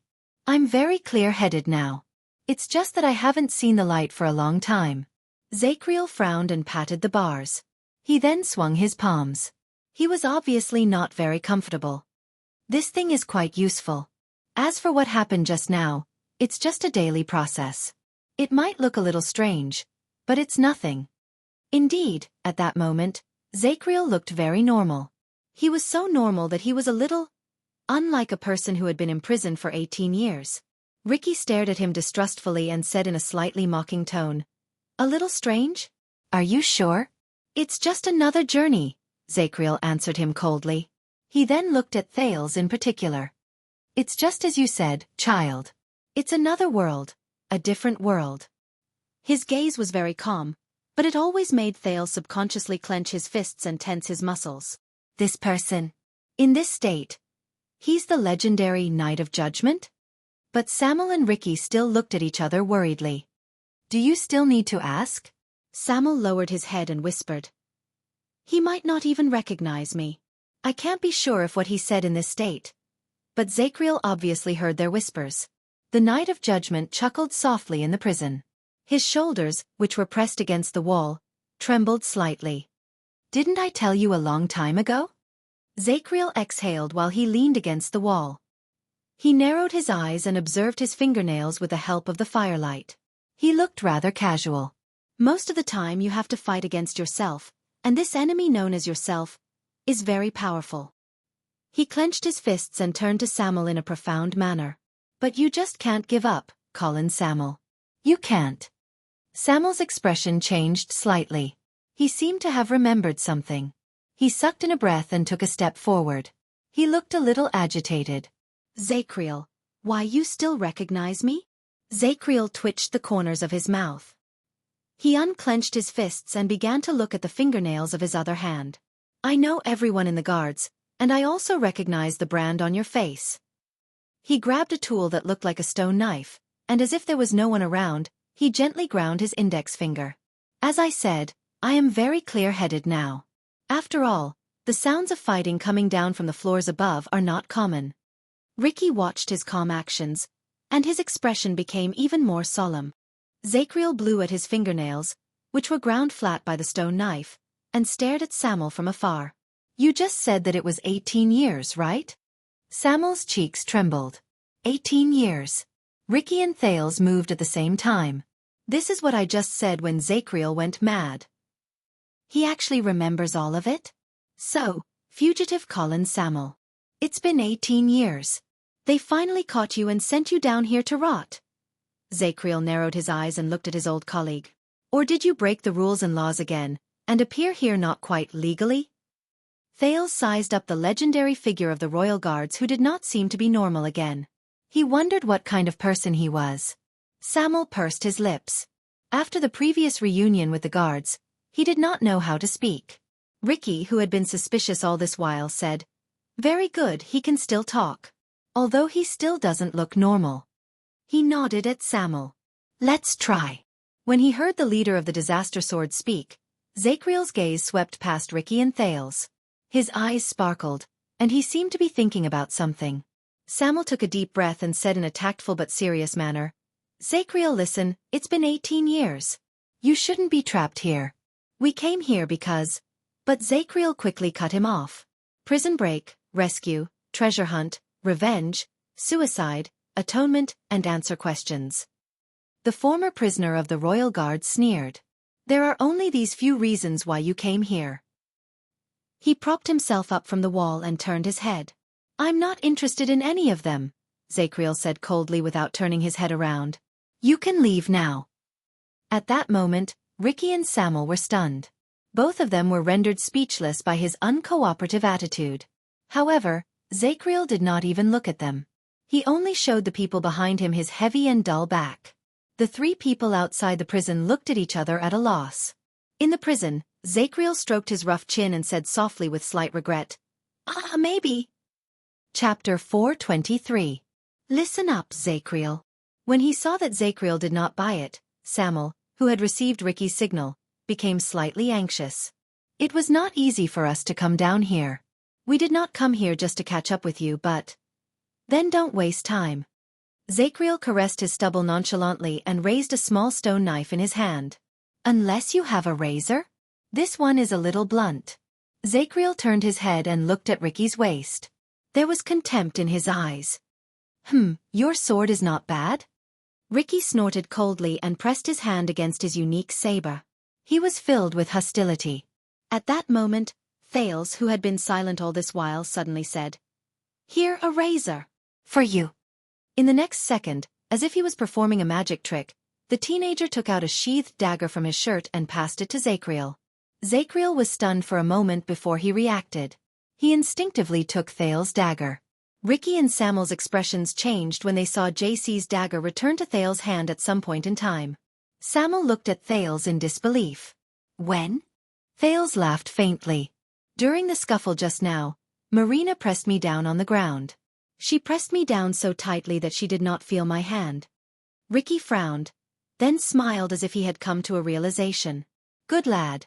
You actually managed to steal the dagger. You really made your ancestors proud. Samuel looked at the prince with a displeased expression. It's a pity that you didn't become a pickpocket. Yes, I think so too. Thales sighed softly in his heart. Zachriel chuckled and shook his head. He looked at the dagger in his hand with great interest. He touched the sheath and turned it over and over again, but he did not draw it out, much less shave it. He cast a sidelong glance under the firelight and muttered a sentence that did not make any sense. A king is not respected by his bloodline? Is that so? Ricky and Samuel looked puzzled. Only Thales smiled. Under the other two's puzzled gazes, the prince took a step forward. Who is that? Thales smiled faintly. Zachriel. Who was the person you were talking to just now? Ricky and Samuel frowned again. They seemed to be very displeased with the prince's interruption. But others didn't think so. After so many years, someone finally asked. Zachriel's gaze was fixed on the dagger in his hand for a few seconds. Then, the corners of his lips curled up slightly. This means that you're not hallucinating. Are you? Thales smiled. Of course I am not, the prince said faintly. But the person you're talking to, is he? Samuel's expression turned sour as he listened to the conversation he couldn't understand. But Ricky shook his head at him, stopping him from interrupting. Zachriel smiled. That person. His gaze was a little unfocused, as if he was about to return to his previous state of nervousness. When I first came here, everything was fine for me, Zachriel said absent-mindedly. I treated it as another solitary training session, but it was a little longer, the light was a little dimmer, the room was a little emptier, and I didn't have Bruley's big mouth to nag me every day. How nice was that? He muttered, and the coldness in his words made Samuel unable to bear to lower his head. Then, after an unknown period of time, Zachriel suddenly laughed without any rhyme or reason. He's here, that man. Samuel's expression tensed. What? Who's here? Zachriel was once again immersed in his own world. One day, I saw him talking. He was on the other side of the prison cell. He pointed at a corner beyond the bars, and his expression slowly stiffened. He was sitting there smiling. Talking. Him. Zachriel said in a daze. Ricky and Samuel glanced at the place he pointed at. It was a dusty corner that had obviously not been touched for a long time. But Zachriel's gaze was frozen. His expression was numb, as if he had seen something. He was like a statue. When he saw Zachriel's expression, Samuel understood what was going on and sighed indignantly. Him? Look carefully. Zachriel.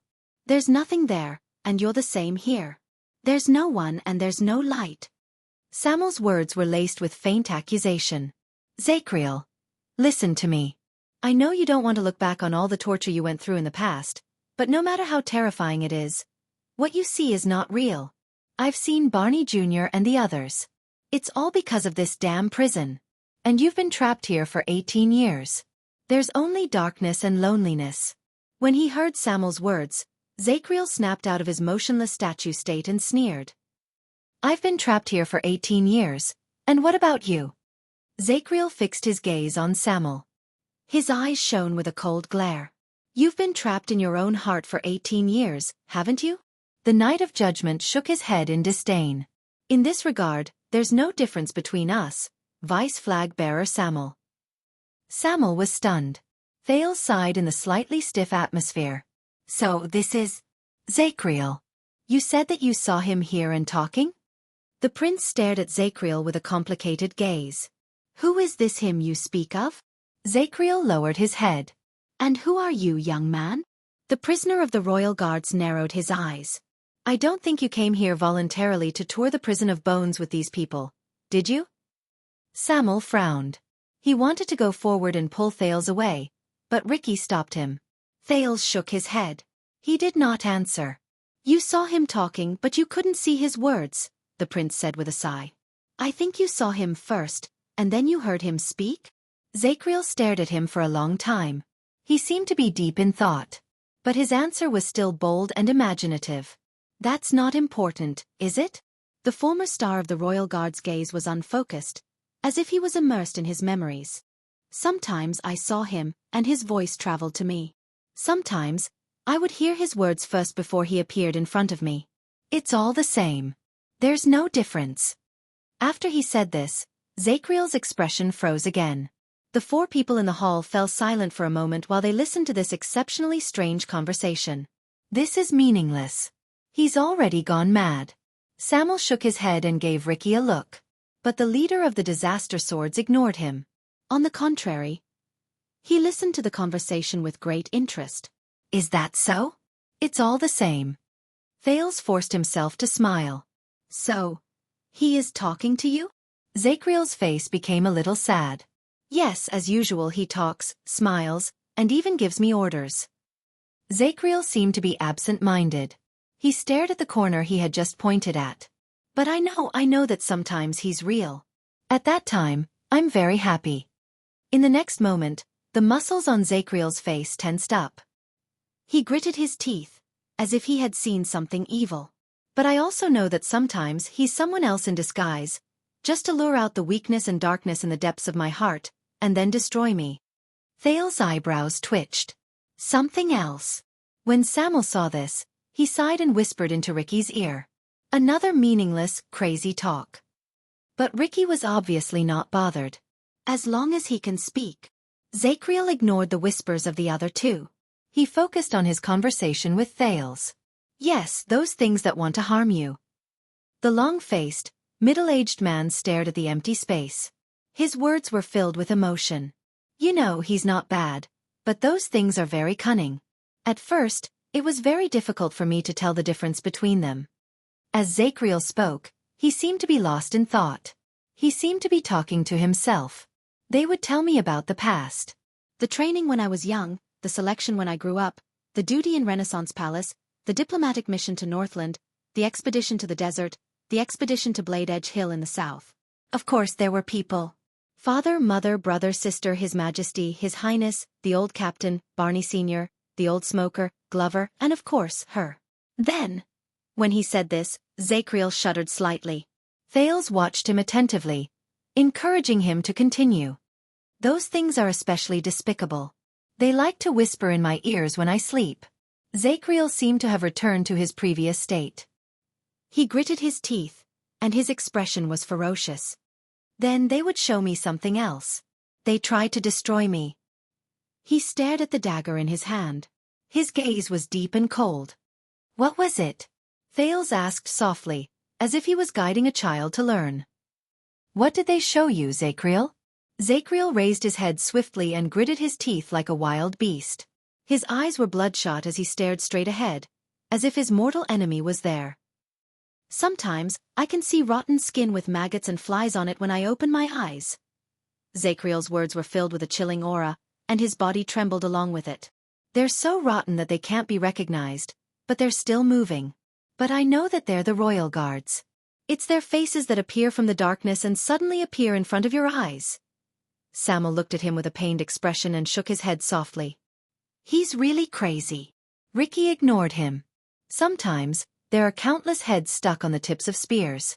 They fill every corner of the cell, leaving me with no place to hide. Even when I sleep, I can only stand with my back against the wall. Thales listened quietly. His gaze was compassionate. Those heads have been dead for a long time, but they can still speak. They like to suddenly open their eyes and speak when I squeeze past them to get food. Some of them even try to bite me. Zacriel clenched the dagger in his hand tightly. He covered his shoulder with his left hand, as if the monster he spoke of had bitten him there. I have to say that the head that looks like Prince Banker is quite similar. His words made me unable to sleep for a few days. Zacriel squeaked with a ghost of a smile on his face.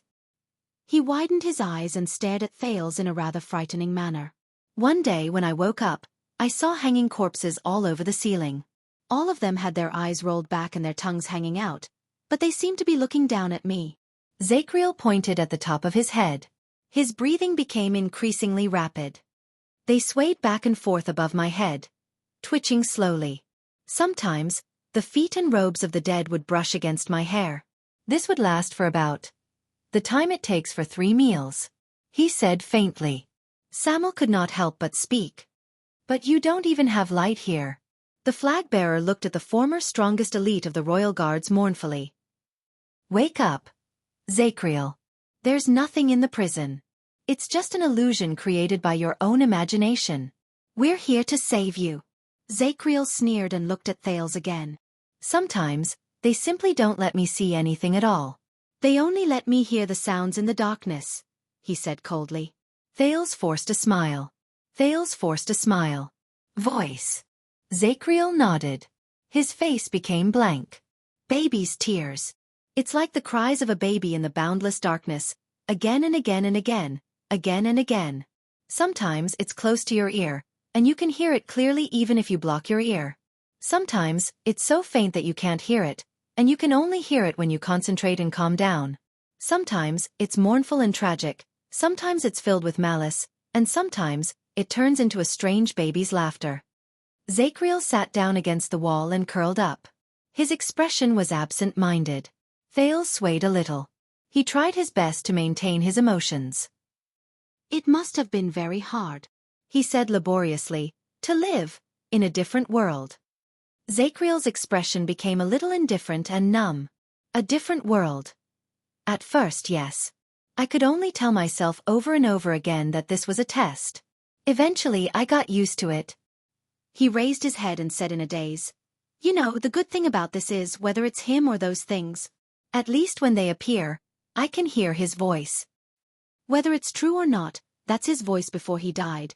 His laughter, his words, and his orders." Zacriel pressed the hilt of the dagger against his forehead. "Let me console myself in this eternal purgatory." Thales was a little sad. He took a deep breath and asked, "Who? Whose voice is that?" This question attracted the attention of the other two. Zacriel was dazed for a moment. "Of course it's him." The former watchman of the royal guards showed a sad but gratified smile. "The former crown prince." Samuel swayed slightly. Thales was also slightly stunned. "The one I saw, the one who spoke to me, the one who smiled at me, the one who tested me, the one who tortured me, the one who visited me all the time, was him before he died."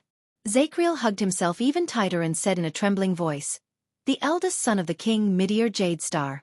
The hall sank into a long silence. Only Zacriel's faint sobs could be heard. Thales' expression was gloomy.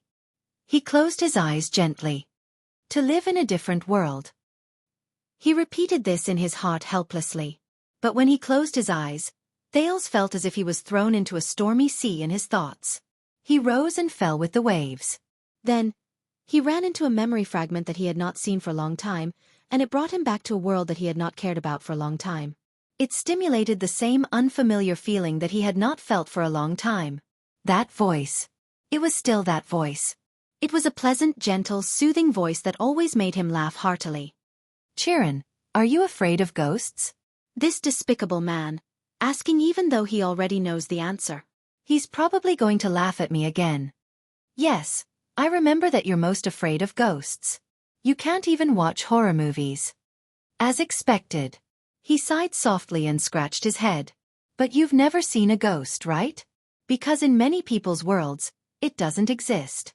Of course you can't see it." The female voice on the other end of the phone paused for a moment. She sounded a little depressed. "But why don't you imagine that there is a kind of person who sees? Ghosts exist in the world they see." "Exist?" He frowned. "What?" "So when they sleep at night, they might see a hideous face on the pillow, or stuck to the ceiling. Or when they open their eyes in the morning, they might see a bloody head standing at the window, and a pale dead person squatting in the corner. When they walk, they might see a faceless little girl dressed in red, and when they eat, they might see a bloody eyeball. At any time, they would feel." The female voice was a little low, trembling and intermittent, as if she was trying her best to suppress some emotions. Hey, don't scare me, my lady. You know that I'm most afraid of these things." So. The voice trembled. He felt an inexplicable sense of unease. So, for this kind of person, ghosts are real. At least in their own world, they are real. Really, they can see. But they can't tell whether they're real or not. In their eyes, they really see ghosts. The female voice seemed to be unable to control her emotions anymore. Countless negative emotions gushed out like a broken dam, along with her frail and fragile voice. They don't want to either. They're also very afraid. But they're not watching a horror movie. They're actually living in a horror movie. They can't struggle out of it. They're really powerless. They're really seeing the most realistic, living, ferocious-looking ghosts in their lives all the time. He was puzzled, confused, and uneasy. Other than that, he was also a little anxious. What's wrong with her? Is the signal bad? Wait, why are you crying? Did you see something? Hey, don't cry, it's okay. No matter what strange things happen, I'm here. Don't be afraid. Don't be afraid. Chirin, I'm begging you, don't be afraid. Don't be afraid of me, I'm not. I am not. I'm begging you, I'm just, sob. I'm just living in a different world from you. The gentle voice was filled with panic and fear. Her sobbing voice trembled. This made him extremely flustered. What did she mean by a different world from him? He did not know. He could only try his best to comfort her. Come, take a deep breath with me. Don't be afraid. There's nothing to be afraid of, right? If anything really happens, at most, we'll look for a Taoist, a witch, or a superpower expert. Feel better, right? Come, tell me, what's wrong? Why did you suddenly say? A faint sobbing sound came from the other end of the phone, but it was calmer than before. Chirin, today the doctor told me the diagnosis. The female voice was much more dejected. There was even a hint of despair in her voice. He wanted to say something, but the words were stuck in his heart. He could only say 3 words. How is it? The female voice laughed. Have you heard of schizophrenia? Schizophrenia. A sudden wave of fear seized his brain. Schizion and phren. The Greek roots for schizion and phren are disjointed and split, as well as mind and thought. The doctor said that this is the disjointed and separation between perception and thought. So, some people translate this as mental disorder. The voice sobbed softly, as if she was forcing herself to laugh. She wanted to laugh but could not. It made his heart feel as if it was covered in a haze, and he felt incredibly sad. He could only remain silent. But here, we have a more common translation. He gulped. What is it called? The female voice snorted and spoke weakly. Schizophrenia. At that moment, Thales opened his eyes abruptly and broke free from the boundless sea of memories. He returned to the dark and silent black prison underground, drenched in cold sweat. He panted heavily and looked at Zacriel, who was rooted in the prison like a wooden statue. He felt an emptiness in his chest. Chapter 424. The silence in Black Prison lasted for a long time. Zacriel leaned against the wall like a child who had lost his soul. He did not make a sound. Samuel lowered his head for a long time. His body was stiff. Thales stood where he was, on the verge of collapsing. He was in a daze. Then, Ricky, who was outside, sighed softly and attracted everyone's attention. Zacriel slowly stood up from the ground. Thank you for your question, child. The former Knight of Judgment moved forward dejectedly and passed the JC dagger in his hand through the gap between the bars. And your razor. This is a good knife. It should not be used to shave a sinner. The fence cast shadows in the firelight and carved black marks on Zacriel's face. Thales, who had a lot on his mind, took a deep breath and forced himself to stay awake. He nodded with a forced smile and took the dagger. Zacriel's hand was rough, and the calluses on it were so hard that they did not seem like skin. Thales took the dagger back with his mind in a mess. But when he turned his head, he saw Ricky looking at him expressionlessly. Crassus of the Disaster Sword slowly extended his right palm towards the prince. He curled his palm. Thales was slightly stunned at first. He then looked at the dagger in his hand and exhaled in resignation. He took a step forward in frustration and placed the JC dagger in Ricky's hand. Ricky then showed a faint smile that said, "You're so sensible." The leader of the Disaster Swords lowered his head and flipped his hand over. He saw a line of words on the black sheath of the dagger. A king is not respected by his bloodline. Ricky came to a sudden realization. He looked at Zacriel, then at the gloomy Thales. He snorted softly. Zacriel watched their interaction and curled up the corners of his lips. His tone was indifferent. "Thank you too. Thank you for not being a hallucination." Thales snorted with the ghost of a smile. He tried hard to dispel the inexplicable gloom that haunted his heart. "How would you know?" Zacriel smiled. "Of course. Or perhaps your hallucinations are even more powerful than the ones in the past. We don't know." The Knight of Judgment shook his head and combed his hair. He seemed to have sobered up a little. "But you know, every time it happens, it's like my head has turned into a big pot, and 20 people are taking turns to use it to stew beef." He frowned, but his expression was somewhat absent-minded. "They never shut up, but they don't ask me anything. They don't ask me how I feel, and they don't ask me who I saw. They don't ask unnecessary questions. Just like you." Zacriel sometimes gritted his teeth, sometimes smiled bitterly, and in the end, his expression turned into one of helplessness. "Because they already knew." He shook his head in self-mockery. "Just like I know." As he spoke, Zacriel seemed to be amused by himself. He suddenly slapped his thigh and could not stop laughing. "Ha ha, I know." "Ha ha ha ha." Amidst his laughter, the wrinkles on his forehead appeared and disappeared, pulling at the brand of sin on his forehead, causing the sinister S to tremble back and forth. Thales felt rather bitter when he saw this scene through the cell door. Samuel, who was beside him, could no longer hold it in. The former flag-bearer took a deep breath and said, "You know, Zacriel, I can still save you. No matter what happens after that, you won't have to face this." Zacriel stopped laughing. "There's no need for that," he said gloomily. "Everyone has a price they have to pay."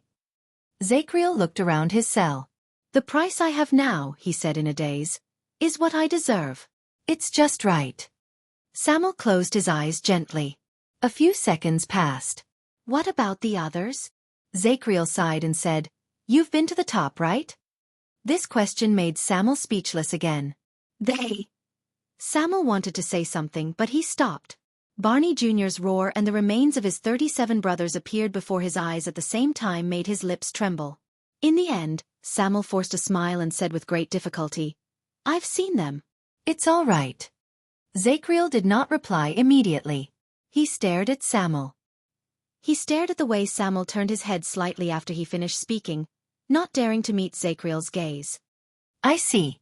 Zacriel smiled faintly, as if he had understood something. "That's good." He nodded slowly, turned around and repeated his words. "That's good." Suddenly, Thales felt that the man's back had become hunched and small. It was as if he had aged 10 years in an instant. Samuel no longer dared to speak. He just stood by the side with a pained look on his face. Ricky, who was watching everything from the side, did not speak. He only watched the prisoner in the prison with interest. Then, Zacriel sighed softly. "Speak," the Knight of Judgment said in a surprisingly gentle tone. "Why did you come here?" He looked at Thales. "For the sake of this child." Thales smiled at him in return. At that moment, Samuel and Ricky were shocked at the same time. They looked at each other. But they quickly realized that the other party was working together. With faint joy and excitement, Samuel nodded at Ricky and spoke resolutely. "We just want to verify some things, Zacriel." Zacriel did not speak. He only lifted his chin slightly. Samuel cleared his throat and furrowed his eyebrows slightly, as if he was recalling his own question. But the first one to speak was Ricky, who took a step forward. "First of all, Zacriel, how much do you know about the Tower of Eradication?" When he said this, Thales frowned slightly. He suddenly remembered what he saw and heard when he was held hostage in the tavern. The disaster swords ambushed the Tower of Eradication, and after suffering heavy losses, they retreated to Blade Fang's camp. They regrouped their men and invaded the Prison of Bones while the army was on a westward expedition. There must be something that drove the disaster swords to move from the Tower of Eradication to the Prison of Bones. And that was the Tower of Eradication? Zacriel's lifeless tone snapped Thales out of his thoughts. He crossed his arms and leaned against the wall. The corners of his lips curled up into a disdainful sneer. "Not much. A sinister, cunning, and self-righteous shameless force of power." "What?" Thales was slightly stunned. Sinister and cunning? Self-righteous? Shameless? He scratched his head. He suddenly realized that this description did not fit with the impression he had of the Tower of Eradication in the past. In the past, whether it was the loyal attendant Wuxia, the forthright and simple-minded Cohen, the scheming schemer Raphael, the cold beauty Miranda, the former enemy, the loud Croche, and even the old tavern head Caslin, who was known as a beast in human skin, Cohen's language. These people from the Tower of Eradication constantly used their ideas and actions to instill this impression in Thales. The Tower of Eradication was a noble and neutral place of inheritance. It taught people combat skills and their powers of eradication. It vowed to preserve the vitality and combat power of humans, and to pass on the spirit of being united and treating each other with sincerity during the Battle of Eradication. It was to pass on from generation to generation the spirit of being united as one. But today, Thales frowned as he looked at the disdainful Zacriel and listened to him continue to describe his impression of the Tower of Eradication. They claim to be neutral and never build a country, but in reality, they are a separatist force and are no different from local military leaders.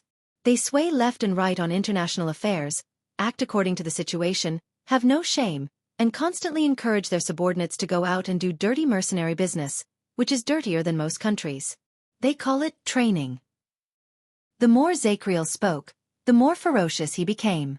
He seemed to have a deep prejudice against that place. For centuries, that group of hypocrites who call themselves swordsmen lie on the bones of their ancestors that have been cold for centuries. They bask in the fame and glory that do not belong to them. They habitually use hypocritical and pretentious excuses to attract generation after generation of hot-headed youngsters. In the name of passing down skills and protecting humans, they are actually training their minions and gathering troops to strengthen themselves. He gritted his teeth. When he spoke to the extreme, he even spat on the ground. Samuel, who was outside the prison, frowned. Ricky's eyes lit up. They study how to kill all day long, then teach their subordinates so that they can wield their swords and risk their lives for the wars of other countries. They kill more people, shed more blood, fight more wars, and make the world more chaotic. It's all thanks to those disgusting scumbags from the Tower of Eradication. After that, generation after generation of war orphans, filled with the hatred and ambition left behind by the previous generation, came to the Tower of Eradication's doorstep again, and handed over their loyalty and allegiance to those hypocrites who consider themselves to be virtuous in exchange for the skills to kill. Then they continue their fated cycle. Zacriel clenched his fists, as if he was in that situation. He looked like a hero who hated evil. And those despicable and shameless people still stay out of it. They still have the nerve to maintain their so-called noble integrity and valuable neutrality, because they only give out swords, and the ones holding the swords are only others. It's as if the filth and despicable acts have nothing to do with them. Bah! The Night of Judgment cursed. Damn the Tower of Eradication. Thales stared at Zacriel with a strange expression. He thought that Ricky had asked him how much he knew about the Tower of Eradication. You call this not much? However, Zacriel's evaluation, or rather accusation, had not ended. Have you ever seen shameless scumbags who carry out their missions with a face full of compassion, shout that they love peace and protect mankind, but never stop for a moment, and never hesitate to sell weapons that kill people all over the world? Zacriel curled his lips and fiercely bared his teeth. That's them. Scumbags from the Tower of Eradication. Once he finished speaking, Zacriel snorted through his nostrils and ended his brief sharing of his thoughts. The atmosphere in Black Prison became awkward for a moment. Samuel did not know how to continue the conversation. Thales also raised his eyebrows. Ricky, on the other hand, laughed out loud without a care in the world. I like this guy. Ricky was done laughing. He scratched his chin and looked at the Night of Judgment with interest. Are you sure you don't want to get out of prison? We will work well together. Zacriel returned him a cold smile. Samuel coughed and whispered to Ricky. Because of many things in the past, he has a deep prejudice against the Tower of Eradication. Ricky shook his head nonchalantly. Back to the topic. Samuel sighed and took out a piece of paper from his bosom. This action attracted Thales' attention. He had a feeling that this was the disaster sword's true goal. Samuel gently opened the paper and spread it out in front of Zacriel through the bars. He used the light from the fire to illuminate it.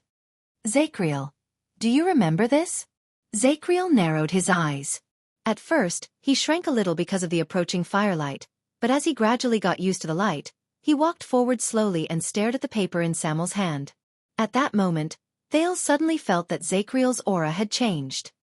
His gaze became fierce, and his expression was no longer as casual as if he did not care. It was as if he had turned from a pitiful man who had experienced the vicissitudes of life and was exhausted back into the Emperor's Praetorian Guard he once was. But he only scrutinized the things on the paper without saying a word. This made Thales even more curious. What is written on the paper in Samuel's hand? But Samuel was standing closest to the prison cell, and Thales could only see the blank back of the paper. Samuel also held the paper up so high that Thales could not see it. Just as the prince was hesitating whether he should stick his head out to peek at the paper in front of the two powerful kidnappers, Zacriel, who had become serious, suddenly extended his hand and took the paper. It crushed Thales' hope of seeing the truth. Zacriel furrowed his eyebrows and stared at the contents of the paper. Outside the prison cell, Samuel and Ricky waited quietly. Thales could feel that they were holding their breaths and staring at each other, waiting for each other's response. After a long while, Zacriel finally raised his head. His expression was solemn. He waved the paper in his hand and slowly asked the two uninvited guests, "What is this?" Samuel was obviously encouraged by their unusual reaction. He curled up the corners of his lips. "This is a sketch I drew based on my impression of it after I saw it once. As you can see, the real thing has color and it is much brighter." Zacriel's eyebrows furrowed even more. He first cast a glance at the two people outside the prison cell, then snorted coldly. "How would I know what it is just based on this piece of paper?" Samuel stared coldly at his former colleague. If it were someone else or something else, the answer might be no, but... Samuel raised the torch high and shrouded Zacriel's entire face in its light, but Thales only felt that the latter's expression was a little gloomy. "Do you see its outline? Do you see how special it is?" "More than 10 years ago, when I was still in Renaissance Palace, I saw it when I was on duty at the entrance of the royal treasury." Samuel stared at the prisoner very seriously. "At that time, I only caught a glimpse of it from afar, but I will never forget it." Thales' heart skipped a beat. The royal treasury. In Renaissance Palace? Zacriel did not answer. He only shifted his gaze to the paper, and his grip on the edge of the paper gradually tightened. As if talking about the past, Samuel's tone became a little gloomy. "The secret treasures in the royal treasury are all invaluable and hold great significance. In all of Renaissance Palace, aside from the royal family, there is only one position in the guards who can directly come into contact with them. That position protects the inheritance of the royal guards and knows countless secrets. Only those who are trusted and have high hopes can take up the position. Based on convention, that person is basically the next captain and commander of the royal guards." Zacriel still did not speak, but everyone in the room understood what Samuel meant. Samuel composed his emotions, pointed at the paper and said solemnly, "Guarding the royal treasury and controlling the movement of the secret treasures is one of his unique responsibilities." Guarding the royal treasury and controlling the entry and exit of secret treasures is one of his special duties. I can guarantee that this item is definitely on the list of people he should be guarding. When he said this, Samuel took a step forward and almost leaned against the bars. "Tell me, Zacriel, former watchman of the royal guards," the former flag-bearer said coldly, "what exactly is the thing drawn on the paper that was hidden in the royal treasury many years ago?" In that second, Thales felt the atmosphere in the room turn cold. The pressure around Zacriel seemed to have dropped by another level. Ricky's gaze on Zacriel gradually became sharp. This made Thales even more curious about the paper in Zacriel's hand. The Knight of Judgment sneered. "You spent so much effort just to get me to appraise an antique?" He looked up and glanced at Samuel and Ricky. Samuel gritted his teeth in a barely noticeable manner. But he knew that he could not use force against the person in front of him. So Samuel only took a deep breath and said gently, "Please, Zacriel. Please. Zacriel. This is very important to us." Ricky did not move. Zacriel stared at the contents of the paper for a few more times. He asked faintly, "Why are you asking this? Did you find it somewhere?" Samuel exhaled and frowned. "Zacriel, I am the one asking the question." But Zacriel only shook his head. The value of information lies in the circulation of information. It allows both parties to take the next valuable action while receiving feedback and gaining benefits. If you do not tell me more information, I will not be able to give more accurate answers. He raised the paper to eye level and waved it between them. Samuel was about to say something, but Ricky interrupted. Not long ago, we found this in the House of Legacy of the Tower of Eradication. The three of them turned their heads together and looked at Ricky. They said calmly, "It is their top secret in recent years." Thale's eyebrows twitched again. The Tower of Eradication's top secret? The Tower of Eradication? Zachriel's expression finally changed. He looked like he was deep in thought. I'm guessing you weren't invited to visit, right? The House of Legacy is their core area. Zachriel pondered for a while, then revealed a gloating smile. By the way, well done. But Ricky only shook his head. We did not get it. The Tower of Eradication has always protected it very tightly. Even though we paid a terrible price, we could only get a glimpse of it. Samuel's expression darkened. He nodded quietly. And according to the information, the master of the Tower of Eradication, the old Far Easterner, values it very much. Ricky looked at Zachriel with a serious expression that was rarely seen. According to him, this may be the key to changing the world. Zachriel frowned. Xiao! His face was filled with disgust. That stupid old fool of a grey-robed sword guard? Thales did not listen to Zachriel's disrespectful words about the Tower of Eradication, but his attention was attracted by Ricky's words. The Tower of Eradication has the key to changing the world? What is that? Thales stared at the piece of paper curiously, imagining what was drawn on it. Now you have the information you wanted, Night of Judgment. Ricky gestured at the piece of paper with his chin. We found it in the Tower of Eradication, and Samuel was the only one who recognized it. This brought us here to you. Even if it's for the sake of us barging in to relieve your boredom. Zachriel, answer us. What is this? He focused his gaze on Zachriel's calm and dark face, as if he was trying to see something from it. Zachriel was silent for a long time, staring at the piece of paper. But Ricky and Samuel seemed to be very patient. Until the former watchman of the Royal Guard spoke faintly. 300 years ago. Samuel's expression froze. What? Under the illumination of the fire, Zachriel walked closer to the bars, revealing his half-glowing, half-dark face.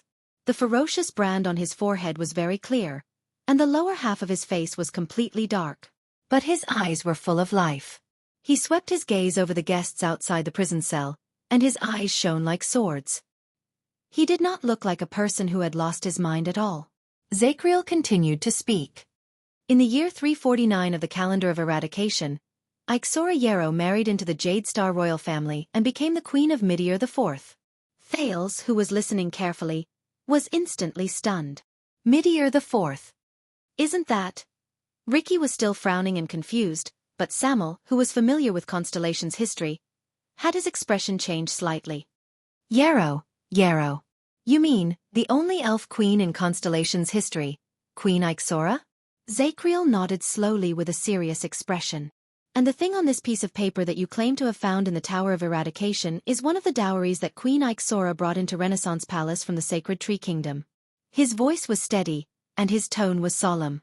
As the people outside the prison looked at each other, Zachriel raised his right hand and gently flipped the piece of paper in his hand so that it faced Thales. At the moment the light from the fire illuminated the paper, the prince was first slightly confused, then he was greatly shocked. The outline of a short sword was carefully drawn on the paper. A strange counterweight ball. A gemstone in the middle of the sword's guard. A handguard that was curved in the opposite direction of the blade. Thales was stunned. That's... Even in the royal family's treasure vault, which is full of treasures, it is a rather special one. Because this is the last weapon left in the world since the uncivilized era. It is said to be an ancient weapon that can slaughter great dragons.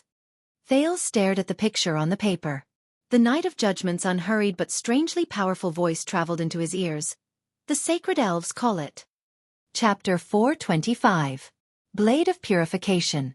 This name, which he had not heard for a long time, echoed in Thales' mind again. How could it be? He stared at the dragon breaker on the piece of paper. He had countless questions, and his emotions were a mess. Previously, when he was in Heroic Spirit Palace, Thales obtained the precious against the Heavens book from Saroma. It described the dragon breaker, which was exactly the same as the Blade of Purification. But Thales did not expect that these strange-looking weapons would be so close to his family name and bloodline. Dragon breaker. Blade of Purification. Is this a coincidence? Or is this the weapon that sealed Giza? So this is just Queen Asora's dowry? Samuel stared at Zacriel with a puzzled expression, snapping Thales out of his memories. When the Night of Judgment mentioned the past, he seemed to have entered a dazed state again. Not only that, it is also a testimony to a period of history. Every item in the treasury is of great significance. Samuel and Ricky frowned and looked at each other. Zacriel gently touched the bars of black prison. Before it could take effect, he quickly left his hand. He was deft and skilled. That was probably one of the most tense times between Constellation and Extet. The former watchman's gaze was lost. The Night Wing King's invasion and the disaster of the Third Peninsular War broke the political balance, causing countless small and medium-sized forces to perish. The big countries that survived the disaster did not have it easy either. The Western Peninsula welcomed another round of reshuffling. Hence, the struggle for supremacy in the Western Peninsula and the conflict between the descendants of the Empire and the Dragon's children reached its peak again. 2 of the 3 heroes of Dawn ascended to high positions. Chara the hero became the regent of Dragoncloud City and the actual ruler of Extet, while Meteor Jadestar was crowned as the 4th King Meteor in Constellation's history. But due to the hatred between their countries and their families, they turned against each other. Samuel and Ricky looked at each other. They seemed to be dissatisfied with the prisoner's rambling and aimless words. Thales listened quietly to the man's narration, which sounded as if he was sleepwalking. He remembered the poem Put-Ray sang in the Black Sand military camp 6 years ago. When Dawn Rises. He still remembered Putray's tune, as well as the 3 main characters in the song. In fact, the Prince of Constellation did not attend to his proper duties, and learned to play the lute and sing bardic poems. It was one of the few pleasures in the palace of the Northland nobles, who lacked entertainment. After the Night of Dragon's Blood, the Star Killer, who was not that amiable to begin with, became even more extreme. He treated any stranger who entered Heroic Spirit Palace as a potential assassin, and the bards who entertained the banquets were no exception. Zacriel continued to speak. The political chess game between the 2 countries has begun again, and it's even better than before. Under such circumstances, due to political needs, the Sacred Tree Kingdom and Constellation realized a royal marriage that was rare even in the history of the elves and humans. Zacriel picked up the paper in his hand and stared at the outline of the strange short sword on it. His expression was mournful, as if he was reminiscing about the past. Hence, after the disappearance of the Great Dragon, this weapon, which had been lying around for an unknown number of years, became more of a treasure than a battle treasure, and more of a souvenir than a practical weapon, was intentionally given as a political gift. It followed King Ixora to Constellation and entered the royal treasury. Zacriel looked at the sketch in his hand and spoke softly. The Dragon Breaker. A few years later, the large fortress built beside Cold Castle between Black Sand region and the Northern Territory was named after it. For the next 100 years or so, Constellation and the Great Dragon used that fortress to attack and defend against each other, until Queen Erica defeated the Extension Alliance army 6 times in the famous Three Pockets battle. She finally seized Cold Castle and forced the Northland barbarians to retreat to the northern plains, causing Constellation's might to reach its peak. Under the dim firelight, the Night of Judgment's words floated in the dust-covered black prison, which had been abandoned for a long time. One could vaguely hear the excitement and loftiness of that era. Zacriel gently loosened his fingers and let the paper fall to the ground. He slowly retracted his gaze from the void. His gaze became clear again. Of course, perhaps one of the reasons why Constellation's ancestors brought this weapon was because they were worried about the legendary Queen of the Sky. They were worried that it would intervene in the political situation when Extet was at its weakest. This way they at least had a weapon that could theoretically restrain it, even though it never showed up. Zacriel said faintly. It showed up. Samuel, who had been silent for a while, said softly, that legendary dragon was in Dragoncloud City 6 years ago. This sentence made Zacriel tremble slightly, and Thales sank into deep thought. On the night of King Nuvan's death, Samuel sighed and said, that dragon, which we all thought was a character in the story, descended from the sky and destroyed a calamity before Dragoncloud City was reduced to ruins. There was a long silence inside and outside the prison cell. Then, Zacriel closed his eyes and exhaled. It seems that I have indeed missed a lot over the years.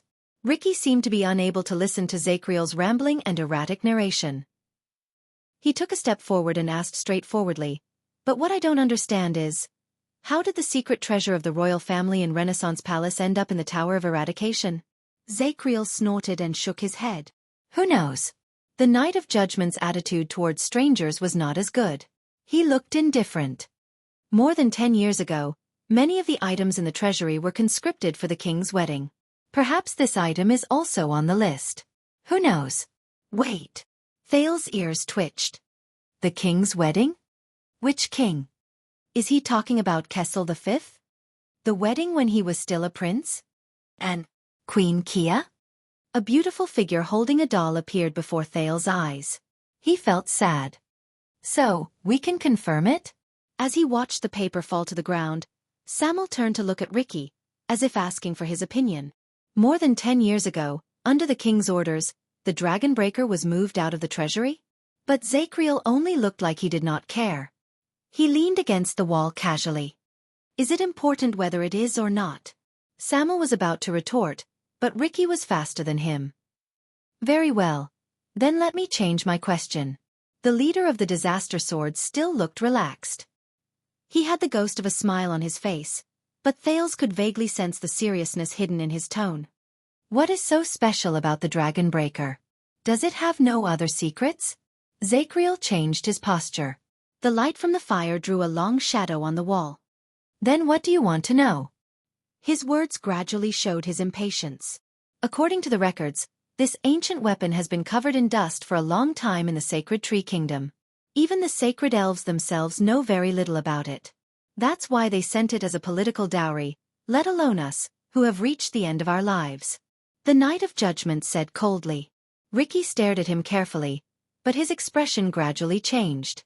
It was as if the air around them had started to become oppressive. Zacriel. The last trace of warmth on Ricky's face disappeared. Do you really not know, or are you playing dumb? Zacriel narrowed his eyes and stared at the stranger outside the fence through his slits. I'm tired. You should leave quickly. The Knight of Judgment did not show any intention of cooperating with the other party. Instead, he said coldly, before the guards show up. Samuel looked a little anxious. He looked at his old colleague's unmoved expression. Just as he was about to say something to ease the situation, Ricky sneered. But Thales could feel the chill in his laughter. Do you know why we paid such a huge price to come here and ask you these questions, Knight of Judgment? The leader of the disaster sword spoke slowly with a cold smile. Because what we really want to know is... Zacriel still leaned against the wall without moving. As if he was distracted, he started to observe his nails again. It was as if he was indifferent to everything.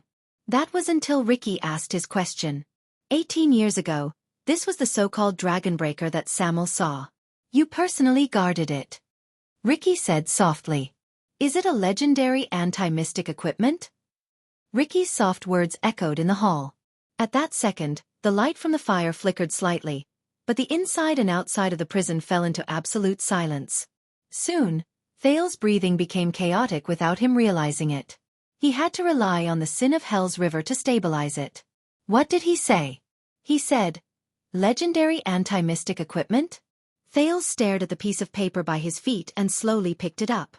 That means, the blade of purification that sealed Giza 6 years ago, the dragon breaker in Saroma's book, the black sword that the mercenaries in the tavern were interested in, the dragon breaker that Zacriel spoke of, the dragon breaker the disaster sword saw when they met Black Sword not long ago. He stared at the familiar yet unfamiliar picture on the paper. In just a few seconds, the events, elements, and clues were pieced together in Thales's mind. But at that moment, someone lost his composure even more than Thales did. Asterisk bang. Thud. Asterisk an explosive sound, followed by a muffled thud, brought Thales back to reality. He turned his head and was shocked to see Zacriel, who had leaned against the bars at some point in time. He fell heavily to the ground in a cloud of smoke. But the Knight of Judgment did not care about the pain he suffered. He only struggled to get up. There was shock and fear on his face that Thales had never seen since he saw the man. What did you say? Zacriel gritted his teeth and stood up straight.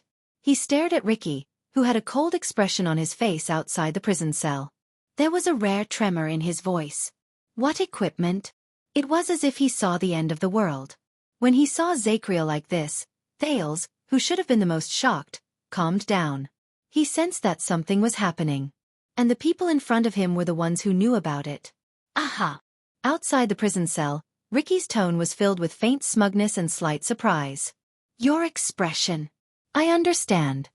Ricky and Zacriel, who had lost his composure, stared at each other quietly. The coldness on his face was slowly replaced by solemnity. I see. It seems like you really don't know. On the other side, Samuel was obviously not aware of the situation. He looked at Zacriel, then at Ricky. With the same question as Thales, he asked, "What's wrong?" But neither Zacriel nor Ricky seemed to care about his idle mood. The former's breathing became faster, and the latter muttered to himself. Zacriel's chest rose and fell. His breathing was incredibly rapid, but this could not compare to his uncharacteristically anxious attitude. Tell me. The Knight of Judgment gritted his teeth. The brand on his forehead was incredibly obvious. Did you just say, what legendary anti-mystic equipment? Tell me. Ricky stood where he was with a slight frown on his face. A few seconds later, in the face of Zacriel's anxious gaze for an answer, he nodded at Samuel. Tell him. Zacriel immediately looked at Samuel. His gaze was sharp, aggressive, and vaguely ferocious. Samuel cast a strange glance at Ricky, but he still spoke quietly. According to the information we obtained from the Tower of Eradication, Zacriel, this so-called Dragon Breaker, is a legendary anti-mystic equipment. Samuel seemed to be a little hesitant and did not seem to understand. In that second, Zacriel's stubbled face turned incredibly pale. No. He stared at the empty space in front of him and muttered to himself. Samuel said with a serious expression, Our information is unquestionable. It is said that this legendary anti-mystic equipment has been verified, and it can seal the calamities. Thales subconsciously clenched his fists. He remembered the scene 6 years ago. The short sword that shone with red light seemed to resonate with the blood in his body, as if it had a life of its own. In the prison cell, Zacriel's gaze shifted back and forth, as if he had seen the most unbelievable thing. No, impossible. He mumbled. In the end, he widened his eyes and slid down to the floor, as if he had lost all his energy. He was dumbfounded. Samuel sighed softly. Yes, we never knew that the royal family had such a legendary anti-mystic. But before he could finish speaking, Zacriel suddenly raised his head from behind the bars. No! The prisoner's expression changed abruptly as he shouted, interrupting Samuel's words. No, it's not like this. It's not. He shouted at the top of his lungs while he pounded the floor with all his might. Asterisk thud. Thud. Thud. Asterisk the Knight of Judgment's sudden outburst caught Samuel off guard. He stared in shock at Zacriel, who was breathing heavily and trembling. He could not understand what was going on. Did he go crazy again? Outside the prison cell, Ricky stared at the prisoner, who had become abnormal again. He did not say a word. Thales, on the other hand, was as confused as Samuel. He was filled with questions. No. Finally, Zacriel stopped pounding the floor with much difficulty. In a daze, he supported himself against the floor. Dragon Breaker. Dragon Breaker? He shook his head in disbelief, as if he wanted to ask for help from the people in the void. The light from the fire dimmed slightly. The air was filled with the shock of the few people outside the prison cell. Ricky sighed softly and said something profound. It seems that you understand as well, don't you? Zacriel's expression changed a few times. All sorts of emotions surged within him. A few seconds later, the prisoner in the prison cell seemed to have figured something out. His shocked expression slowly faded away. His shoulders began to tremble. In the next moment, the long-faced man raised his head. His face was filled with panic and helplessness. He laughed loudly as if he had gone mad. Ha, I see. For a full 10 seconds, Zacriel's laughter echoed in the hall. Ha. His laughter was filled with sorrow after he was relieved of his burden. It also seemed to contain pain that could not be resolved. It made the puzzled Thales feel uncomfortable. Ha. In the end, Zacriel's broken laughter slowly disappeared. He knelt on the ground, slowly closed his eyes, and let out a cry filled with regret and pain. Your Majesty! Your Majesty! Thales furrowed his eyebrows tightly. He did not understand. Zacriel's laughter died away, but another one followed. Ha. 80 the second, What a great king of eternal rule! Compared to the night of judgment's pain and panic, this laughter was filled with boldness and grandeur, as if it was the excitement and desire of someone who had seen through the truth. What a courageous king! The prince and Samuel turned their heads in surprise and looked at Ricky, who suddenly laughed. They saw the rare excitement and ecstasy on his face. 82nd? King? Thales's puzzlement became more complicated. Ricky? Samuel asked tentatively. But the leader of the disaster swords ignored him. Instead, he was immersed in a rare moment of joy and pleasure. His laughter was sonorous.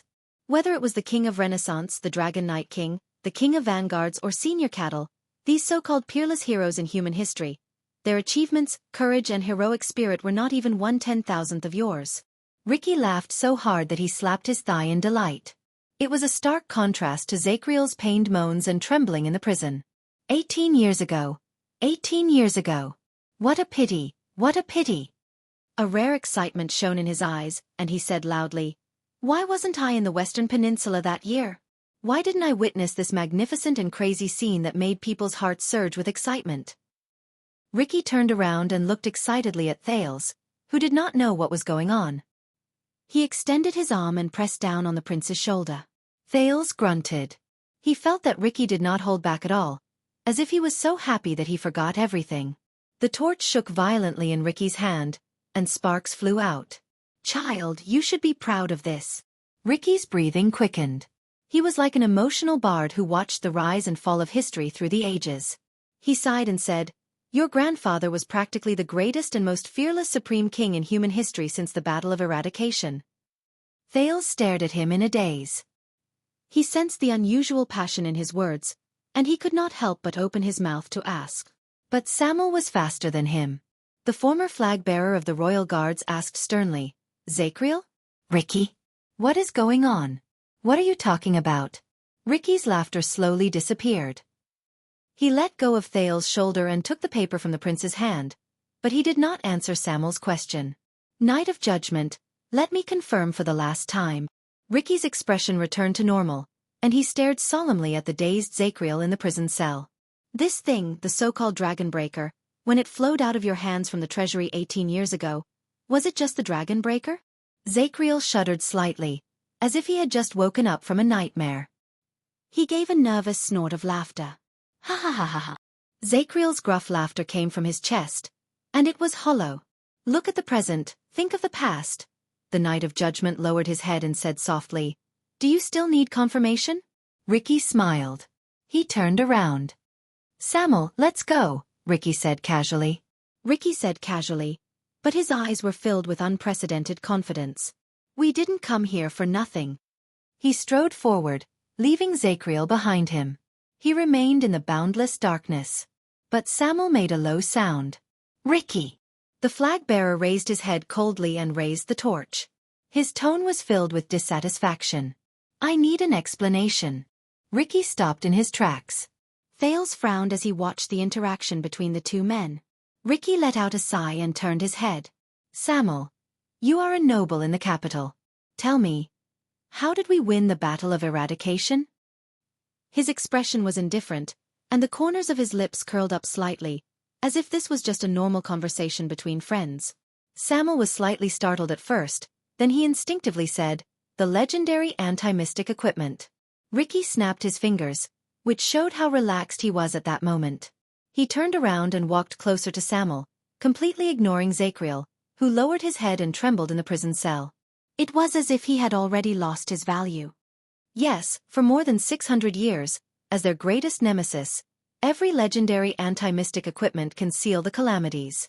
Ricky said softly, "But the irony is that every legendary anti-mystic equipment that can seal calamities was forged during the Battle of Eradication with the power of the two most powerful calamities, along with the wisdom of human wizards, as well as countless costs as a foundation."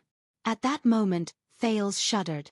"Wait, they're talking about—" A pleasant male voice rang in his mind, awakening memories from not too long ago. Unbeknownst to us, the two mystics, who had always seemed to stay out of the matter and remained neutral, had long since started working together with the humans and the survivors of the Magic Tower. They created the mystics' greatest nemesis. Legendary anti-mystic equipment. In Black Prison, Ricky faced Samuel's burning gaze and continued to speak. When the war was won, the wizards were wiped out, the two magic empresses went their separate ways, the human alliance collapsed, and the Calamity Hunters group, which was famous for a time, disbanded. The limited number of legendary anti-mystic equipment was scattered everywhere with them. However, what most people don't know, Ricky said with a cold smile, Blood Spike and Helen, the two most powerful calamities who were once on the same side as us, were the creators of the legendary anti-mystic equipment. They secretly tampered with their works. Samuel was slightly startled. Tampered with. Thales's breathing quickened, and he subconsciously straightened his body. Memories of the past seized his mind again. Wait, I thought of a problem. If the legendary anti-mystic equipment is the mystic's greatest nemesis, what about the two empresses? Won't the weapons they created pose a threat to themselves? At that moment, what appeared before Thales's eyes was the elegant smile of the man in blue, as well as his faint gaze, which was suffused with blue light. Good question. You're getting closer to the truth of the world, Your Highness. Thales was stunned. He understood something. Then, Ricky's faint voice traveled into his ears. After the war, the human heroes used tragic facts to prove that all the existing legendary anti-mystic equipment could not seal Blood Spike and Helen. In Black Prison, Samuel raised his eyebrows slightly. Ricky smiled and threw down the torch. That's right. The strongest weapon in the Battle of Eradication could seal almost every mystic and end the disaster they brought, but it could not hurt their creators. Not even a little bit. Not even a little bit. The torch fell to the ground, and sparks flew. But as it rolled, it gradually dimmed. It no longer shone or heated up. Yes, it makes sense when you think about it. If I were them, why would I do something that would harm others without benefiting myself? Ricky raised his head and sighed softly in the much dimmer Black Prison. So, Blood Spike and Helen, the two magic empresses, the most powerful mystics in the world, were exceptions that could not be sealed. They were like two unbreakable taboos that hung over the entire world. For many years, no one could control them. They stood above all things, transcended above all else, and forged a terrifying balance in Errol that lasted for 7 centuries. All the countries and races were as silent as cicadas in winter, not daring to voice their anger. As he listened to Ricky's words, Thales's thoughts became more and more agile. There was a hint of shock and understanding in his heart. The words of his mysterious teacher rang in his ears again. But the secret of the legendary anti-mystic equipment has always been in the hands of the two empresses. We have no way of knowing. This is a shackle that has been pressing on our shoulders for nearly 700 years. It is still hard to understand. At that moment, he felt that a lot of the fog that had surrounded him since he came to this world had suddenly cleared up, and many mysteries were easily solved. He was not the only one who had this thought. Samuel's cheeks twitched slightly. He seemed to have understood something, and he suddenly raised his head. Wait, the Dragon Breaker was not a legendary anti-mystic 18 years ago. That means... Samuel's words stopped at the tip of his tongue, and they froze along with his expression. Ricky threw his head back and laughed. His laughter echoed in the hall. Yes, although we don't know the details, if our guess is correct. Ricky took a deep breath and lowered his head. His eyes reflected Samuel's torch in the darkness, and they instantly became sharp, like a beast on the hunt. Ricky gently let go, and the paper with the Dragon Breaker on it slowly slid down. 18 years ago, the first and only legendary anti-mystic equipment in history that did not come from the hands of the Empress of Magic. In Constellation, on the foundation of this Dragon Breaker, it was just barely forged. His voice was like a bard sitting by the fireside at night. The rhythm was orderly, and the tone was mysterious. Samuel's entire body froze. As Ricky's words gradually spread out, the atmosphere in Black Prison had never been so terrifying. It was as if they were talking about the most unbearable secret in the world. Thales watched the paper float in the air a few times before it landed on the stubbornly burning torch on the ground. 18 years ago, the King of Eternal Rule, 80 Jadestar II, and the constellation under him recreated the miracle of our ancestors in the Battle of Eradication. They created a forbidden weapon that had never been seen before. Ricky's voice became fierce and solemn, and there was a faint chill that went straight up Thales's spine. A legendary anti-mystic equipment without any trace of the two empresses, without any restrictions or restraints. Tongues of flame licked the Dragon Breaker on the paper, dyeing the rather clear sketch into an unsettling scorched black. It was darker and darker than the hue in Black Prison. A secret weapon that can completely seal Blood Spike and Helen. Ricky's voice was cold. Ricky's voice traveled out coldly. Every word was accompanied by the soft sound of the paper being burned. A weapon that can completely end the terrifying haze that has haunted them for 7 centuries. The perfect anti-mystic equipment. Asterisk click. Asterisk the flame trembled slightly, and sparks exploded. Thales's thoughts were almost frozen. He felt his breathing stop, and his hands and feet were cold. The Black Prophet's inexplicable attitude. Asda's fanaticism. The Duke of the Northern Territory's hysteria before he was imprisoned. King Nuven's thought-provoking attitude when he told him the truth. Little Rascal's hesitation before she left. And the secret of the bloody year. Countless terrifying answers and questions crept into his mind. Of course. Ricky sneered. It was also during the bloody year, before the Jade Star royal family went to Hell's River. The ferryman's bell. In the darkness, the Knight of Judgment's trembling voice rose slowly. No! Thale suddenly felt that his surroundings were so dark, so still, so cold. Ricky chuckled, and his voice was accompanied by Zachriel's faint sobs. It's hard to imagine that Adi II was such a mediocre king who, in the eyes of the people, had neither merits nor demerits, and was almost incompetent. Ricky's face was covered in layers of shadows in the darkness. As he spoke, his voice was filled with endless lament and mockery. The shadows gradually spread. He was probably the first person since the Battle of Eradication who dared to trample on the authority and power of the Calamities, and the strength and pride of the 2 empresses at the same time. The human king. Asterisk thud. Asterisk with a soft sound. The torch on the ground burst into the last sparks. The unusual and peculiar dagger on the drawing paper was completely reduced to ashes. It shattered inch by inch. You're tuning in to the Xiaofan's Wuxia Tales YouTube channel. Don't forget to subscribe and join us on this journey to catch the most captivating stories.